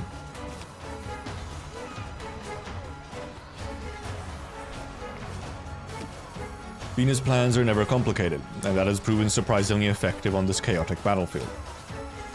Everyone in the Exemplars knows exactly what they're fighting for. No matter how the war forces them apart, in the end, those who survive will gather to lift the glass of victory. The plan is straightforward. Delphine, you're in charge of commanding from the periphery, and pinning down the Sarkas laying siege to the Glorious. Chip away at them, and avoid direct engagements. Can you still walk? I don't think so. Then grab onto my back. We've moved you to safety. Well, there's nowhere that's safe anymore. Let's behind that piece of a destroyed warship. Hide behind there for the time being. Don't worry about us right now. Size of Kings takes the highest priority. Don't be daft. Venus' team knows what to do with the size of Kings. Our mission right now is to contain the enemy and siphon off some of their firepower. Lieutenant, I need medical assistance over here. Roger. Fitz, where are you from? Easton. I've been there before. You've got good leather. There's an open wound on the leg with a visible puncture. Stop the bleeding first. Do you have pain anywhere else on that than the wound? No, I'm just a bit tired, that's all. Do you have anyone in your mind right now, Fitz? Barry, from across the street. He still owes me. Fucking Barry. Don't say it. Just keep repeating it in your heart. Repeat it to yourself over and over. Then go back home alive and tell him yourself. Patient is conscious and has no fractures. Internal bleeding, no acute infection. Alright, the wound has been clean. I'll now bandage it and apply anti-inflammatories. You should be fine with some rest. You did well, Delphine. Lieutenant, do you ever think about wanting to rewind time to the day our ship was raided? If we can win, sure. I'm of the same mind. Because of my mistakes, my incompetence, we were miserably defeated by the Sarkas. I don't want that to happen again today. Lieutenant, please take Fitz back. I'm still needed here.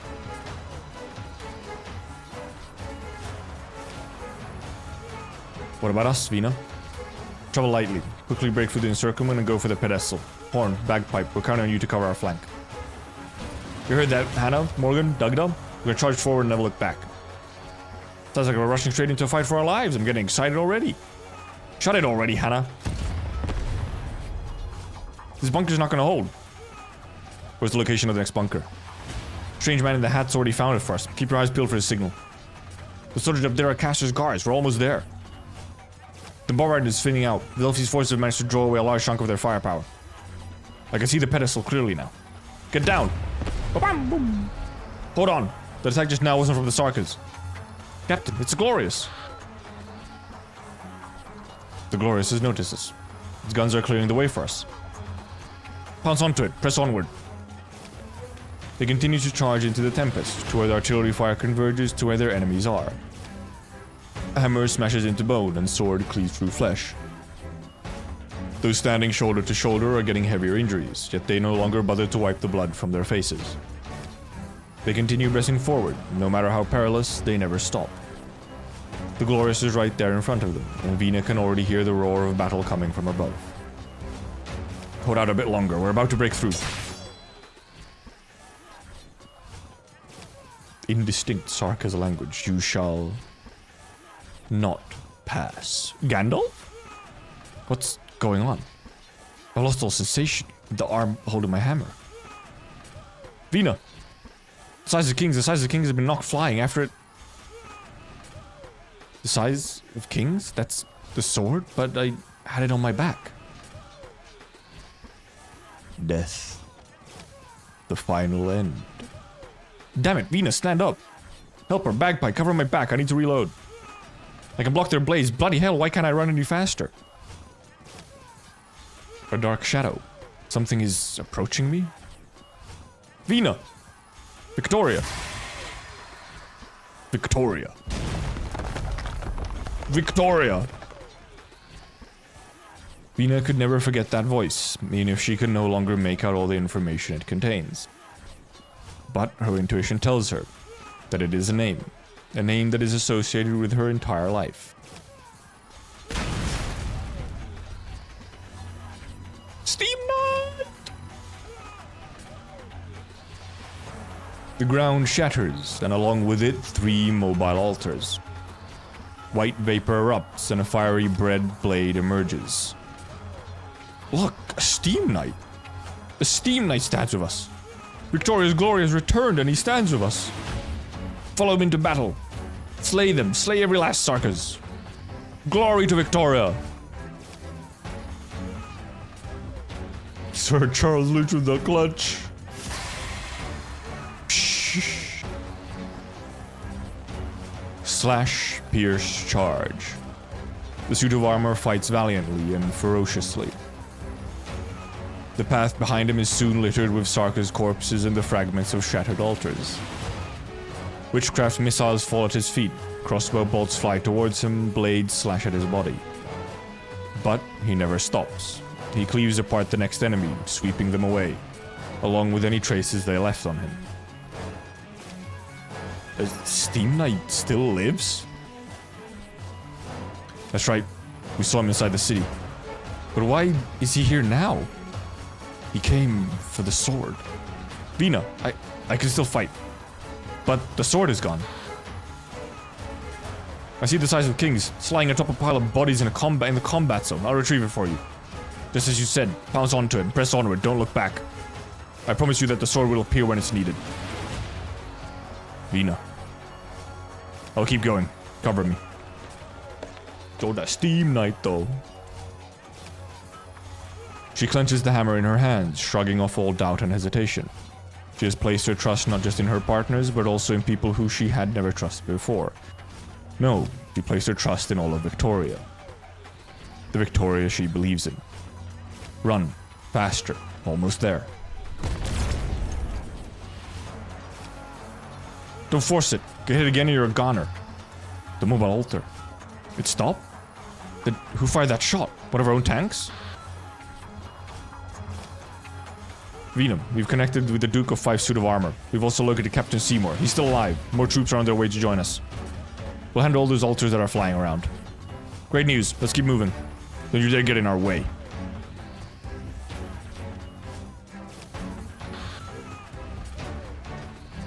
We've used up the last of our ammunition. That means we'll come down to some good old CQC. Roger that, Captain? Pretty nostalgic, right? Reminds me of our academy days. Let's see how these Sarkaz like our technique. Let them try to get past us. The stone of the sword is right ahead, but that corrosive fog. Your Royal Highness, my colleagues have secured the Glorious. Next time our cooperation is needed, the exemplars will hear from the Trilby once more. Finally, allow me to use my Virginia Marts, as well as a little bit of authority to light your way. A ray of green light cuts through the dense fog of decay. Deep within the storm, the stone of the sword radiates with light. That one, I guess. Alright, a sword. After thinking things through, one really should not disobey a duke's orders. You little bastard man. Okay, good.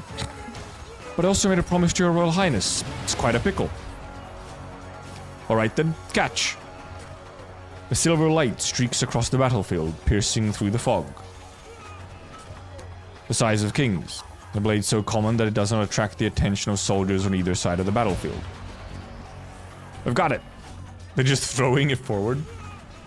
Don't turn back now, Siege. This is the final stretch. Don't worry about me, Captain. Go with him. The storm rises from the battlefield, but the White Wolf has already leapt up. Aim, fire. A procedure she knows by heart. Take it, Siege. The longsword left her hand, cutting through the air as countless eyes followed its path. Vina never looks back. She simply continues running, carefully listening to every last sound. Swoosh. The sound of metal vibrating through the air, the sound of air being cut apart by a sharp object. She forcefully throws down the hammer in her hands. Its massive head lodges into the cliffside, creating a tiny foothold for her. She steps on it and leaps. When she extends her hand, the size of King's has already found its way into her palm. Indra, Morgan, remember how we used to chuck Molotov cocktails down the chimneys of the nobles? Yeah, we'd stand on each other's shoulders. This time I'll be running ahead first. Good catch. The Originium beneath her feet feel alive, unlike any wall or mountain she's ever traversed before. How much further? How much longer will it be until the dark clouds disperse and the war draws its last breath? She fed Londinium to the land beyond its walls. Then from there, she returned. How much farther must she go before she returns to her peaceful homeland and to the people she loves? Vina does not know, but at least the stone of the sword is right before her eyes. She extricates her hammer with all her might. She knows what she must do. She leaps up, hammer and sword held high in her hands, glimmering in the sunlight. The sunlight? Where's the sun? Okay, now into the battle. I was like, where the fuck is the sun? It's all the boys. It's quite a few boys. A couple of boys. Sagas are coming, Siege. Nice. It's literally AFK.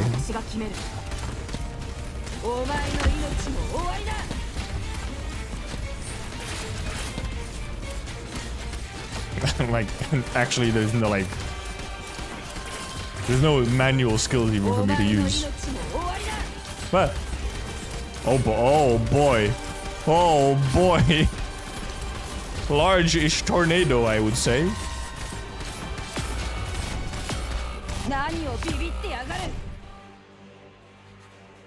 Bagpipe. All hands. We've almost reached the stone of the sword.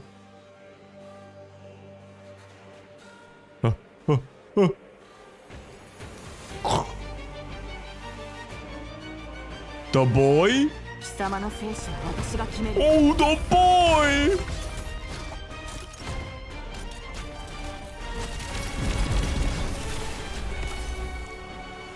The boy! Vina, don't hesitate. Right now we have a chance. The only one we'll get.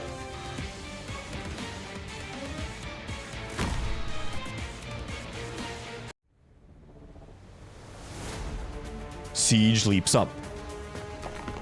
The edges of the stone of the sword cut her palm and slip away. The Originium mountain quakes, almost flinging her from it. When getting Sir Lynch playable. Just one step further, one more miracle. The knight who was Victoria never forgot his duty. He streaked across the sky, picking up the golden lion who held the realm blade. A dull sound came from the bloodied suit of armor. Glorious Victoria. The stone lies just ahead. The waves of Originium rise and fall, countless crystal shards surround her. But the one in the eye of the storm will not waver, not anymore. For the Glasgow gang. For Londinium. I don't even have to press anything. For all who died. And for all who live. The golden lion roars at the storm. The size of King's plunges down.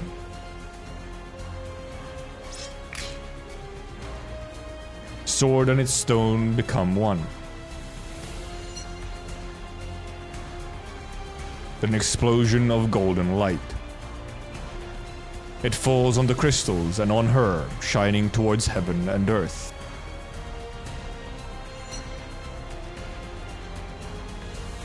The golden radiance pierces the red demonic eye, tearing a hole in the curtain of death above.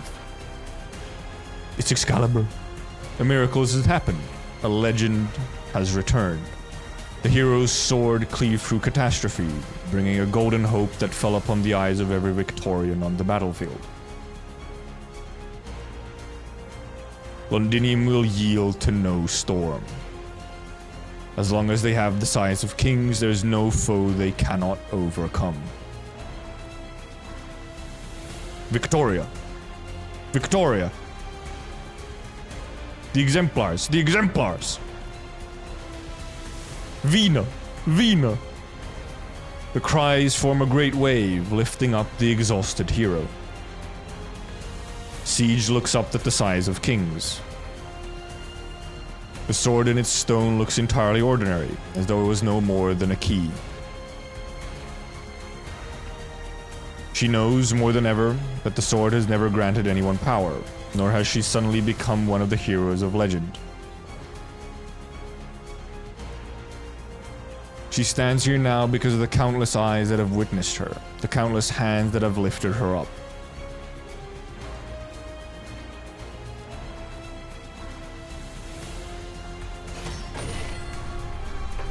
What the hell? Whoa! Hey, yo, we buff?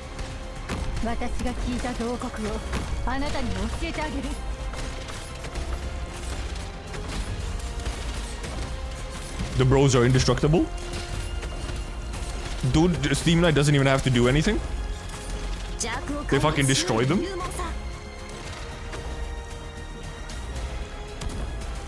Yo, Horde with the last? Horde last hit?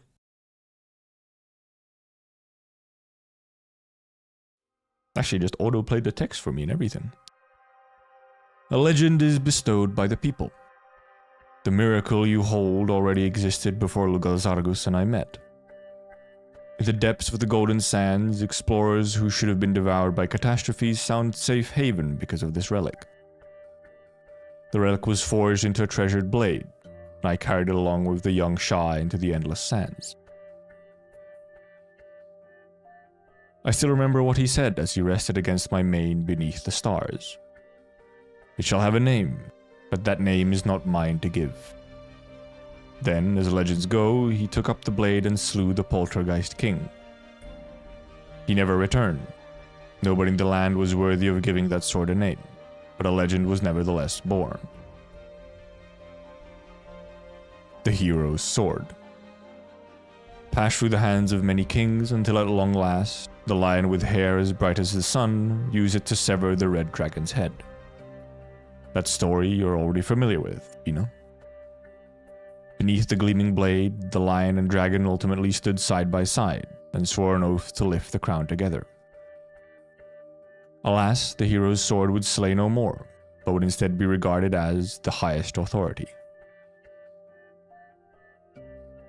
It has endured loss and betrayal, but its brilliance as a symbol of authority has never dimmed. As Lugalzargus said, you have all sung of it from generation to generation using the name it was given, the size of kings. No matter how many times it is reforged, craftsmen will always be able to hear the sighs from within the sword. They say that it is the king sighing, lamenting that the glorious empire no longer has enemies worth conquering. But it was never the kings who were sighing, but rather the blade itself. A miracle dug out from the Golden Sands more than a millennium ago. Still, they had the right to give meaning to this sword. Vina, legends are never told by the heroes themselves. But you continued its story. Perhaps in 20 years the children will sing. Alexandrina, the sword of Victoria, the king who banished the Sarka's tyrant. But is this the story you want to hear? And by whose right do you wield this sword? The kings? The heroes? The peoples?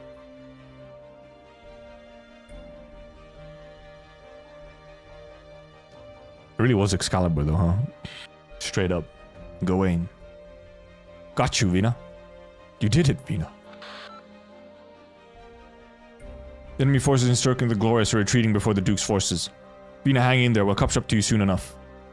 The other Duke troops have heard news of Duke of Castor and are now willing to work together with the Exemplars. At least, this settled before the fighting engulfed Londinium.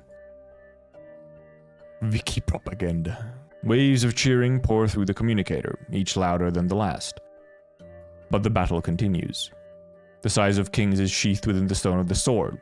This is not the end, but merely a beginning. The Steam Knight is helping us? No, I'd say he only came for the Realm Blade.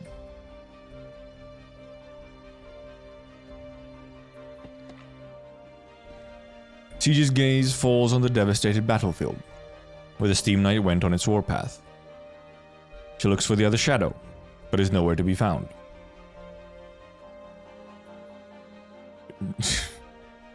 Looking a little rough. Siege grips her hammer tightly and stands before her companions, just like she had done so many times before. Let's continue the fight, until the moment of victory actually arrives. Yeah, that was also what I was thinking. Like you guys still got an entire war, okay? Like, this is like a small victory, pretty much. The Realm Blade is now active. Like, at most, yeah, the catastrophe is, like, removed from the equation. Looking up from here, that golden pillar of light is truly breathtaking. 2 decades ago, I fostered the prototype of our Stone of the Sword in the workshop. Been waiting for this moment ever since. The light that sunders catastrophe is no longer a myth, or heroic tale in alleyways. Can you envision it? Beneath the shade of this light, our people will no longer need to live in fear of catastrophe. Our city will be eternally glorious. Back then, nobody could have imagined that it would ever be used for this purpose. That it would be used in a war started by those barbaric devils in a ravaged land outside Londinium's gates. And it was done by the hands of my dear brother's orphan, with the aid of the Exemplars. For decades, the pedestal has been integral to our strategy in Victoria. What should have become Castor's triumph is now part of the legacy of the former king's heirs. Your Grace, we're sorry for betraying our expectations. You call it betrayal? No. The Glorious was saved, and Victoria was saved. What is there for me to be disappointed about? The miracle blooming on the battlefield, I can even hear my own guards whispering those words. I believe your Sir Suffolk would share the same opinion, no? The poet should be acting in accordance with military protocol and treating with the Realm Blade. I'll make sure of this. There's no rush. Whether this is a dereliction of duty or a show of loyalty, I shall decide for myself later. What's happened has happened. There's no need to worry about the Realm Blade's fate for now. At least, this isn't necessarily a bad thing either. Connect to the Exemplar's internal communication channel. Use the Alliance line. Your Grace, there's a risk of being tapped. Talk less and do your job. Very well. Whose communication frequency is this? I didn't turn on. Well done, Exemplars. Well, stuff me. Your Grace, thought you'd at least want me to meet me in person. Indeed, arrangements for that meeting have already been made. But after the Realm Blade's activation, all intel on the battlefield flowed to me once again. Opportunities on the battlefield are fleeting, and I was too preoccupied to make use of it. Siege, what you have accomplished is nothing short of a miracle. I reevaluate the role that the Exemplars could play in this war. With all due respect, I do not recall opening our communication channels to you. As of right now, I assume your channels are open to all of Victoria's Alliance forces. They'll begin their counterattack by retaking Silver Rock Bluffs. Are the Exemplars willing to work with us to create a miracle? Under the banner of the Dukes? No. The Exemplars cannot and will not be affiliated with any of the ducal forces. This much I can assure you. You must operate as a heroic, independent unit. Alexandrina, you will come to know what the Exemplars mean to Victoria. For now, we undoubtedly stand on the same side. Take count of your troops. It's time to go.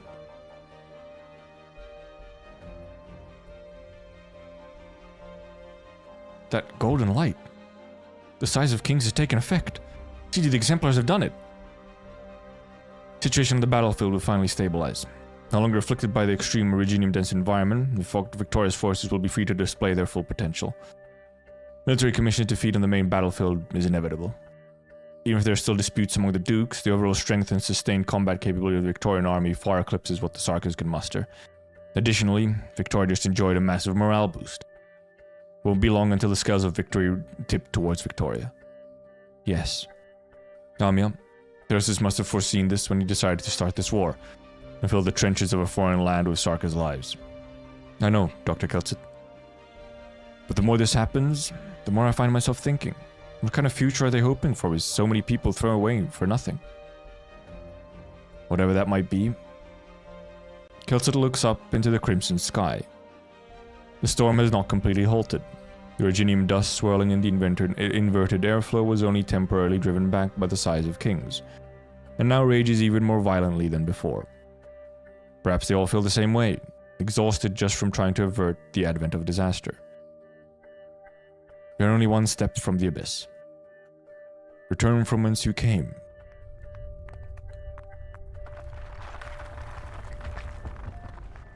On the other side of the canyon, is that a crystal cluster that's glowing? Logos. No matter how many tricks they have up their sleeves, they cannot conceal the blood. I've removed the Confessorius illusions. Once we go over there, we'll find the real altar. The truth is within reach. However, the shadow is also approaching.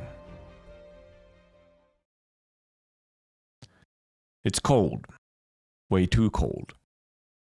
You feel the temperature abruptly change again. Before you know it, you are surrounded once more by a thick, swamp-like fog. Sudaram, how are there this many? This is the Naxxera's last line of defense in front of the true altar. This is where the Salem intends to stop us. He does not want us to get any closer. The lament of the dead fills the air above the battlefield. The Naxxera's power is almost at its very peak. I've seen the dark clouds of death hanging on the horizon. If the scorching sun no longer shines, I shall cast a light that pierces the fog here. We will cross over to the other side, find solace, and destroy the blood of Tekas. May the wails of the dead find some quiescence. Logos lifts his hand and points to the other side of the canyon. The congealing mist parts once more. Ferry. You just say that like ferry, and you know, brief yet powerful. Logos seems to be both describing a physical action and uttering an incantation at once. Originium crystals surge like waves in front of you, stretching all the way to the other side of the canyon until they form a narrow but stable bridge. The Naxxera King will come for us, and someone has to hold him back. I will stay behind. Logos, just you alone? Amia, you still have the package I left with you before. Please give it back to me. Of course, but... Oh man, I have seen one of the stages and I'm pretty excited for it. Good. With this, there won't be any problems. Now go. Death is pursuing you. You run with all your might. Maybe it's Amia who's pulling you, Monster who's dragging you along, or Logos who's pushing you ahead with his incantation. You hardly even feel your feet touching the ground, but it is as if 1,000 bony hands are growing from the mist, trying to latch on to your ankles. But the aura of decay fails to reach you in the end. A formless barrier envelops your body, keeping the haze at bay. You know that Logos' incantation is taking effect. In this moment, the Banshee's curse feels so gentle and warm. Curse. You hear something collapsing, and look in its direction. The bridge has disappeared, just as quickly and clean as when it appeared. Logos is wild. The thick fog once again teams forth, impatient. You search for that familiar figure, perhaps because he's too far, or perhaps because the fog is too thick you cannot see anything at all. I'm a bit worried. Doctor, the decision that Elite Operator Logos made. He has the right to make his own tactical judgments based upon the situation at hand. He believes that this would be the most beneficial for us to head to the real altar while he faces the Naxxeras head-on. Answer me, Doctor. Do you trust him? Do you trust Elite Operator Logos? Yes. Then you should also trust that he will regroup with us when we are in need. Low goat, low goat. Yeah, this is not nepotism, man, it's just built diff. I understand your desires, Scion of Decay, but death should not be so cacophonous. Quiet. The whistle pierces through the thick fog, the incantation spreading in ripples. Holy shit, he's using the whistle? Nothing needs to be spoken. Nothing needs to be written. The concealed dead have nowhere to hide. The Sudaram's piercing shriek forms into a longsword that shuttles through the fog. The words from the whistle quiver, and the banshee's song resounds. Within the ancient bloodlines of the Sarkas, in a valley choked with Virginium, amidst the lamentations of countless people who fell in battle, flaming shells and witchcraft-imbued rounds intertwine in the skies above the battlefield. A high-speed battleship crashes into a witchcraft bastion. A small number of Victorian soldiers charge headfirst into an entire squad of Naxxeras. The song grows louder and clearer. When that song reaches its climax, the Naxxera soldiers fall into silence and stop attacking one after another, like motionless flags. They no longer hunt. At last, death has returned to the land.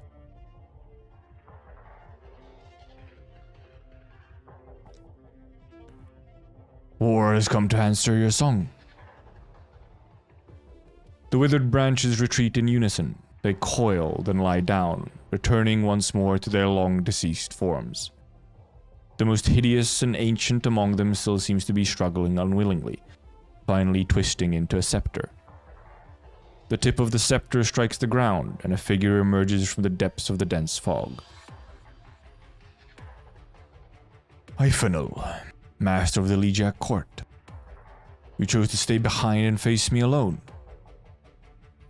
The corners of his clothes flutter as the fog disperses. The Sudaram's white robes are scattered across the dense white hills of withered branches. Long swords lie fallen and shattered like grass in a forest. The young banshee sits sideways atop the hill, his blood-stained fingers plucking at the bone whistle in front of his lips. Gentle, melodious. Bro was just chilling. He put on his Rhodes Island uniform? Where did he get this? No, Ned Salem, there's no such master here. Only Logos, a lead operator of Rhodes Island dressed to greet our guest. This man is beyond fucking dramatic. He had the Rhodes Island uniform, like, hit in the fucking bag. That's what the bag was? The package Amiya was holding onto was his fucking uniform? So that he could make this based as fuck, like, confrontation. Fashion is important indeed. Holy.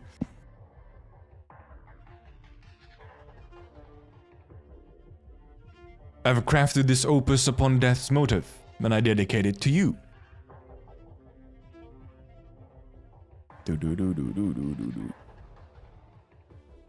What an absolute drama queen, and we love him for it.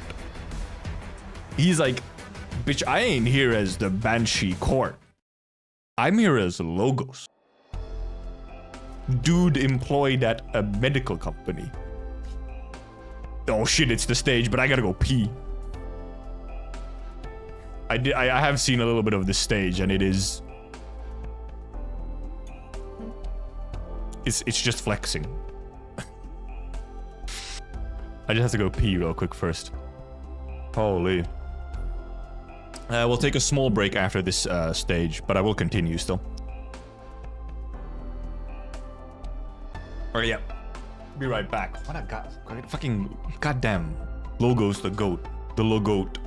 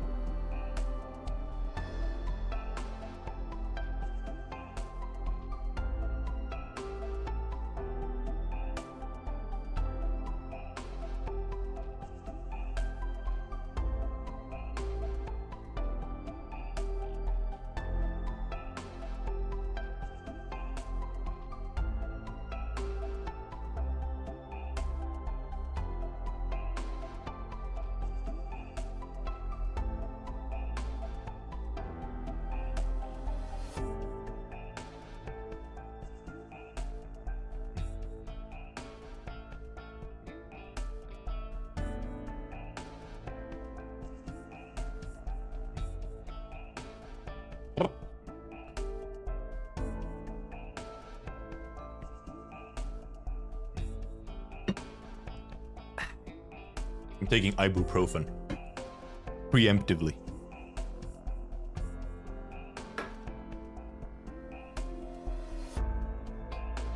I'm starting to feel like some slight dryness on the vocal cords or the throat. Oh, jeez. I'd like to today probably get at least, it's already 10 p.m. But I'd like to get to like I'll probably honestly, I might go until like midnight. I might go for another 2 hours though. Because I need to get decently far today so that then like tomorrow works out okay. So that I can be like somewhat sure that I finish tomorrow. So I kind of want to get to like, I don't know, like 14, 15 or something.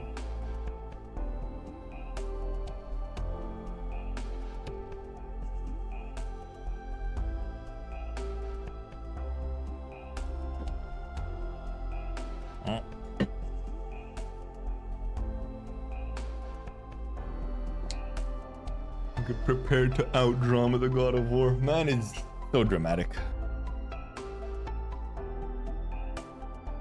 But also so based. Putrefied Sudaram attack greatly increased. I wonder if this map is really any more difficult on like adverse. Considering the this is essentially a this is almost like a scripted fight, just in disguise. So like, I'm guessing I'm not gonna be allowed to deploy my own logos. Yeah, okay. It just didn't show it right away. Ayyo.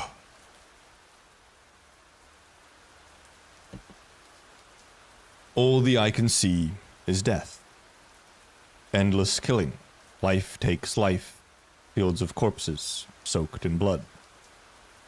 The first Nagzere learned his purpose when he rose from the ashes of battle. Oh, Nagzere, like backstory almost. I am the end of all things.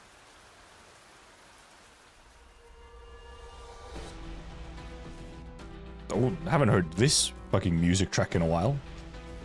It's like old stuff. Penetrate. Don't mind if I do, logos. The incantation pierces the Nagzere like a lance. It happened so fast that it was almost impossible to see its trajectory, as though it had taken effect by the time the word left the lips. A smooth hole appears in Nez-Salem's chest. There is no change in his expression. Withered branches reach down from his staff, reach into the hole in his torso and fill in the gap.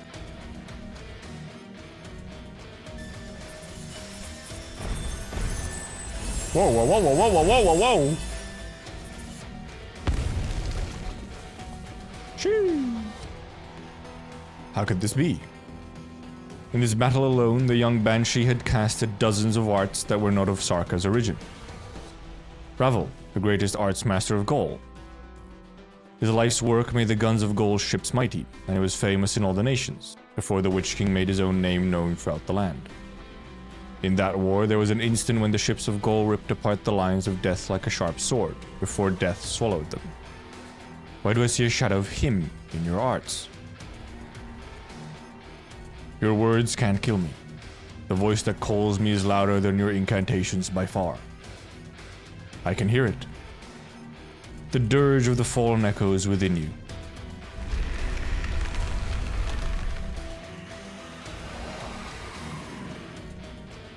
Thousands of war altars spread across the battlefield. They absorb what life leaves behind when it dies. The culmination of the power stands before Logos, the most powerful Nagzere and the most terrible war altar. Nagzeres witness death. We take in all who were brave, friend or foe. In the endless cycle of life and death, they will be remembered and honored. Cowards deserve only dust. Tell me, my foe. Is it a young hero who stands before me, or a despicable traitor? Your judgment does not interest me. This is not where the power of words lie. Logos once again gathers powers in his palm. A second wound appears on Nessalem's body, stretching from the shoulder to his chest. He's using holy magic? The incantation does not dissipate. It fends off the branches trying to close in and prevents the energies of the dead from repairing the Nagzera's body. Shredded cloth rises and falls, covering the new wound and countless old scars. What is this? Death may feed the Nagzera, but the Banshee can put death itself to rest. I was gonna mention that, like, Banshee versus a Nagzera is a very cool, like, versus situation, with them both kind of being very death-related.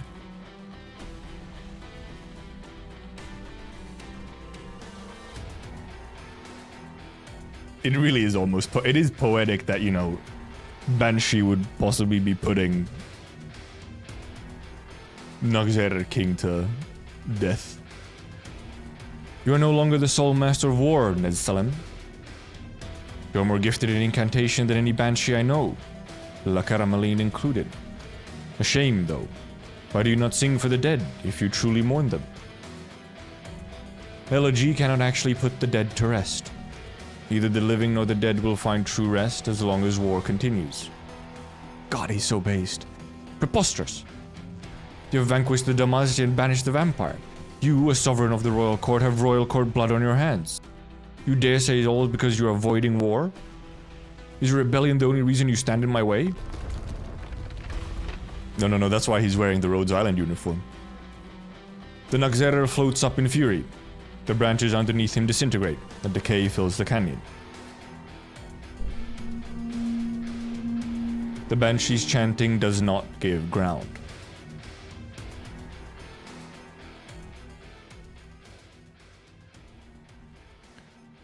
Born in death, fueled by war and nourishing death. The life of the Nagzera is as war itself.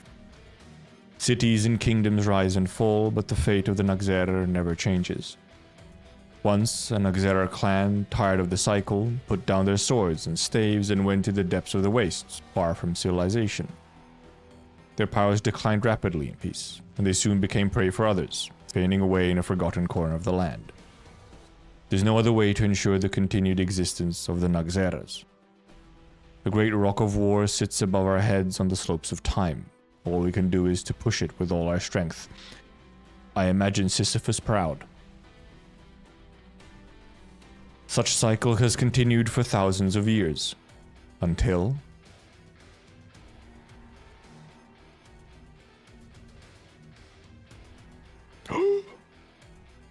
We promise a war, Nagzera King. About the future and nothing else. My best students, the young twin royals, I taught them the laws of war. They stood before me and told me, we can end the monotony of war and break the rigid cycle. He's saying the monotony of war? We can push the rock to the top of the mountain, build a splendid palace with it. This war will be my blaze of glory. It must not end here.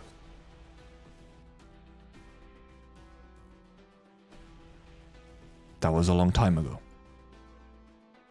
Now a young Banshee stands before me. How could they be so alike? I fought alongside La Carameline for decades, across cities and plains. We buried the armor of Victoria and the guns of Gaul beneath the walls of Kasdal together. In the same battle, I helped Tryzyn take the heads of thousands of Leithanian casters. They were the heroes of Kasdal, its greatest warriors. La Carameline entrusted you with the future of the Banshees. Tryzyn considered you one of her best students. But you hid at Rhodes Island, sheltered the King of Sarkas, and sneaked into Londinium like a thief, content to sabotage the cracks in the battlefield. War will not end the suffering of the Sarkas. All I see is you dragging everyone into the abyss. So you chose to run. Many years ago, I said to Tryzyn that war was unavoidable. If it did not come to Londinium, it would come to Kasdal. Tryzyn agreed, but continued to hope that there could be another solution. Her choice led to a new war, Its consequence was the death of the king of Sarkas. I witnessed her death, or Sarkas should honor her. What about you? What can you bring the Sarkas aside from these meek words? What do you want to bring the Sarkas? He points his staff at the ground.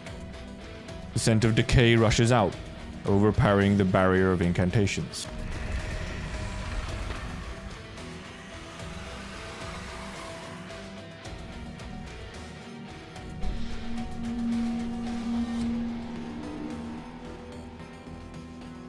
The dirge of the myriad souls grows louder.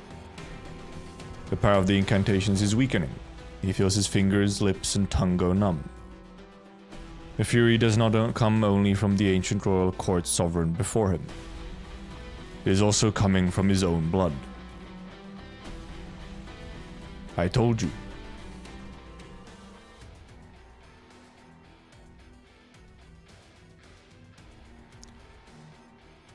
Oh yeah, we did not see this part earlier. What actually happened? To Karael, I witnessed with my own eyes. My death? You and the king both know you can't kill me. With your help, I've come to an interesting place. Not all nothingness beyond history. But I continue to gaze at you beyond the veil. You've come so far, little banshee. You and the outblood king seek the drop of blood that I left behind. The blood of Tekas, the pure blood that I coveted. You believe that you can prevent calamity from occurring again by destroying it. It's true. True. Destroy the altar, put a temporary stop to the kunabula of suffering. Allow Victorian nitwits to cling to life a bit longer. How boring. Who's the one that's short-sighted and foolish here? You feel it, don't you? You're closely linked to the altar. Right here, right now, your power is being boosted by it. There's never one drop of blood or a single person's call that awakened the kunabula of suffering. Originium is the response to the call of all Sarkas, living and dead, no exceptions. The murmur of the myriad souls is omnipresent. The lament of the dead will not stop. The Sarkas are bound by the past from the moment of their birth, never to be freed even unto death. You witnessed the myriad souls the first time you sang an elegy. Akara Malim proudly described your talent to us. This talent was the seed of dissent. You feel pain, not just for others, but for yourself as well. You may detest the path I walk, but you could not help but feel sorrow for me's sake. For me's sake. I feel sorrow for how you're trapped by the past. Such arrogance. I should try to kill you again. But instead, I will bless you. The slaughterer and the slaughtered, they're all part of the cycle. I am here because of you. Logos does not smell any blood. The incantation easily impales the Sanguinarch's body, causing only a few small ripples. Your blood is still linked to my elegy. Of course. You stand with me no matter how much you resist. We are all sovereigns of the royal court, after all, the oldest bloodlines of the Sarkas. I should be glad that you could conquer me, for it proves that you are stronger and more worthy of carrying the fate of the Sarkas, leading them on your path. The Sanguinarch of Vampires laughs, turning around and disappearing into the cave. His silhouette fades away amongst the Originium crystals, but his voice continues to echo in Logos' ear.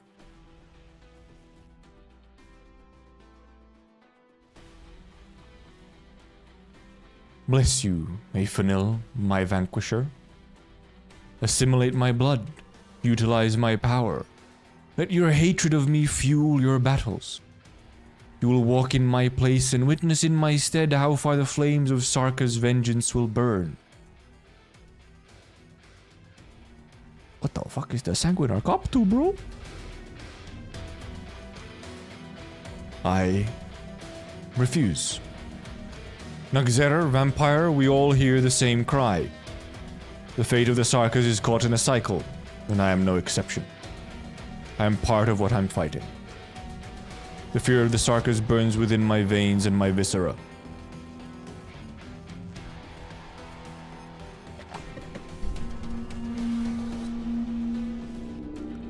Words turn into fire, descending from the sky to ignite every seed on the earth. Incantations burn at Logos' fingertips, on his lips, in his chest. Originium crystals grow furiously around him, and the crying of the dead becomes even louder, ready to accept him and devour him at any time. He really was like, nah, I ain't need no buff. I'll raw dog this. He no longer rejects the power in his blood. The vampire has guided the flames of the Sarkas to him, and he has embraced the fire. Or maybe sort of took the buff, but not quite. The abyss lies before us. We can fill it with flesh and burn the remnants with blood. If the only way to bring new life is to burn away all the decay, then are we both flame and fuel. This is where my blood belongs, that I have chosen.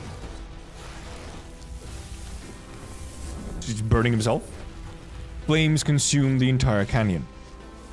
The only things left are the incantations that the young Banshee has written his entire life from a very young age. They surround Logos loyally, his sword and shield. If war is the only way to achieve the dream, a new life can only emerge from death. I shall bring death. I shall welcome death. I shall ignite my past with blood, not for vengeance, but for the day when this fire will burn away what shackles the Sarkas through the decay that covers the land. A bone whistle sounds.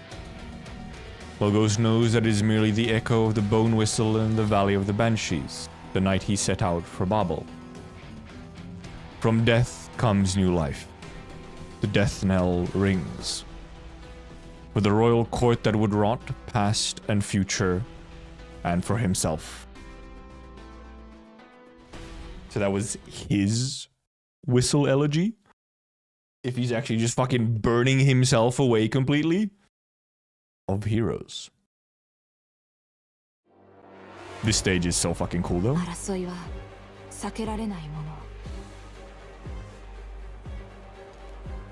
The whispers stop, the rot halts. Already I'm wondering, do I even need to do anything? I believe I barely have to do anything, right? I can put like Askel on here just in case or something.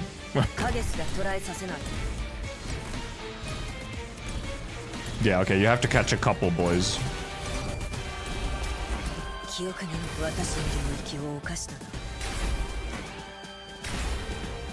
And then you get the funny.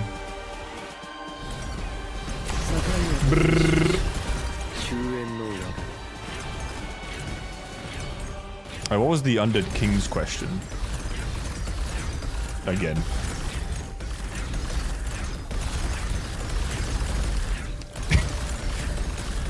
Bro, it's going off!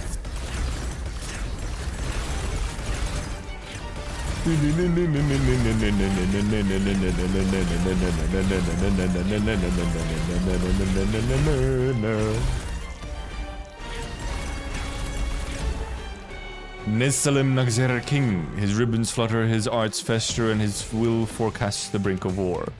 Alright, hero or traitor. Ah, the stage name is Of Heroes. Oh, it's these boys. And indeed, Nesalim himself, who I believe indeed just fucking walk away. Oh no!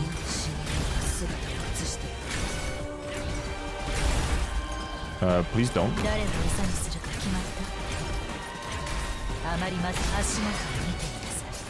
Okay, you actually have to do a little bit of something, huh?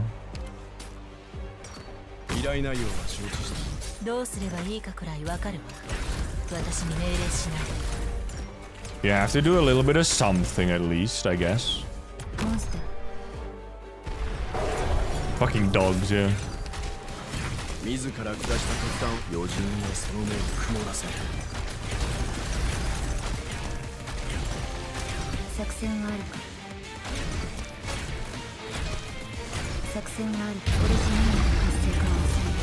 Logos! Wait, should I be healing him? Was I supposed to be healing that man? I guess I could have been healing him, huh? Sorry, Logos. I was distracted by the kino.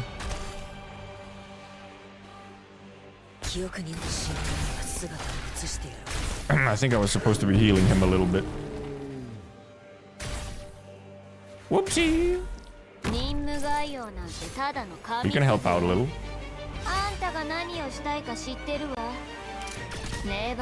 I might have accidentally got the little goat killed, okay? That's not canon, okay? That's on me. Logos is not here to talk. Oh, okay, they redeployed him just for me. I heard his fucking deployment line. Sorry for the key, the dissonance.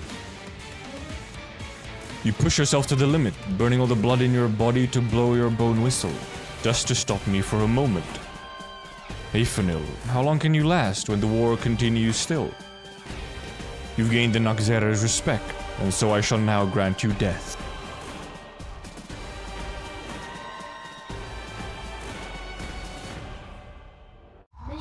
Logos! No, Logos! I should have maybe been healing Logos. I'm not sure actually where the fuck he was taking damage from though. I don't know where he took damage from. Hey there, Panzer.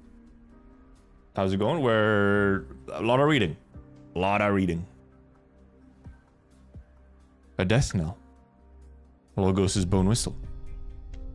Bone whistle for whom? Amia? I'm fine, Doctor. I'm just reminded of a lot of things. Logos rarely conducted himself as Lord of the Banshees when we were at Rhodes Island. He said he was no different from Scout or Misery, just another Sarkaz operator who believed in the ideals of Rhodes Island. Some of the funny men deal damage to those near. Sudaram do range attacks, that's true. The day we set out, when Logos put on his royal court garment, I wonder if on the standard environment, Logos does just solo that entire map. Okay, oh, the Chimeras. Yeah, it was the Chimeras as well. Yeah. Those guys do indeed do damage. I wonder if on standard mode, Logos just solos that map. Because obviously, the extra stats and whatnot on adverse would, be an issue.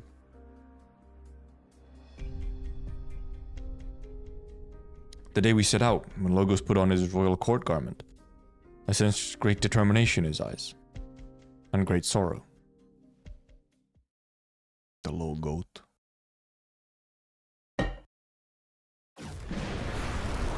Yeah, Bill, yeah.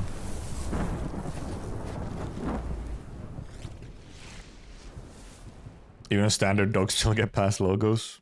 Fucking dogs, man. No, Logos! The low goat!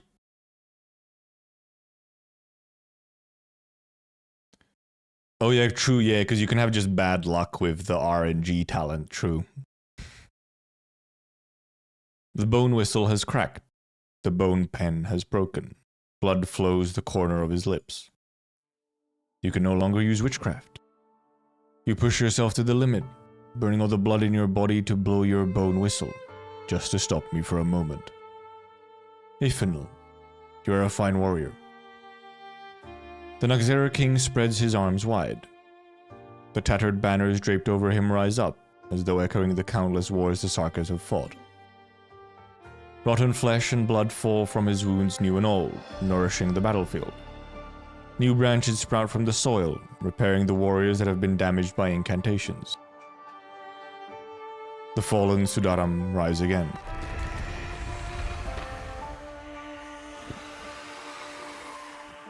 But you are not fighting one, or a few. There have been no shortage of revolutionaries amongst the Sarkaz or the royal court. They have all failed, just as Tryzyn did.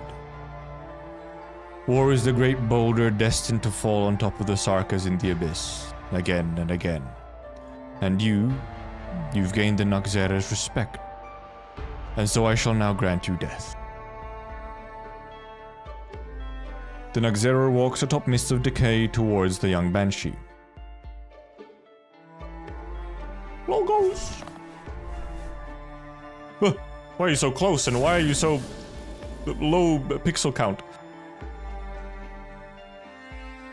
Sever. The Banshee utters the final incantation. so soft it is almost inaudible. The cutting words become a tangible blade, which he grabs with his hand, and cuts off the Naxxera King's right arm. There's swordcraft.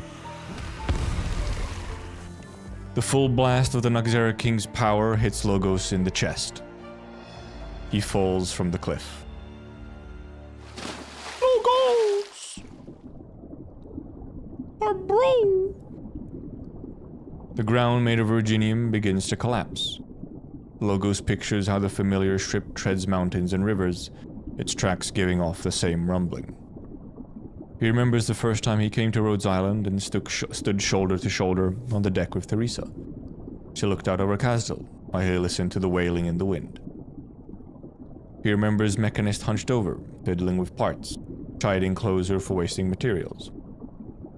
Outcast and Blaze betting on how long it would last, and a robotic arm reaching over to grab his hat.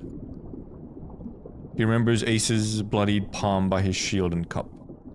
Scout's palm was a little cooler, about the temperature of his crossbow, and he could tell them apart by shaking their hands and high-fiving. He remembers the doctor and Amia saying goodnight in the corridors, when Amia suddenly stopped him to ask he was ready to go to Londinium. He remembers Dr. Kelset taking Amia's hand and bringing her between them. Theresa is gone. Amia is the new leader of Rhodes Island. Logos keeps falling until he's completely submerged in cold water. He remembers himself many years ago.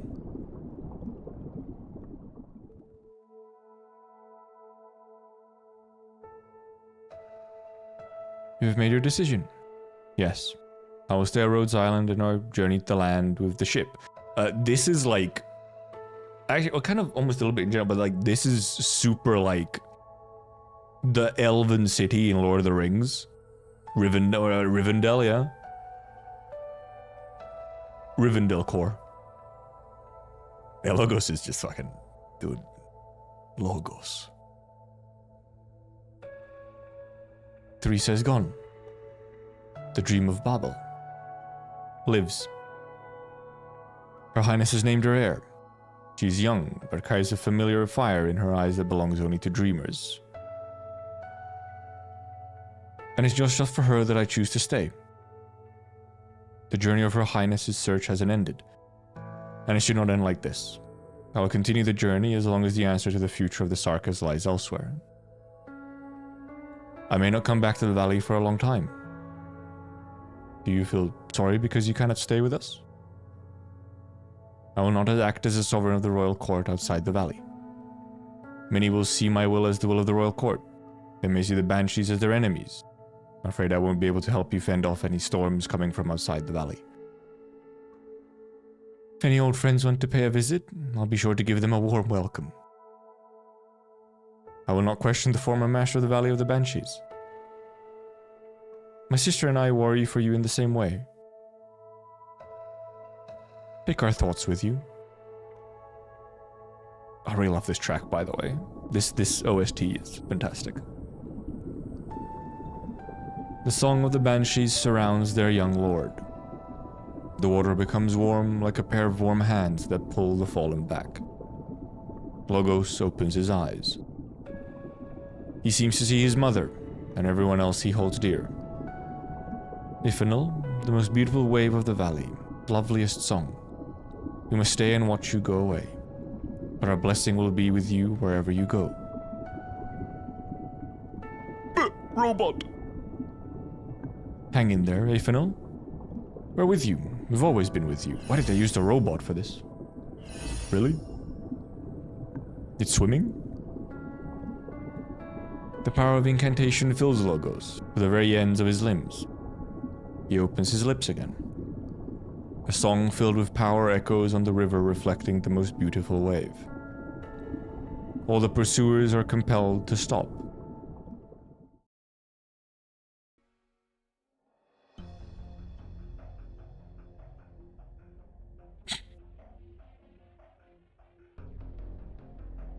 I never thought I would hear the chorus of the banshees here in this distant land. Ever is death accompanied by new life. Are you still trying to sway me with song, young one, here at the end of all things? My patriarch is no more than a banshee's incantation. They have not truly joined the battle, for remains only the young banshee. Yes. Your injuries are grave. He still has his hand, my immersion.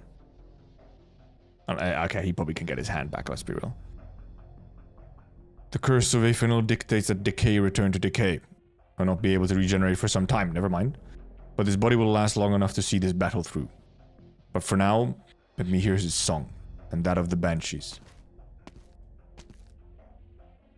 Nestlem walks to the edge of the cliff, without the help of any arts. For an instant, he looks like an ordinary old man. Does he, when that kind of get-up? Do you remember Buldrokkaste? Yes. You raise him as you would raise your own son. What? Okay. Such a talented boy. He would have become the hero of Kazdal. He was my best student. But he left Kazdal and died to a conspiracy in a distant land. But he died a warrior. He lived the meaning of life through war and returned to the myriad souls upon his death. After that, where is the next hero of Kazdal? Nestlem looks down the cliff. Of hero?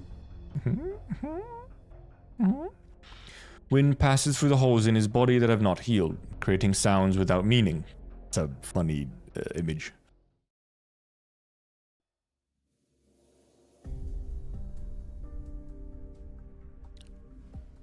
The dirge of the myriad souls has grown softer. Logos' bone whistles temporarily suppress the link between the blood of Tekkas and Originium. This is our chance. Dr. Kelsit, it's time. I won't let it slip from my hands. Well, the actual thing and not the fake one. No way. Well, spooky woman. Also, there is some similarity between her and then the dude that W met. I think he also had like bluish hair. Eyes were kind of similar, and which maybe makes sense. I think they're from sort of same origin. They've caught up. Are you here too, dear Quisar Sinag? You and our leader, our dear father, who will be the one to approach the throne. Shining, shining, shining, shining. Salus reaches for the drop of blood at the top of the altar. Originium burns and the myriad souls roar. The powerful witchcraft quickly turns her fingers into charred black crystals. I want to see it so badly. The origin is so near.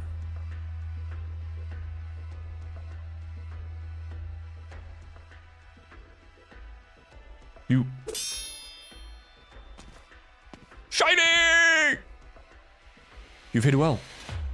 Took a long time to find you. Too long. Traitor! How many of you killed on your way here? Not more than I killed when I escaped. The underground labs were full of the dead back then. Our dead. You and our leaders' plans at the Royal Academy of Sciences. The Victorians almost found out about it because of you.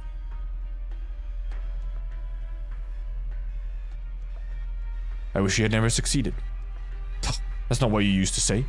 How dare you act high and mighty when you were the one who gave us our orders? That cave outside Londinium, all the research bases. Was there any part of it that you weren't in charge of? The leader was in Kazdal most of the time. You were the one who directed the research. You looked exactly like the leader with your mask on. I had no choice back then. No choice? What about the things you said when you took us to Londinium and had us don this mask? We were mere mercenaries, but we believed the Confessor's teachings. Believed in the first and final path that you preached. Our original sin, the sin that outsiders imposed upon us, will be washed away at its coming. Was that all a lie? I wish that was a lie. It wasn't a lie. It was real. All the leader's promises to us were sincere. The same for you, Quisar Sinag, even if you have strayed from the path. The leader and the region are so close to victory. The freedom and the power that have been lost for thousands of years are about to return to the hands of the Sarkas. Kill me if you want. Go and see the leader, your father. He's waiting for you at the end of the path. They're all waiting for you. You'll witness it for us, for every life that you sword took. Dedge.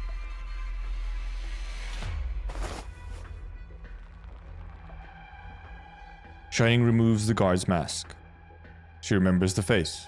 He was one of the first mercenaries that the Confessori brought to Londinium. They knew nothing at first. They were only tasked to excavate the ruins outside the city. The young man had expressed his gratitude to her directly, thanked the confessary for giving them a safe, well-paid job. It was not long before she stopped hearing those words. The leader of the confessary came to Londinium. There were no more idle mercenaries drinking and playing games. Everyone put on the same mask and did not speak except when necessary. They had no special bloodline. Husartoshage should not have been able to control their will so easily. But the part of them that belonged to themselves died before the great dreams of the confessary. It was she who killed them first. Evil shining. This sin has gone on long enough.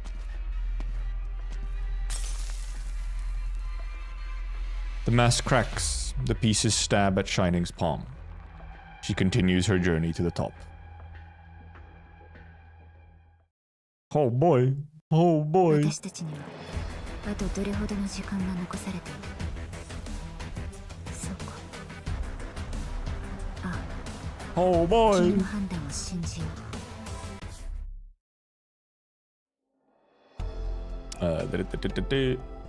Like 20 minutes. Oh. Medal? Medal? There's a medal set? I guess it makes sense that this might be a medal, actually, now that I think about it. I didn't realize there was... Oh, wait, there is like... Is there a medal? Was it like a medal thing here? No? Okay, that's this kind of thing. We do need a shining altar, that's so true. I feel like it's probably building up into that, so... Where was that medal? What the fuck? I wanna see this medal. Where was it? Fuck. Where the hell could it be? I missed what it was. Oh, that's fucking SSS medals, you.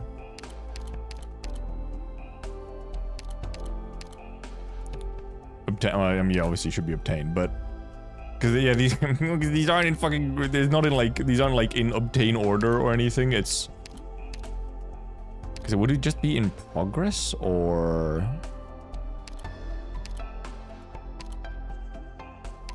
Because this is okay. Well, it's not in here. Where could it be? Could even be secret metal. Okay, it's not secret metal at the very least. Event medals is event medals. Damn. Because yeah, this is these. Okay, I have no fucking idea what I got there. Chronicles? No, that's from like operator records and stuff. Episodes. Fucking episodes medal. How about? Should be like at the end of episodes medals. Oh, it's easier to go here. Nope. Not there. Insurmountable? Yeah, 1411 in any environment that she's already. Okay, yeah, it was just indeed that. You witnessed the confrontation between two generations of heroes and the rage woven from ideals and arts. So true. Wait. What was that medal that I have?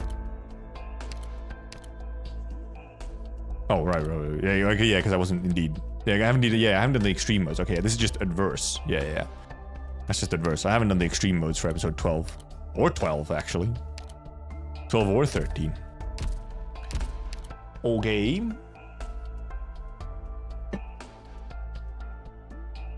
I think could be a small break again. We will continue, however. These, of course. Stage 14.7, 14.10, 20, and 14.21.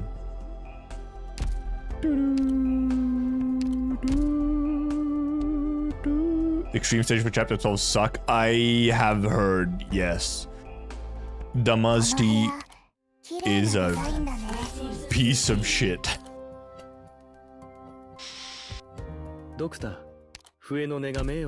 I have heard, which is that's one of the reasons why I haven't done it.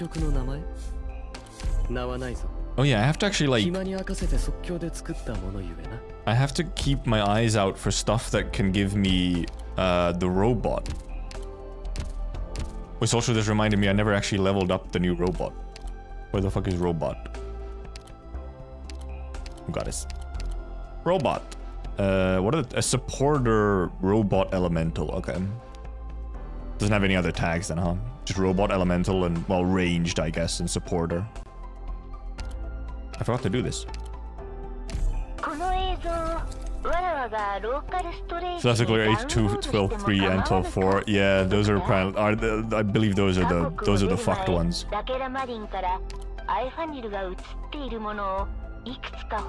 Caramalin. My first necrosis thing. Actually, no, I have Balara Queen. I lied.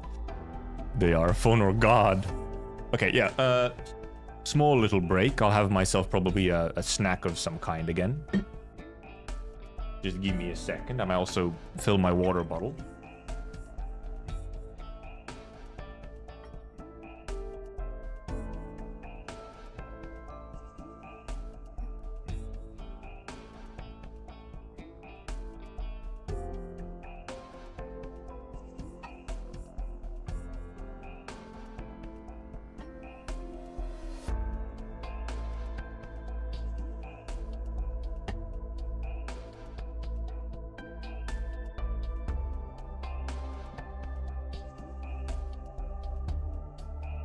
I'm actually almost wondering if I should just, like,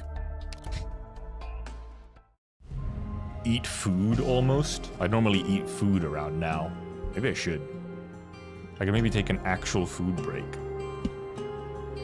Because I would want to indeed get to, like, 4:15 or something. Because if we get past 4:15, then we've done 10 or 11 stages today.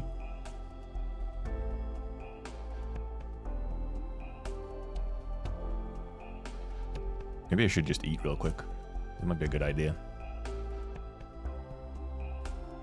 Time to eat some Vinaville and bring the Walter Logos duo. Managed to get him with 60 pulls? Nice. Ascalon incident has been counterbalanced. Yeah, meanwhile, yeah, I just did. I just, well, actually, I had, like, you know, I had pretty good luck. 120 pulls for both of them. Logos pot 1. Not bad at all. Not bad at all. I'm really wondering if I probably should. I don't want to eat a full meal later. So I'm actually just going to have, like, actual food. Because I'm going to guess we're going to be probably here still for, like, an hour or two.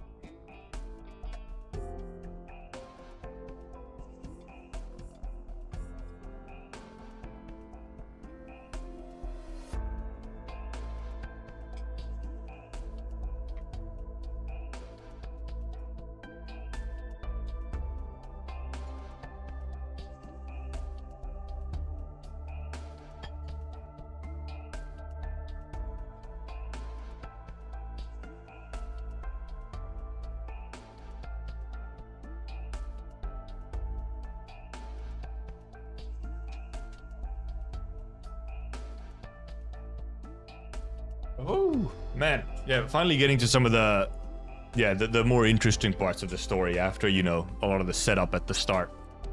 Things are, like, way more happening now.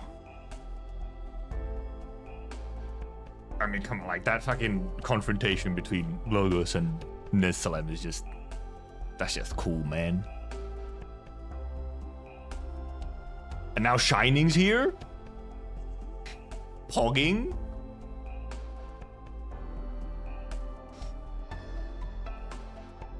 You really feel the full war ongoing. Yeah. However, for better and worse, because I'ma be real, okay? I'ma be real. This is just a common siege story L, kind of. They spend a fair bit of time with these, like, detailed, like, communications about the specifics of the war front. Like, oh, this squad is here, and this squad here, and this squad, and this squad, and Squid Squad. But it's like, okay, but do I care though? Like, okay, yes, big war going on. This is you have to show that there's a large-scale war going on through text.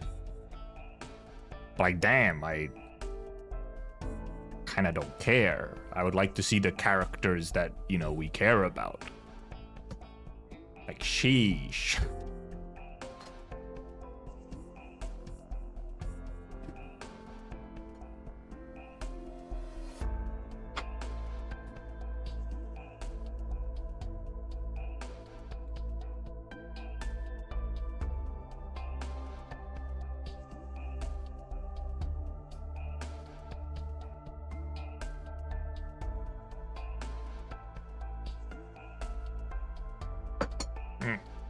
Hey, you have more violence. To the violence. I'll have my mic slightly further away, so maybe you don't hear me loudly chewing. Ow, fuck. Would you believe me if I said that the bowl was hot?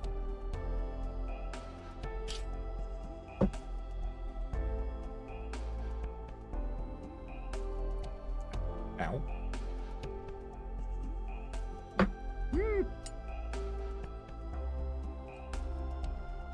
Yeah, I think that at points, especially with the war, like the more war-focused parts, maybe a little bit too much, like, kind of detail. It's like we don't really need like an actual play-by-play of the war situation.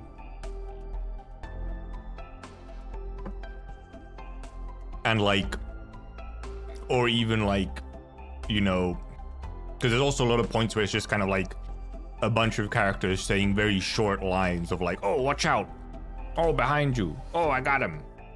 That kind of stuff is also like, why not just use the gameplay part for that, okay? I feel like you can have the gameplay, even if it's not terribly linked to the actual happenings. You could have that convey the fact that there's a lot of fighting going on, rather than have the characters just like say these generic fighting lines of like, oh, cover my flank.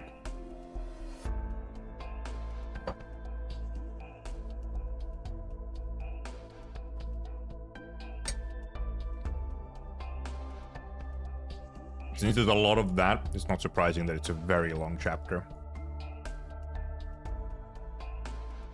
So like, not, some of the words are sort of a little bit wasted, it feels. Like some of the length is sort of like, this could maybe be trimmed, let's be real. At least towards like the start. Like at some points.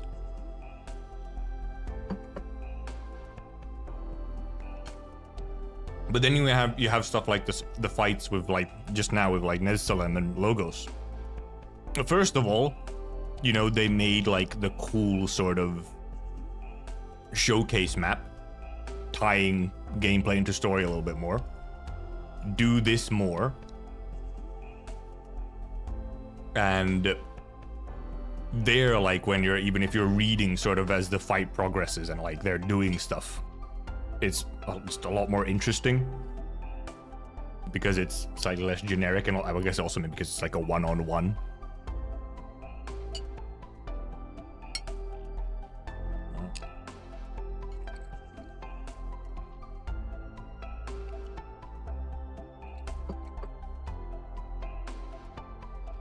Because yeah, I just like,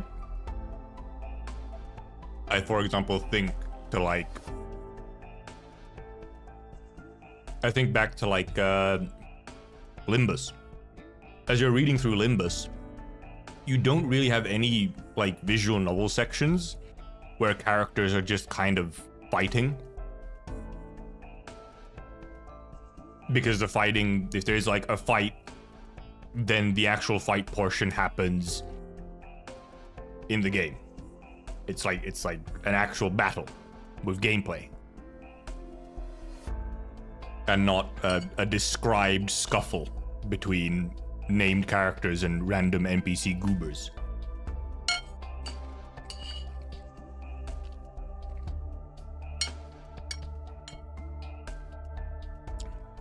But I somewhat understand with the whole just a very ambitious whole thing with the massive scale of the war, trying to show like 5 different sides sort of making their moves.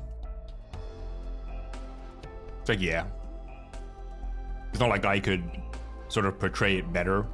Like some of the fight stuff, I guess, some of the war stuff can't really be betrayed through the gameplay necessarily.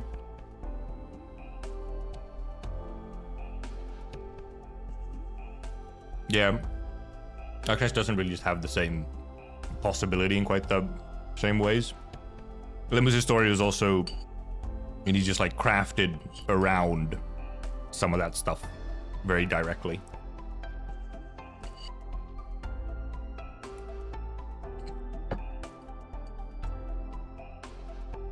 And I mean, indeed, you can't really like for the stuff where it's like, oh, they're, you know, like the Duke of Wellington is doing stuff or whatever. Like, oh, they're retreating their warships and that kind of stuff. And because of that, we are now in a sticky situation. That stuff you kind of have to explain, yeah, because you can't really show it in a fight. But it is like the war developments that get explained.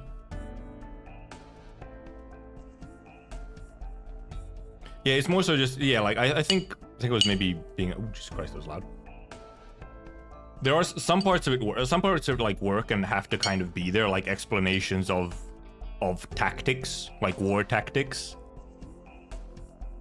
But then there are some parts where it's just like trim the fat, like some of this stuff isn't really as needed.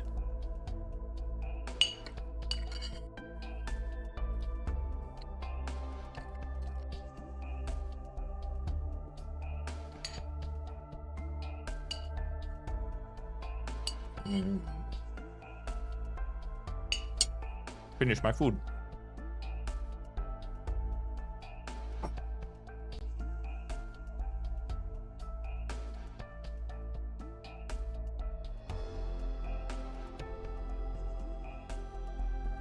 Have some Jaffa cakes. Customs Victoria, the RTS game. Imagine.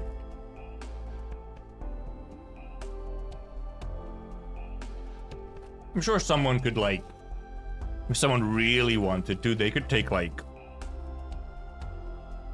I don't know, one of, like, an RTS game, they could just mod it. Command and Conquer Londinium. Yeah, you could, like, mod something.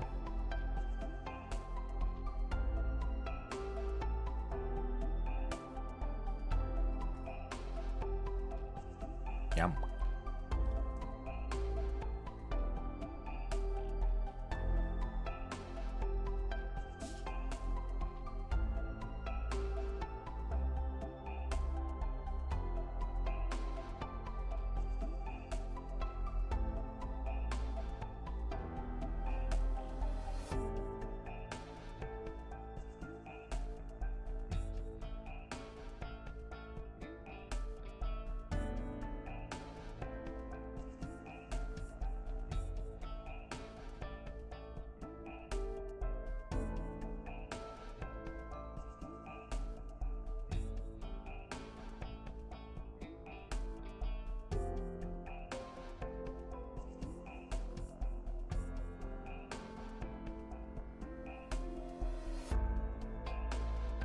And then there's obviously, we'd love some more detailed specs of the warship so that we could get that. On whose HQ devs door I have to knock to have RA style in-game cutscene as a standard for the next events and main story chapters. I don't know. Maybe they have been doing it now.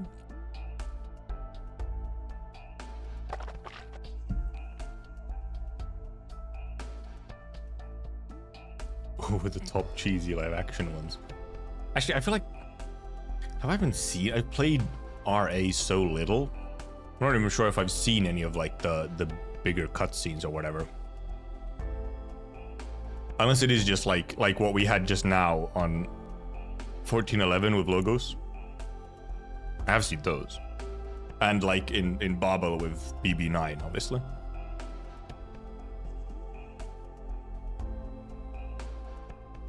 So yeah, we do seem to be getting it a little bit more at least. And it would just make sense to use them more. Though that then also, it also makes it a little unfortunate for like people who really like prefer using the, the online story reader. Those obviously don't really work in there. And if they're using them more, then you get into it and that kind of falls apart. Because I know people who, for example, because the text speed in Arknights is just kind of shit. You can't really just set the visual novel sections on auto and read. Because there's no text speed, like, stuff. And then I know some people who, like, can't sit there clicking for fucking 8 hours because they'll get carpal tunnel. Yeah, as in reclamation algorithm, not red alert, yeah. No, we're not going to the only place not get corrupted by capitalism. Spanish!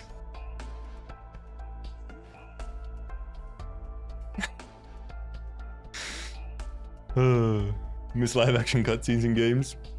There was a special sort of charm to it, wasn't there? Fucking space! Love that shit. That's great though.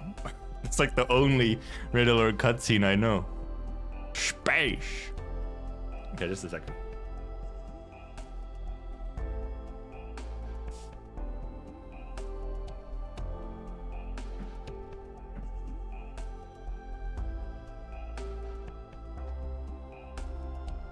Alright. God bless Tim Curry.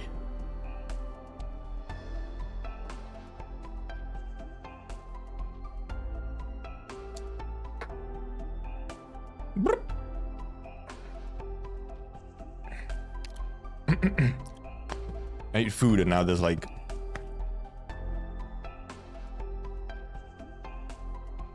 phlegm in my throat almost.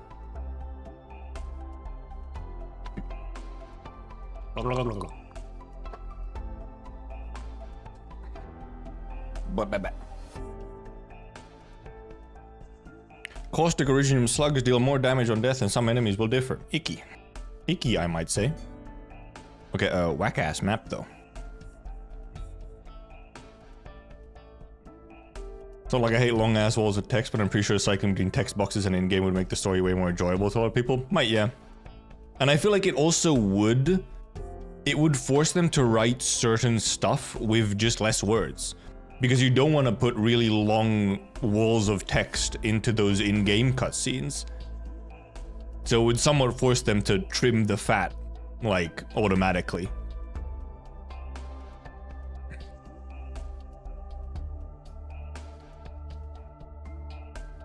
So yeah, it would be nicer to see more of it.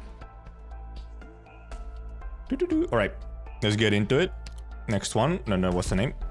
Followers. Followers. We will always be together. Are they gonna allow me to suddenly pull out Nero into my lore accurate squad? Oh, okay. Apparently there's a Shining in there. Sure. Shining altar where? Quisar Sinag. Mama's here. It's all right. I just need to talk to your father for a bit. Didn't you want to look around outside? Just like the blue fowl beast in your favorite story. The fowl beast that can fly high up in the soft, lofty clouds. You can do it. You should live a free life. I'm sorry, my dear child. Mama will get you away from all of this. Blech. My glasses aren't, like, properly on my face somehow. Yeah, Bobo's pretty good with not having, like, meaningless text. Quisar Sinag. Enough hiding, I know you're there.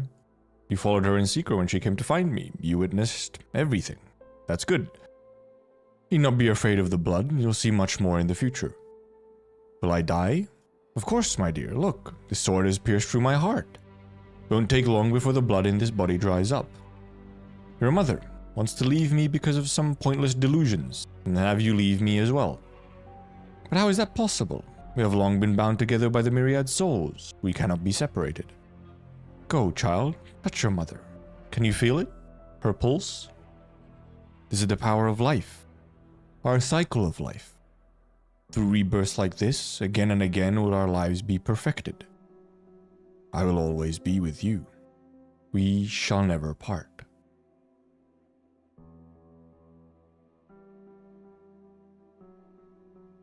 Okay, there isn't anything. I thought there was something on my glasses. Oh! Mask shining. My dear Tryzyn, you don't seem happy at all. Didn't the experiment go smoothly? The receptacle has been responding perfectly from the last few tests. When the ceremony is complete, what will happen to her? Her? You mean the receptacle? When it was born, its soul was no longer with us. After all, the leader has been researching for so long just to craft a cage from a pure consciousness, to trick the King of Sarkas. When that happens, the King's power will be transferred to you, and the receptacle will be useless. You can decorate it like a doll if you like, and bring it wherever you go. You like to collect souvenirs too. It's none of your concern. You were so polite with me. Want it out of your sight? Just dispose of it, or you could give it to me. Leave. Do not step into my laboratory without permission again. Why are you so offended? The leader and you have such different temperaments. Well, it's fine. Yours will become as gentle as he is. Who knows, I might even miss your current personality. Goodbye, Tryzyn.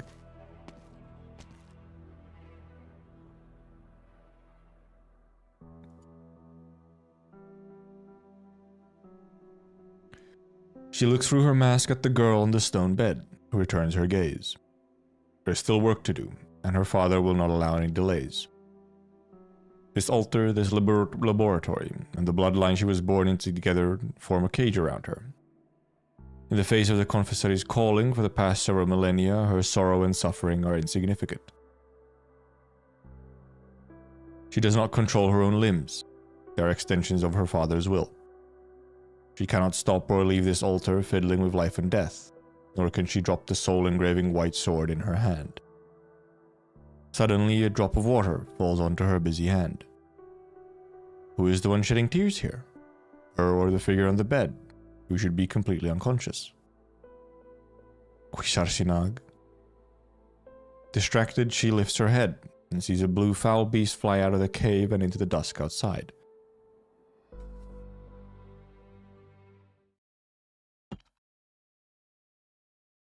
Cracks appear on the cage. Consciousness that should not exist, yearning for freedom it could not possibly have. From this, hope is born. Confessarius in a pure white receptacle. Tryzyn and Liz. Shining and Nightingale.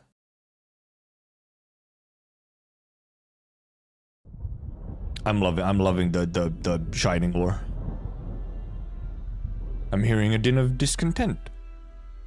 Do not worry, leader. Only a few enemies have broken into this place. They want to destroy the altar and stop the ceremony. Annoying pests, send someone to clean them up. Surely I need not sully my hands with such trifles. Of course not. We shall eradicate all obstacles in your stead. The confessor's leader looks at the girl dressed in white. She's so deep in sleep on the stone bed that she almost looks like she's not breathing. The receptacle's original march is stable. The ceremony will soon be complete. Also, so they really were trying to essentially make Shining into the King of Sarkas, huh?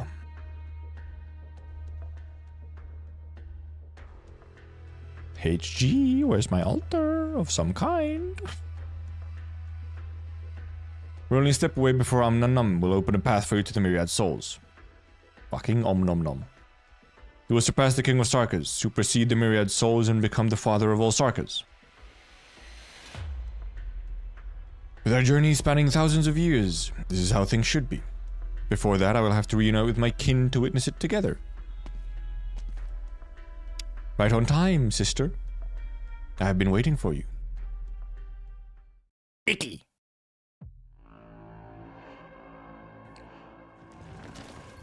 Icky man. The most ickiest of men.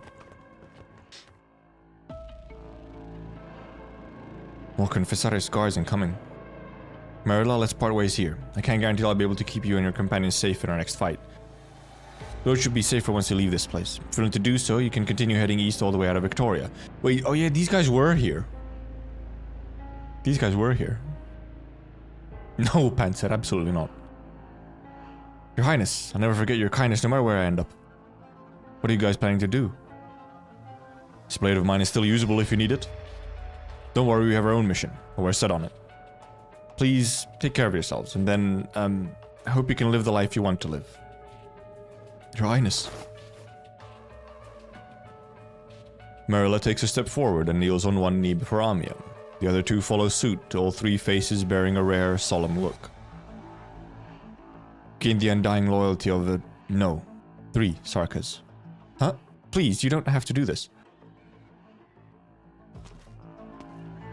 And then they just leave. The mercenaries hesitate for a bit before turning to leave, fading from your view. Good luck to them. I hope Logos is doing well. We have little time left, and the Confessori's altar is close.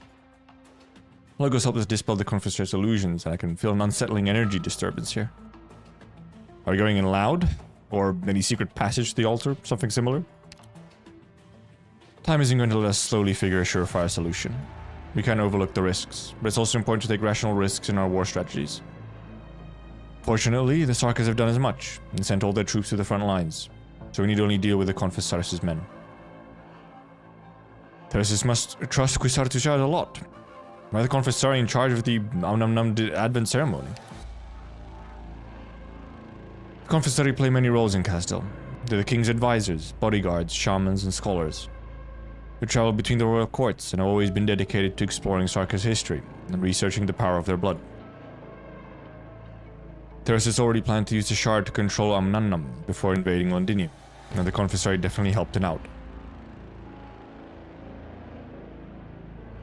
Quisartushaj plans to usurp the king is also closely tied to Amnannam.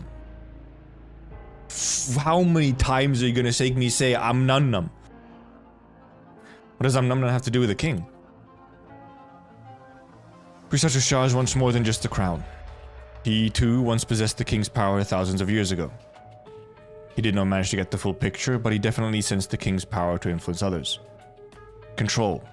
The more you experience absolute power, the harder it is to risk temptation. Be it Theresa or Amia, Quisartushaj has been watching every single king and their successors in secret for a long, long time. His obsession with power compels him to extend his life by maniacal means without hesitation, just to seize control of that power once more. There's only one thing that can let him achieve his goal. Originium. Yes. Through Originium, Quisartushaj will be able to control the Sarkas more than the king ever could. Shining and Nightingale are also victims of his. They may stop resisting their fate, especially at such a critical moment as now. We have to stop the Confessari from harming Rosand operators. We also have to stop the anonymous uncontrollable effects. It's time to move.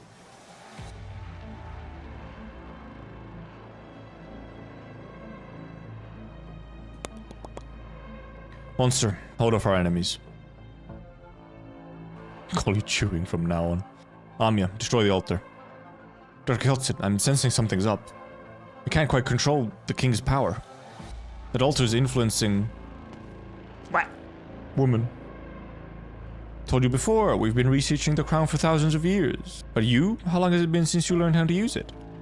I welcome you all to bear witness to this grand ceremony.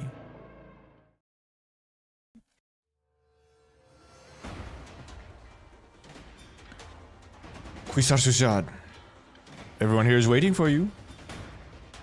Confessor's leader smiles as usual, spreading his arms wide open as if welcoming his own child back after a long time away from home. Dozens of confessori stand on both sides of the mountain path in silence. Their eyes behind their masks hold fervent deference, completely ignoring the blood-drenched Shining as she walks up the steps with her sword in hand. Oh, the sword is just out? I'm here to kill you. I know. How could I not know that? Many years ago, Mother showed up before Father, before me, just like you have now. She always knew her own duty and never thought to disobey me. But as you slowly grew, she developed a hatred to our family, the love I gave her, and the Confessors' calling. I don't blame her at all, nor do I blame you. You are the same, merely made a tiny, forgivable mistake. I was always accept you returning to my side. You're a monster. Who are you to speak of love? Love and hate, life and death, they're fundamentally part of the same whole. Generations of confessory have passed their souls down for the same rites. This is my way of loving my family.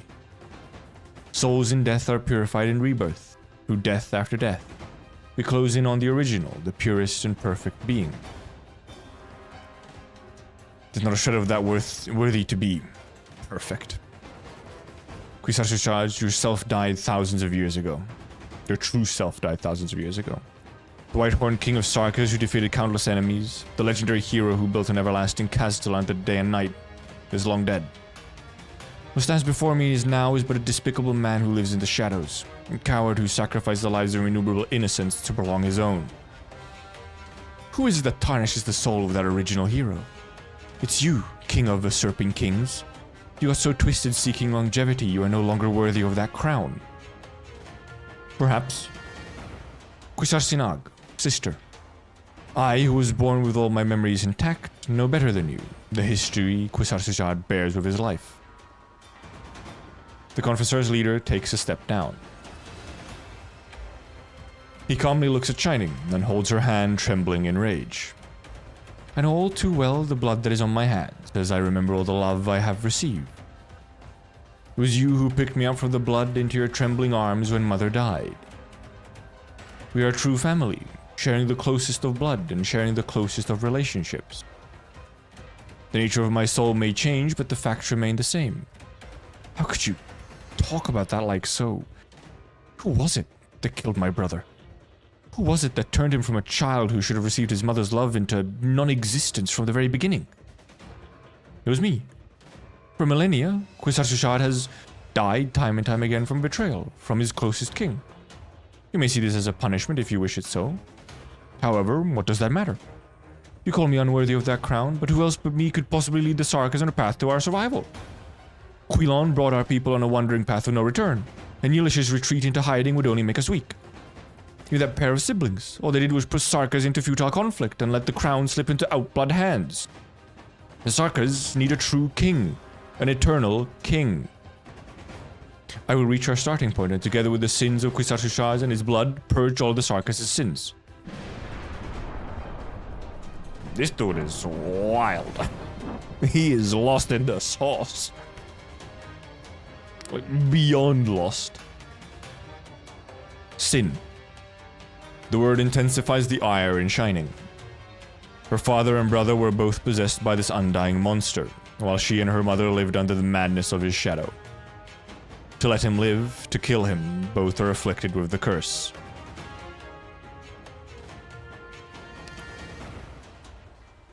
She has no path to go. She has nowhere to retreat. There's no way she can stay here as is.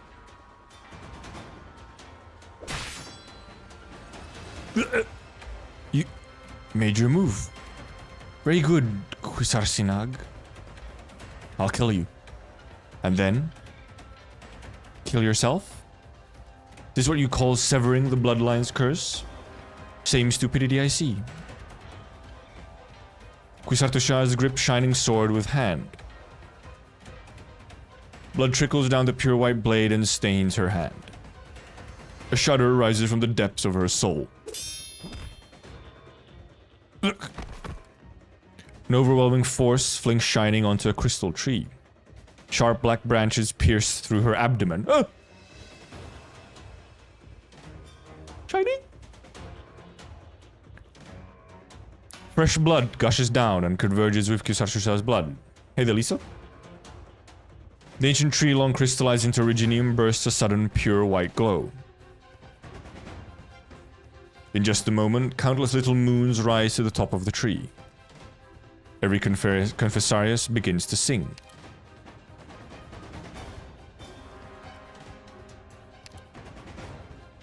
The myriad souls lie prostrate. Howling knocks on the door from beneath. Tangible usurps the intangible. How's my stream going? Pretty well. We've been doing a lot of reading. And somehow my throat is still fine. At least mostly. The Black Crown in prison. The offender perpetually innocent. Because kings are born before immortality. Yeah, I play some other games as well. Look, even injuries as grievous as this will not infect you. This is the power of the blood you resist. Quisarsinag, I have been patient enough with you. But you stay stubborn. I want to accept all that belongs to you. Your duty, power, glory.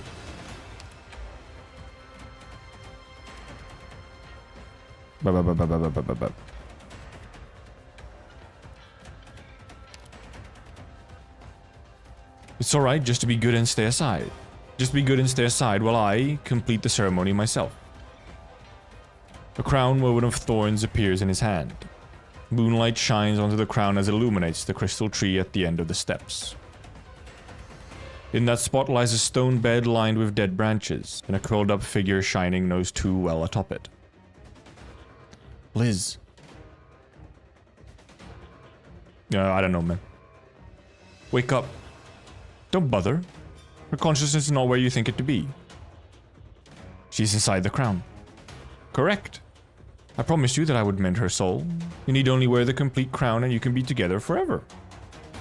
Together forever in your cage? Shining shuts her eyes.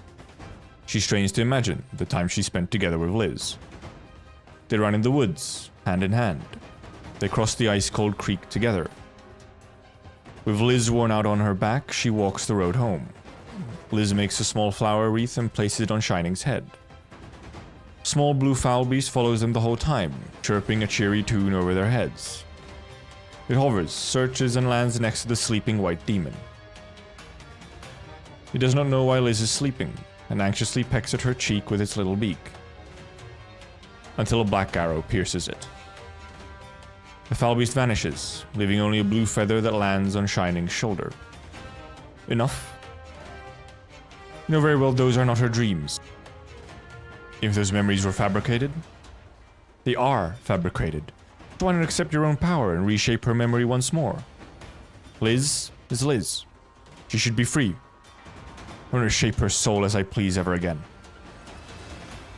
Wishful thinking, Quisarsinag, my fragile child indulging in fantasy. With that blue fowl beast, thirsting for freedom, yet imprisoning yourself. I stream on YouTube as well.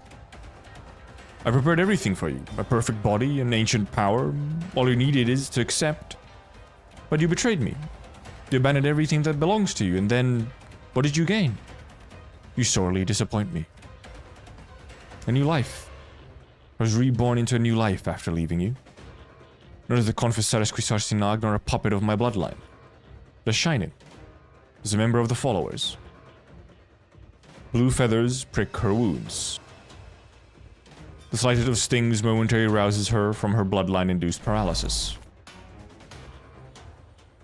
Come. Now is the time. Find me. Find this tree.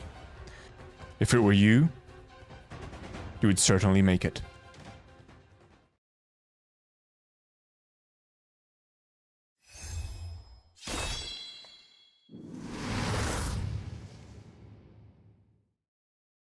An opening pierces through the crimson clouds.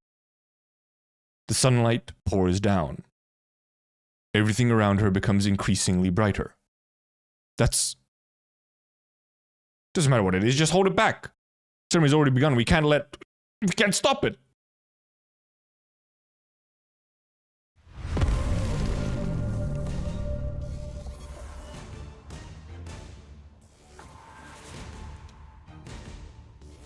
I just do OBS. Light. Light and fog fills the air. The sun descends from the sky to repel the clammy moonlight. It's our girl!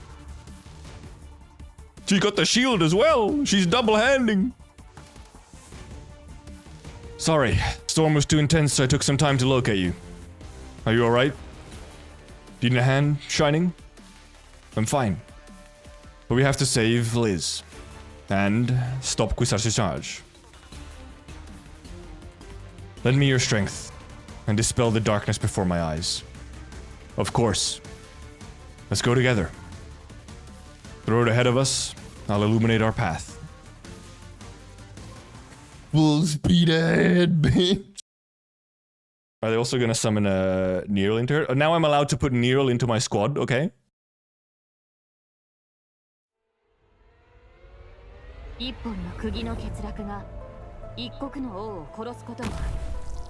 There she is! Are you guys gonna solo the map for me again? Or... She's taking quite a bit of damage, not gonna lie. Oh, new song as well.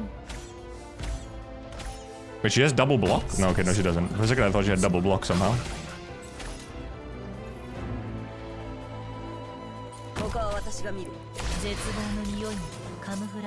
Bro, escape. That's too much damage. Bleh. Sorry, man, no. I'm not looking for a collab right now. It's the big dude. Okay, there's a lot of boys here.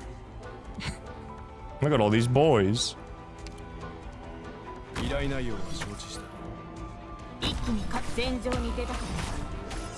Fuck! Okay, let's restart that. Okay.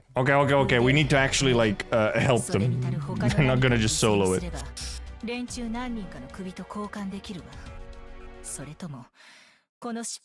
Okay.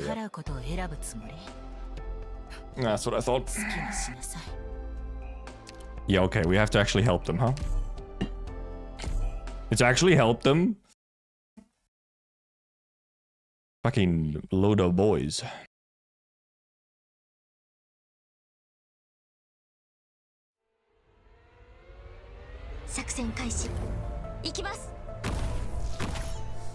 For just fucking yeeting down from the sky, man.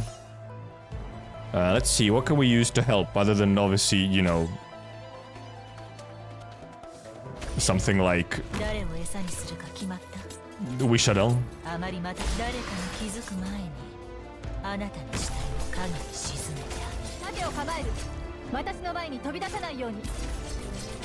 I could use like a horn a little bit. This actually probably should have been saved for this dude. By my guess.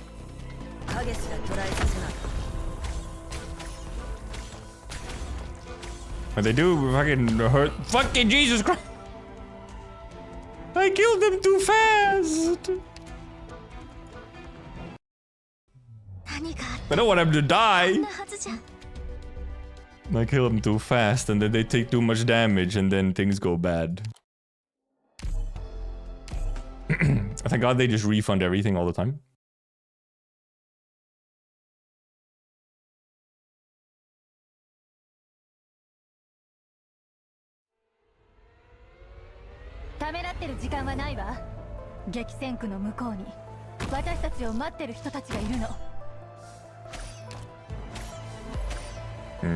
What can we do, huh?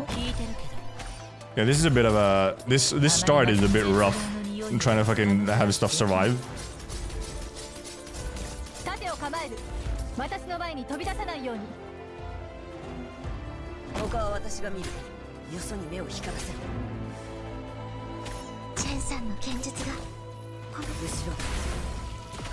Okay. Yeah, she can get hit. That's an issue. Too much? I guess I should do it over here so they don't fucking explode on Shining. Bro! What do you mean? Really? I guess I maybe need to put in more healing. I guess I need more healing in. Jesus Christ. Fucking boomy boom boom damage. Or, you know, what's her face would also help. Lapland would help. Dreadnought issue. Kinda, yeah, huh? Damn, Shining. Or damn, Nero. Also, Shining just not healing enough. Even though, yeah, they do physical damage, Shining is still just not managing to, like, keep it alive. I guess I can put in extra healing, though. I can put in Liz, if I want to.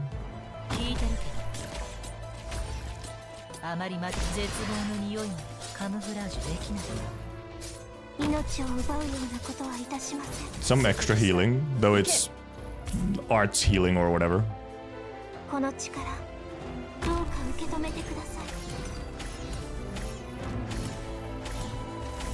We got some boys coming, leaking out. It's fine, it's fine, it's fine. Hodor will catch him.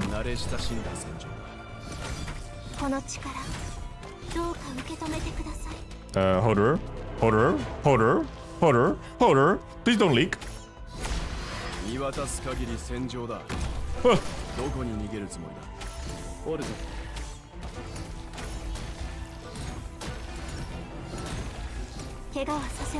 Is there still more? Nope. Okay, okay, we're good. This dude can't do shit. Oh, it's S3, okay. It was just, I guess.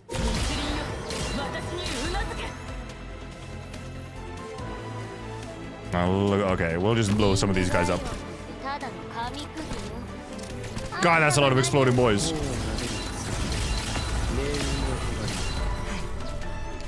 What the f- What is this map, bro? What is this? Oh, thank God. We have a thing coming along. Wait, what the? Siege?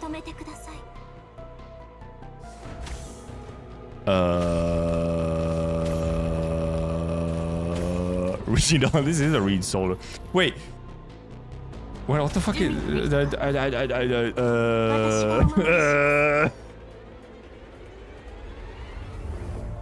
Interesting. So that... Okay, no, they do actually just go, huh? That's... That's wild. That's interesting. Oh, you start just like... Oh, you start just like one-shotting them. Oh, and you... Oh, we cleared all the stuff. We cleared all the stuff. Is Siege actually gonna fucking carry over here like crazy? Siege is actually carrying like crazy? Yo, Siege MVP? Holy! Siege MVP!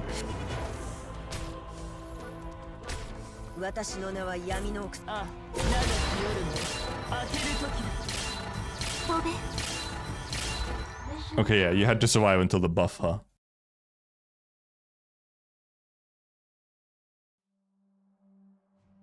Fucking Siege carry. What the hell? Can't believe I'm allowed to put Nero into my squad. Hell yeah. Finally, I have a panic button. Like a true one. Here you are. Nero. You don't return to the landship often? Stay with Liz a bit. She's missed you. She just fell asleep. While you seem more exhausted than when I last saw you. Are you worried about Liz? I asked Dr. Keltzer and she said Liz's condition is still under control. Is there something you haven't told me? I'm thinking of a way to cure Liz for good. You've poured years into this. Just won't come quickly, so don't torture yourself over it. What if I told you a solution has always existed and only I've dared not try it? Shining? What exactly are you hiding from me? What is it you can't say? Neil, this is a duty I must see through on my own. Do you think Liz and I will leave you? You know that would happen. My concern has always been that you two might get hurt. I decided to join Liz in searching for her memories. I shall accompany her until we find the truth. However, Neil, time will come when I need you to protect Liz in my stead. I know. But I will protect and fight for more than just Liz. Shining, I will stand for you as well. Yes. We have always stood by each other. The followers are as one. My oath remains unchanged. Margaret Neal and her sword staff will be there for you whenever needed. God, she's so fucking cool. Holy shit. She's also insane. She came from the fucking sky. The sword staff sweeps wide. A dazzling radiance repels a crowd of foes. Every single confessor here is a powerful foe. So that's why you weren't willing to spar with me, Shining. You saved quite a lot of money for Rhodes Island. Our greatest foe lies ahead. Alright, let's settle this quickly. Peter, the horse is here. Careful. Ha. I can take it. Shining, my shield will protect you. You need only advance. A torrent of witchcraft washes toward them. Margaret's radiance is suppressed.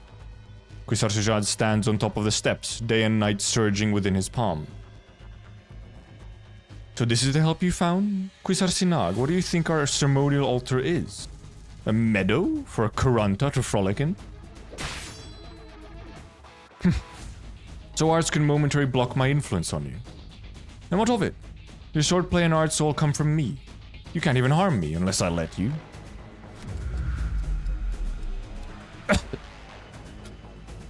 Everything slowed down? What the fuck? This dude has Zawardo? His arts affect the perception of time? Or is it something else? Shining. I'm alright. Your shield. First crack on this new shield of mine. No matter, I can mend it with my arts. Night shield would never weaken when protecting someone in need.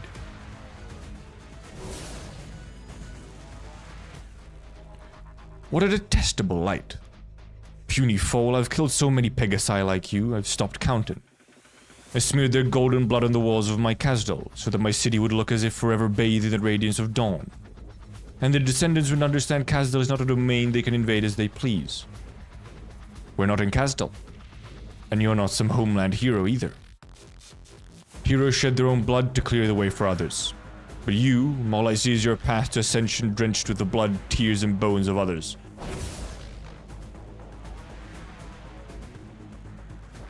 Heroes? I decided long ago to give up being one. The hero people sing and praise, but is as fleeting as sand. No matter how I try to master the time I have, it does not stop for me.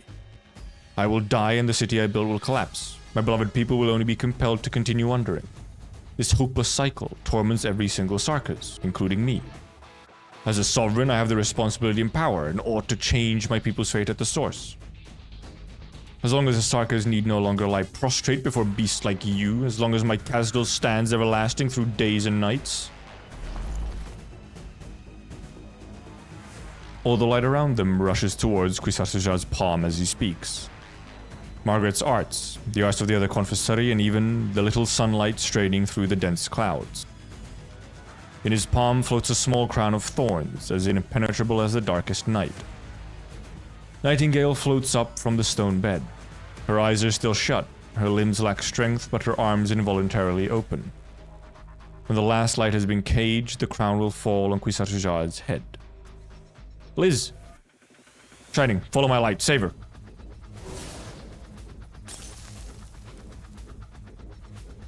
A sharp spear of light tears a path through the witchcraft barrier. Shining arrives before Kwisatz. Night descends like a cage, but only the light comes from, and the only light comes from her blade.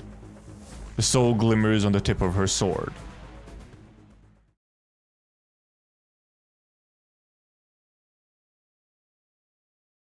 Liz, I return the true memories I once took from you.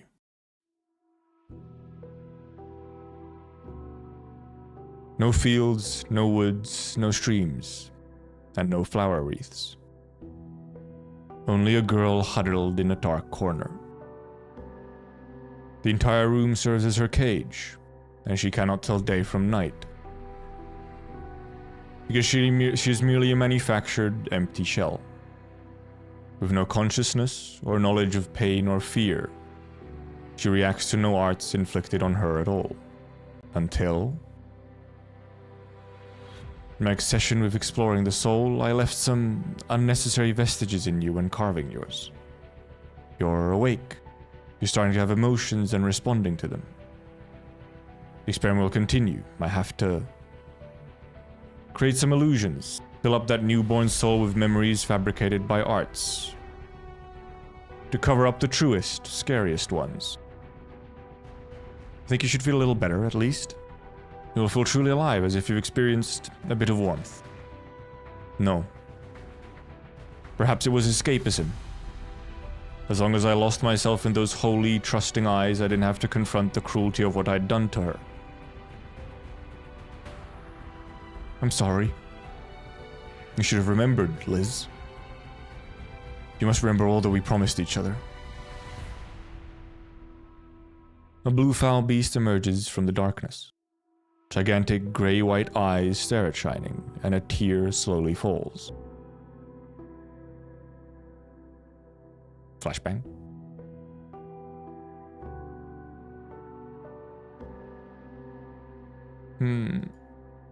The girl in the air floats down.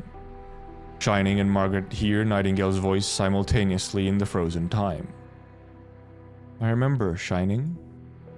You took me out of the darkest of rooms and we escaped. We accompanied everywhere in search of medical help. And then we met Neil, and 2 became 3. We went many places and saved many people. You often sighed with knitted brows in the middle of the night. Once I opened my eyes, you shifted to the warmest tone I know, and told me about the beautiful things I missed on our journey. Neil tried to teach me how to dance a few times.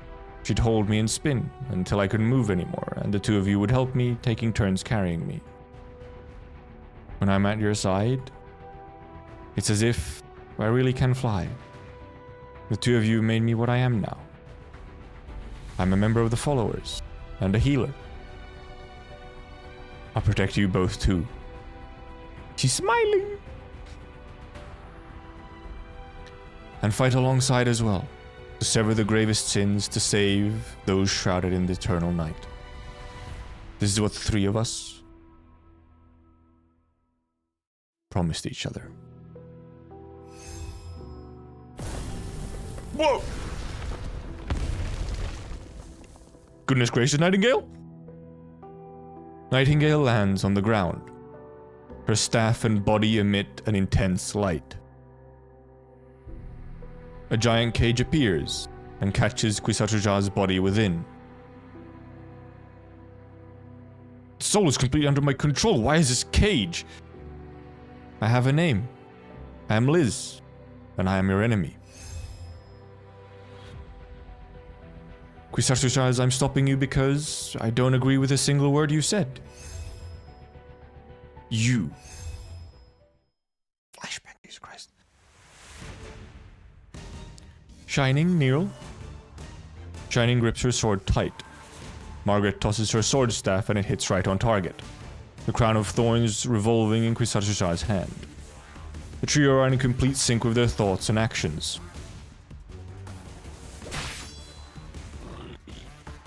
Bit of a burp.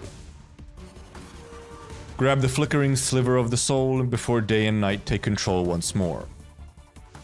A long path of blood is the only crack before her eyes. I found it. The essence of your soul. Kwisatruja, you... What this body will become, I'm unconcerned. If blood does control my will, then Liz and Neil will pass judgment on me, in my stead as I am now. But I will not be your puppet. I will not conquer or rule in your name. Until death, I will be free. Free? You speak of freedom? Shall we give it a go? Kwisatruja, we are not easily parted. Try again to leave my side. Try and see how long you can run from me. I'll run no longer. Rather, I'll grant you an eternal death. Violent shaking. Shining, retreat! The moonlight above the tree tumbles down the cliff, and the ground violently rumbles as if it's about to turn upside down. The altar crumbles, and the thick golden originium liquid gushes out from the cracks. Figure appears without anyone noticing. He does not move fast, but manages to appear just in time to block Kwisatruja from the followers. This fucking meds. Why are you being... We should leave, Your Highness. Huh, so it's you. Who's there? Of course this fucker survives. Followers, is it? This era where valor is scarce, your radiance bedazzles. We shall meet again. Of course he fucking survives. Khalid Koa and Kwisatz figures blend into the remains of the altar. The other Confessari follow suit. The crown of thorns shot out of Kwisatz hand earlier suddenly spins and turns into a pitch-black shadow that flies up toward the sky. The shard. The Eye of the Storm. Is that the Umnannam mentioned over the comms? Dr. Keltsit, the doctor, and the others. Will they make it? Shining, you, anything feel off? I'm alright. This blood curse is indeed complicated. Wait, Liz? Liz? Liz. No. Your soul. Why is it incomplete? Did you fracture your soul when you resisted Kwisatz? Shining, Neil. I'm here. I've always been here, Liz. Yes. I'm alright. You two have protected me for so long, so it's my turn. I want the three of us to be always together.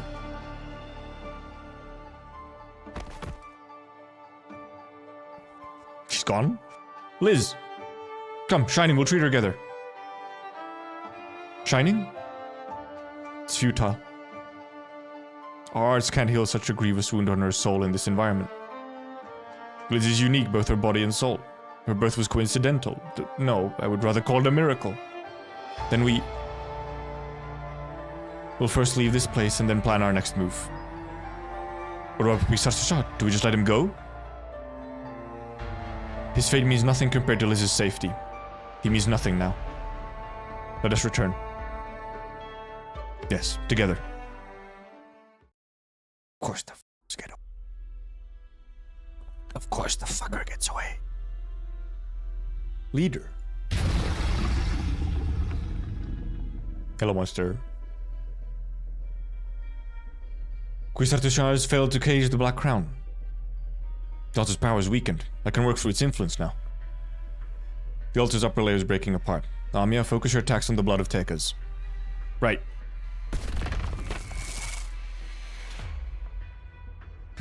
Yes. You. King of Sark has already sentenced me to death. But this is nothing new to me. You're clearly in pain. You revere Kwisatz, but he left you behind like nothing. He treats you just like how you treat those chimeras. Exactly the same. Don't waste your breath, King of Sarkas. My feelings are nothing special. The Confessari of the leader's blood, though some are born more perfect than others, like Kwisatz. Still, others like me were never in the running to be chosen at all. But I've never envied her. We only stand in the spot befitting us best. We were supposed to be inseparable. We are all limbs of the same one body. There's no other group able to perform unprecedented miracles like we Confessari can. How stubborn. I'm curious. Is there nothing you're strongly attached to? Doctor? Did you not make the same choice as I have for your life's work, for those dear to you and the ones who have fought by your side this whole time? Whether it be under some control or influence, it does not matter. Hitting a little close to home, not gonna lie.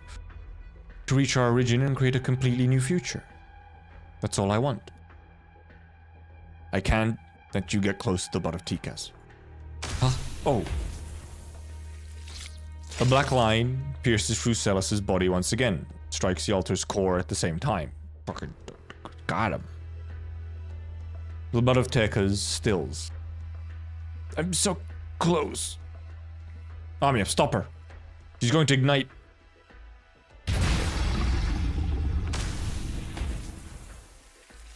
It's fine. It's fine. My body's just like a monster's. She stretches out her broken hand towards that drop of blood. A curse known only to the Confessari, inflicted upon the soul, upon all blood and flesh. It will probably be a complete death this time.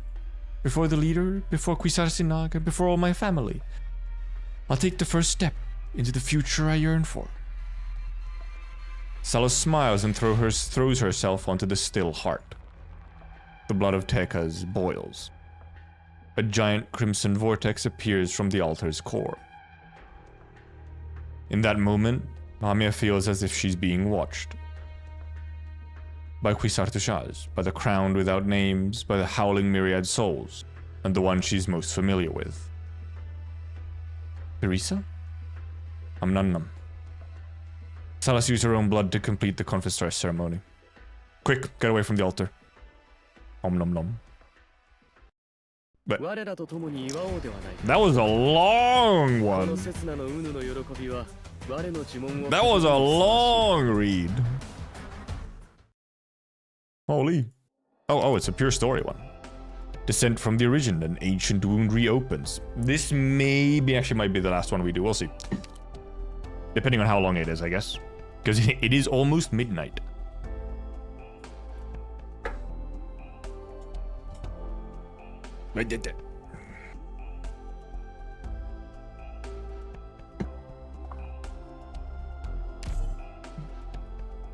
Pure story one, huh? Oh, what the fuck? Oh, right. Catherine. This is how you do it, right? Aim at the enemy, then... Whoa! Bloody hell. I completely forgot that she was, like, around somewhere. Relax, Tommy. It's not much different with the machines you work day after day. That both can make a mess out of you in an instant. Just remember to keep the safety engaged when you're not using it. Where did that white-haired feline get all this stuff with things the way you are there? With the things the way you are here now. Look at the... I don't want to cough because it hurts my voice. Catherine? I'm fine. Chronic stuff. Look at the dust on these weapons. They're brand new. They've been in storage for a while. This isn't standard issue military stuff, more like custom weapons for special operations, and they were made by Londinium factories. Looks like Milskar is more than just your average gangster. Do you mean she's an informant for somebody big? So she's willing to trade weapons with us because... Don't expect to play an important role in their games. These stuff were probably meant for something else. She came to us only after that fell through. Or maybe Milskar raided some Duke's secret arsenal in Londinium and selflessly died to share with the people in need. Who knows? What she's after doesn't matter to us. We're just taking things one step at a time. We sent a few scouts out since the sky turned red. For some reason, all the Sarkis soldiers seem to have pulled out of Highbury. That doesn't mean we're safe. Quite the contrary, it means the Sarkis don't care about managing the city anymore. Factories, production lines, none of these matter to them anymore. Had a look at Magna Borough yesterday. It's been turned into a huge art circle. Hundreds if not thousands are trapped in this strange witchcraft, fueling the Sarkis' altars. This rate, it won't be long before it's our turn. What are you planning? Should we get that thing we've been building out there and... Don't be silly. Just because you got some decent gear doesn't mean you suddenly become a commando. We have a few decent weapons. That'll last to defend ourselves if the Sarkis come for us. No more than that. We must... wait for an opportunity. Where do you think that opportunity is going to come, though? Who are you? How did you find this place? I've seen your clothes. Went to all that effort to sneak into Londinium at a time like this, even investigating our background. What are you with a few old workers now? Reunion? Nines! The 13th ventilation tunnel is running. There are marks on the 54th ropeway. I suggest you double check. If we can find it, so can the Sarkis. Oh, my name's Nine, by the way. And yes, I'm with Reunion. Thanks for the heads up. To come all this way beneath Londinium just to tell us this? We want to know how long you plan to wait. We have folks who used to work in Studium Borough. They said the workers of Londinium were always proud that they built this great city. Has it ever truly belonged to you, past or present? Madam Catherine, your condition. I've heard the stories, I'll give you credit where it's due. Spare me that crap about the non-infected taking everything from you. Not interested. What a few rocks here and there in today's Londinium. We have a lot more to worry about. True. Infected or uninfected, none of that matters in Londinium now. So are you planning to take back the city? From all who stood idly by while all this happened, from the people who allowed things to get to this point. What did you say? Londinium is still the originum dust. Many will become sick and die because of it. Culprit will be made to pay, whoever they are, whether they have rocks growing out of them or not. Reunion will wait at the finish line. Not anymore. Reunion. Yor. Hey, Tommy, remember me? Mayor, I thought you got sick and... Oh, so that's how you ended up with Reunion. Well, I'm back. Here, oripathy prevention pills. Take one per day. There's only so much I can do, though. They better pray that your luck's good. You guys. Tell you the truth, you look Your look when you left the factory, I thought you would have loved nothing more than for all of us to become infected like you.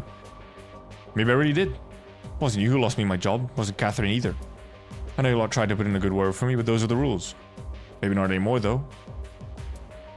This is all we can help with. Using and maintaining equipment, operating high-origin environments, tactics, covert operations. Anything you need. We'll help you liberate this place, if you'll let us. For the people who saw this as nothing more than the price of business. We'll take the city back, with or without you, 9 of reunion. But, we look forward to working with you. Interesting, teamwork.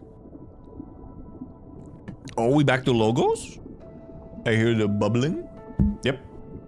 Logos, our boy. Hey, Fanil. Mother? My child. Have you come to see me off? You're badly hurt, my child. I lost. Did all I could, but I still lost. But I have no regrets about the path I chose, nor doubts about the ideals I believed in. But I'm sorry I let you down. Why say that? You defeated so many powerful foes. How long has it been since the court of the Banshees had a warrior and a sovereign so strong, so steadfast? The court is proud of you.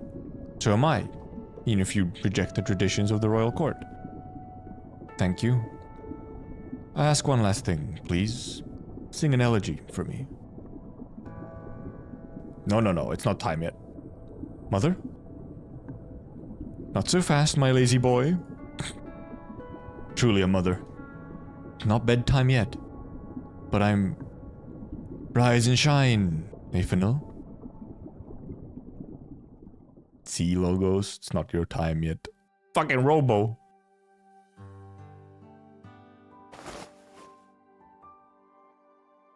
Up yet, sleepyhead? Mother? Good, you still recognize my voice. How about a kiss for your dear mother on the cheek? It's been so long after all. I don't think... The strange contraption, were you always by my side? Me? Of course not. Mother should let her son roam free once he's all grown up. Just a little token of love to record important moments in your life for me. I will say, I was a little surprised it recorded not just your performance in battle, but you putting this outfit on. I know. Finest Theresa liked it this way, but... Never mind, as long as you like it. You're bothered by what I'm wearing when this device of yours... Isn't it adorable? A banshee should value her words rather than waste them on disputing the aesthetics of a gadget. How could you say that? Think of all the love that your mother and sister put into it. Is that how you repay our affection? The comedic relief moment. Thank you, Mother. Go, your friends are waiting. I'm so proud of you. The most loving mother ever.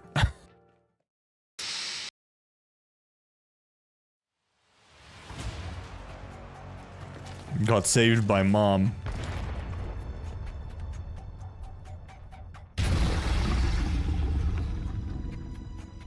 Angry monster. It's a dead end. Sheer cliff ahead. Wait, from the shard. Is she single by any chance? What's that? We're too late. Uh-oh.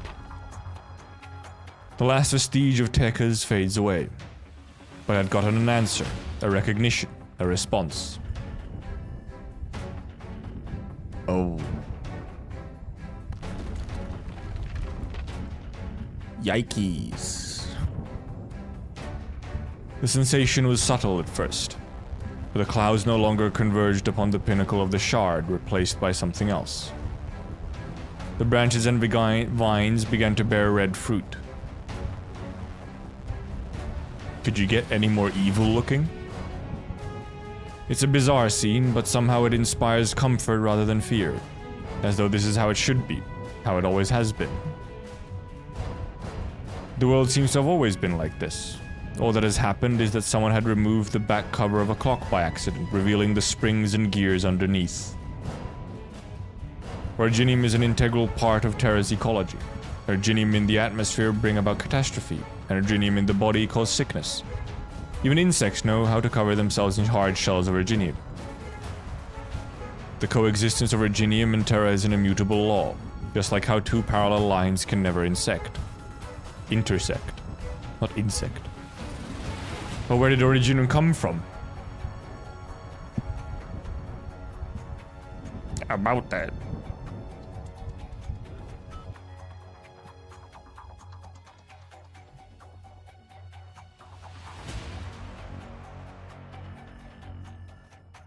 Hey, it's in the silver, thanks.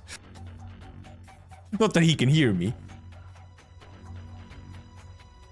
Is Num Num descended after all? Num Num. The Confessor's controller Num Num exceeds our expectations. We're one step too late. Will it become a weapon for the Sarkas? No. Num Num brings more than catastrophe. It's far more than a weapon. It's not the origin of the Sarkas. In fact, one could say it's the origin of everything in Terra. It's maybe the greatest crisis we've ever seen. Maybe the greatest crisis Terra has ever seen. Can we stop it? The lifeboat. W is there. We can seek the Pheromone's help. Right! Dude, we saw Hoder probably like 4 hours ago. Man was dying. Same with W. Well, W wasn't dying, but... Let me try to get in touch with W. No, I'm not getting through. Hello, hello. Finally. Bunny, where...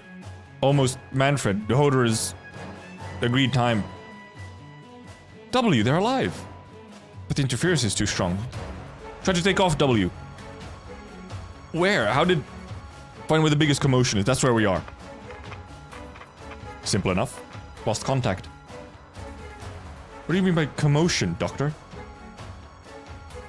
Originium is everywhere here. And what catches W's attention like nothing else? Unreasonably risky. But worth a try. What, we're gonna blow something up? 12 hours ago? 58 hours into the operation. Man, we're going real far back, huh? It's been a while since we were here. So we've taken control of the lifeboat's central area. Examine the skeleton and eliminate any resistance. Tell Dean to clean up the remaining mercenaries outside. Leave no survivors. Set up defenses around the skeleton and rig it with explosives. Do you mean to... Yes, sir.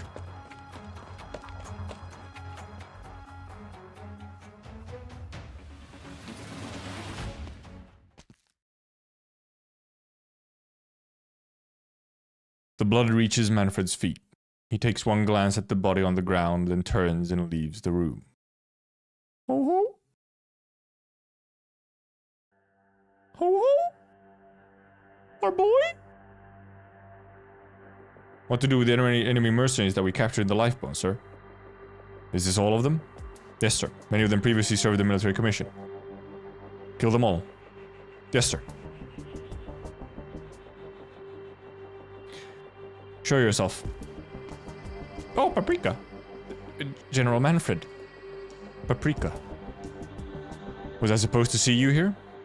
I was captured by the mercenaries here while transporting a shipment. I had to protect my squad. That doesn't explain why you didn't respond when the military commission attacked the skeleton. And what were you doing hiding here? I was just afraid. Afraid. Your previous mission is over, Paprika. Your new mission is to execute these traitors to the military commission. Oh, now you're making her execute people? Last time you stopped her? But they're prisoners, defenseless. As warriors, they're traitors to their cause. As mercenaries, they've unilaterally broken their contract. One way or the other, they must pay the price. But they're in no position to resist anymore. They're no threat to you. What meaning is there to all this killing? Didn't you say yourself that you wanted as many Sarkas to go home as possible? I gave you a chance, Paprika. I've been very patient. You're not the first one to disappoint me today.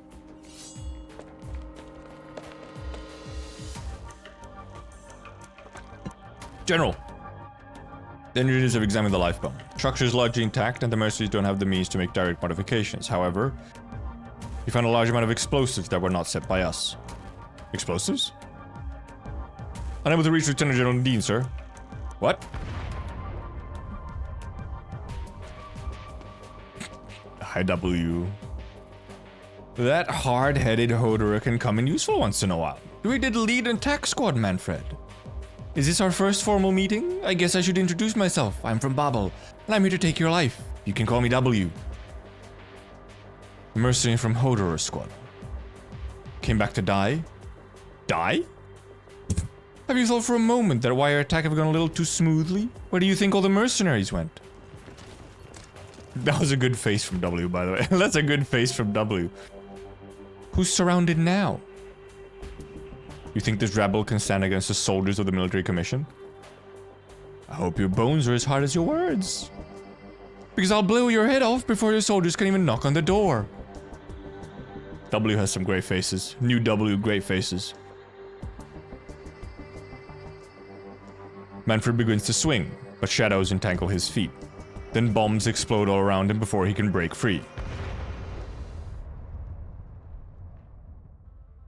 Aim, W. Stop complaining, I told you I'm good at controlling explosions. Trying to destroy the skeleton. Oh, is that not very convenient?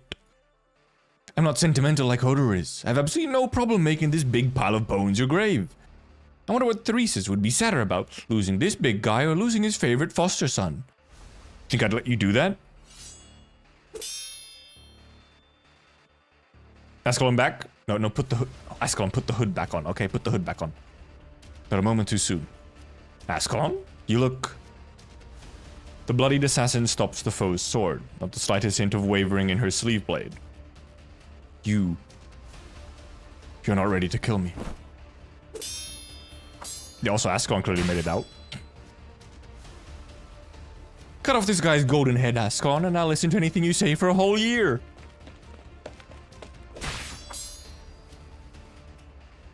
Oh yeah, she did get stabbed. I've asked you this question before, Ascalon. What do you believe in? I believe there are differences end here and now. At this time, there will be no mistake.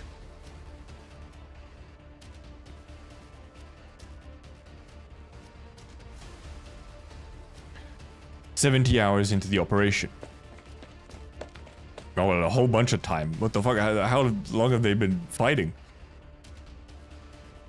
Won't give and let me have a breather. That's... what the fuck was that sentence? Won't give and me let me have a breather. Sure.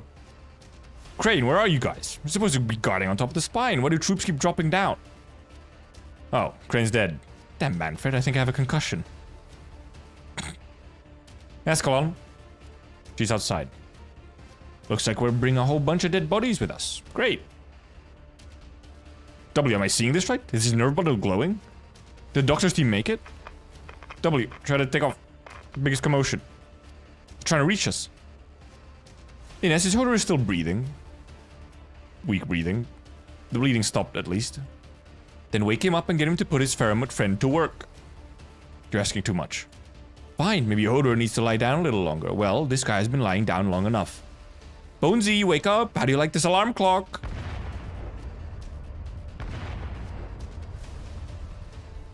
W, you lunatic, Hodor is wounded. W is... she's going off. Explosions echo in the chamber, followed by a rumbling, muddled voice. Oh, it's you, Sarka's historian. What happened to your face? Did your great adventure not go well? Oh, shut up. Get us out of here if you don't want your last bones blown to smithereens, and shake those royal court fleas off if you can. Oh, I forgot. My body's still here. The flea part is a little too much to ask. You all look the same size to me. I suppose we should go. The voice sighs, stirring up a turbulence in the fabric of time and space. Real casual about it, huh? Also, W somehow managed to convince it.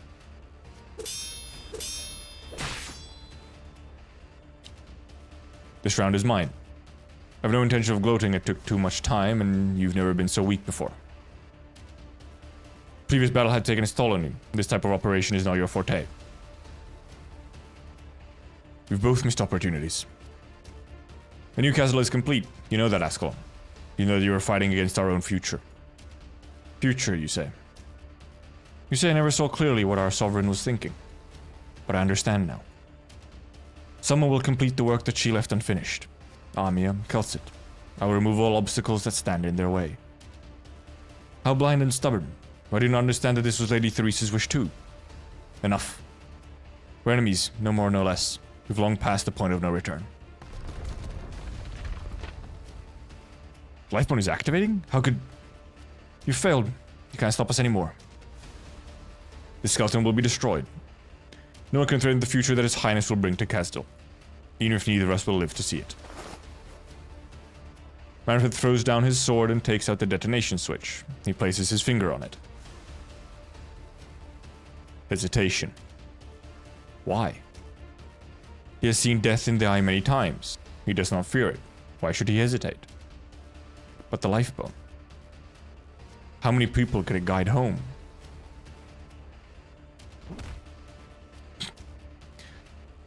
Ascalon throws herself at Manfred in this moment of hesitation. The two of them fall into the turbulence together.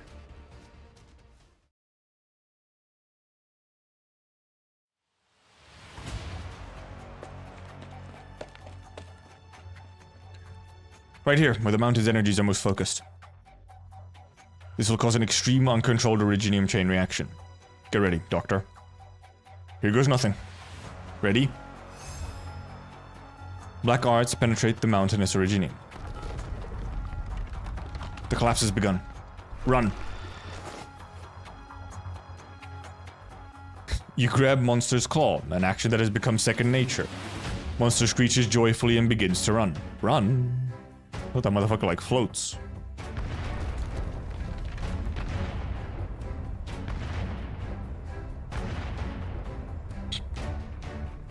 Behind you is a terrifying roar of destructive energy running rampant. The violent chain reaction causes everything around you to tremble. The legions of Naxxeras follow the trembling. The Sudaram are chasing us. Don't fight them, don't let them bog you down. Warriors wrapped in tattered banners swarm upon you. Many of them are swallowed by the originium chain reaction, but even more join the ranks of your pursuers. Unhappy whining. Sudaram entangle Monster. You hear their hollow breathing echo in your ear. The Naxxera warriors are trying to drag all of you into the pit of death. Logos! Shadows of conflict yield to conflict.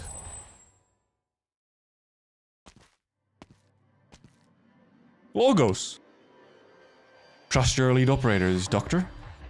They'll show up when you need them most. No one can count on you. Don't let your guard down. Sense the turmoil in the fabric of reality. The firmament is coming. I'll attempt to create a waypoint to help us board the skeleton. What should I do? Jump down from the cliff. Alright. Time's of the essence. Doctor, Amia, Dr. Kelsit. Now. Jump. Pulled a blaze, just jump off. Drive the firmament, I'll take care of the royal court soldiers. Am I driving? Okay, Bonesy, or go to where the biggest commotion is. There is no response. The muddled voice says nothing. Perhaps it just cannot be bothered. It's not gonna send it inside the barrel of some supergun, is it? The intangible tide fades.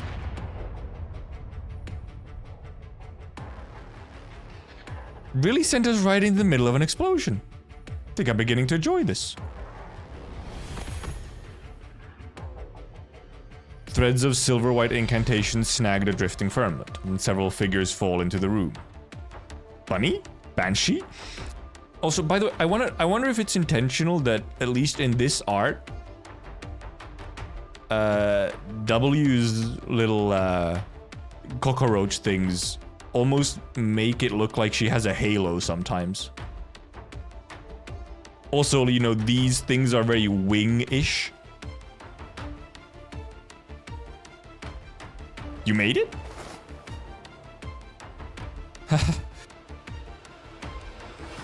We made it. Takes an explosion to catch the attention of a bomb maniac. Not bad. You actually made the Confessory's evil ritual alive. What's the situation? Bonesy's fine, as you can see. Hodor took a hit from Manfred's sword, but he's still breathing. As for the others, I don't see Ascalon anywhere. We don't find no trace of Ascalon or Manfred on the skeleton. She got tangled with Manfred and didn't make it in time when the skeleton took off. Ascalon's ability is beyond question. You can trust her as you trust me. Crying won't change anything. We have stuff to do. What's the next step? We've already drawn too much attention. We need to drift now.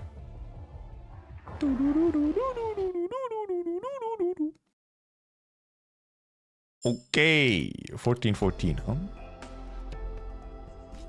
But I think, oh, okay, wow, ooh, different, a whole ass different map. We're no longer in the, out in the field, I guess, we're inside or somewhere. This looks like airship type of, interesting. But that might be where we end it for today, considering it is now past 12 o'clock. And I should maybe also, you know, try and sleep as well, and let my voice rest a little bit. Though my voice is doing better than it was last time at this point. At least.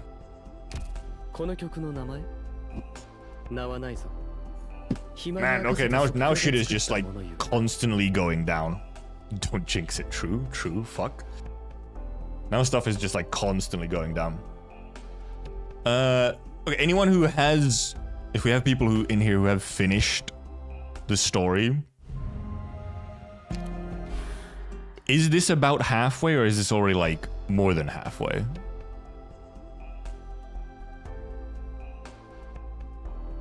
I guess technically it should be like a little bit more than halfway, I guess, but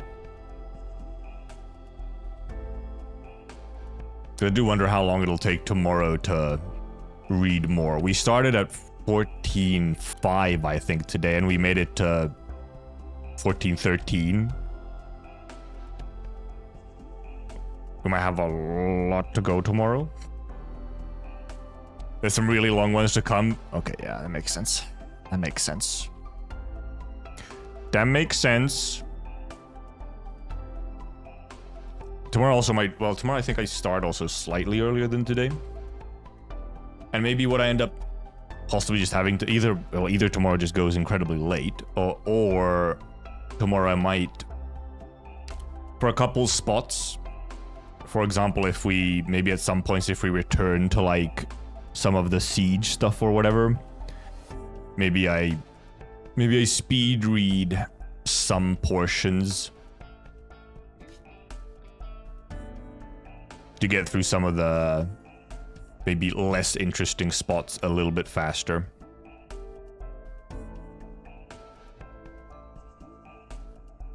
Some of them will require some extra time for you being a bit... Wait, what? Why? How? Fantastic.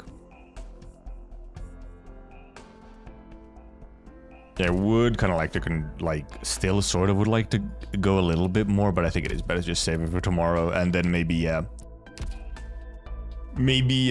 not read every single node out loud to save some time and save some voice. So a couple of speed read portions, possibly. And possibly aiming to start earlier as well, I don't know. Right, but okay, we'll end there for now. Thank you for coming, thank you for watching, thank you for chatting, thank you for lurking. And see you tomorrow, we continue. And hopefully finish. Or more like have to finish, more like. Goodbye, bye-bye, goodbye. Bye-bye, goodbye, goodbye, bye-bye.